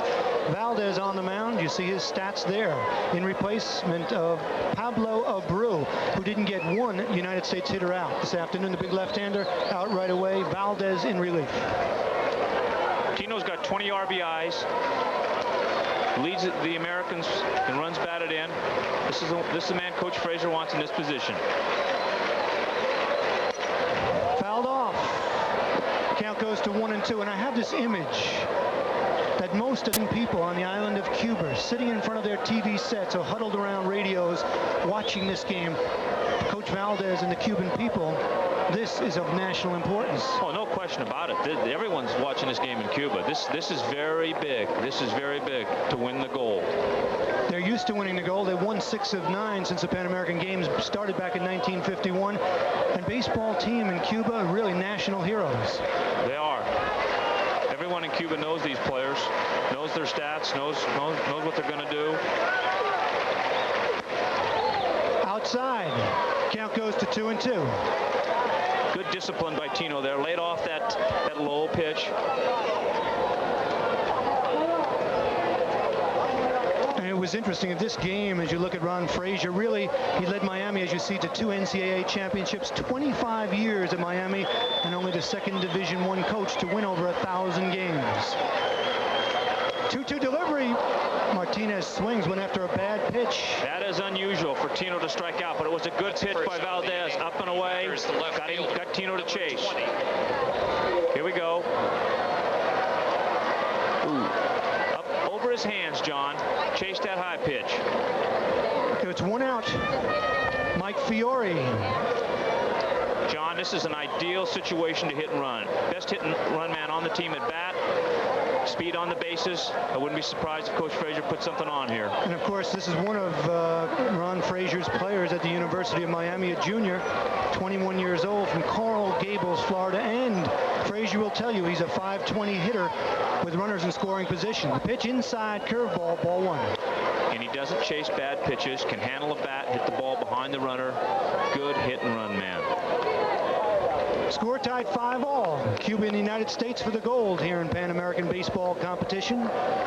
Cuba came into this competition 7-1. Their only loss to the United States. The United States team 8-0, the only undefeated team in the competition.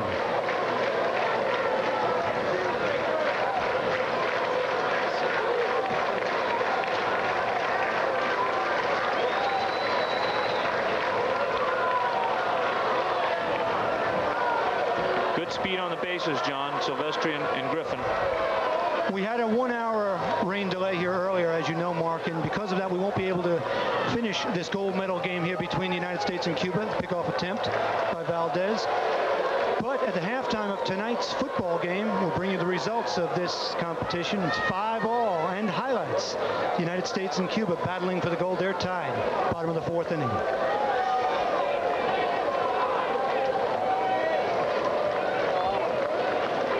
Fiore's the leading hitter for the USA squad in the Pan American Games, hitting .440.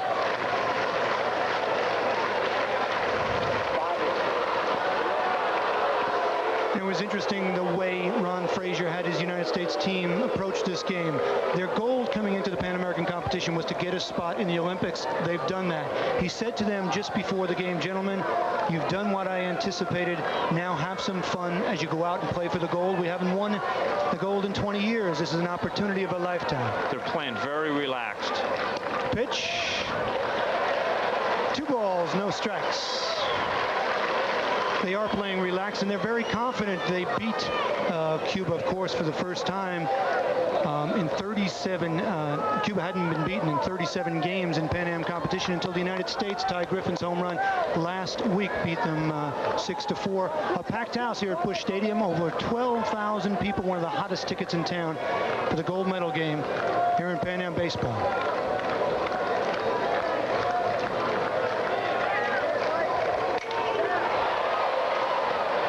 Fly ball to right field. Garcia chasing it out of play. Brent Musburger, we wish we had more time. We're tied in this gold medal game, but we don't. So we'll have to go back to you now at the CBS Broadcast Center. Brent? All right, John. Certainly I wish we had more time here, too. 5-5 right now. Bottom of the 4th inning, U.S. at bat. And we will continue in just a moment. Moments ago, 2 strikes on Mike Fiore. The pitch, he goes the opposite way, a ground ball single to right field, and the United States takes a 6-5 lead on the Cubans in the bottom of the 4th, and then just seconds ago, they added another run with 2 out, and now they lead by a score of 7-5. And again, we will have the conclusion of this game and highlights coming up at halftime tonight here on CBS, because at 9 Eastern time, we'll bring you NFL preseason activity between the Dallas Cowboys and the San Francisco 49ers. I'm Brent Musburger. So long, everybody.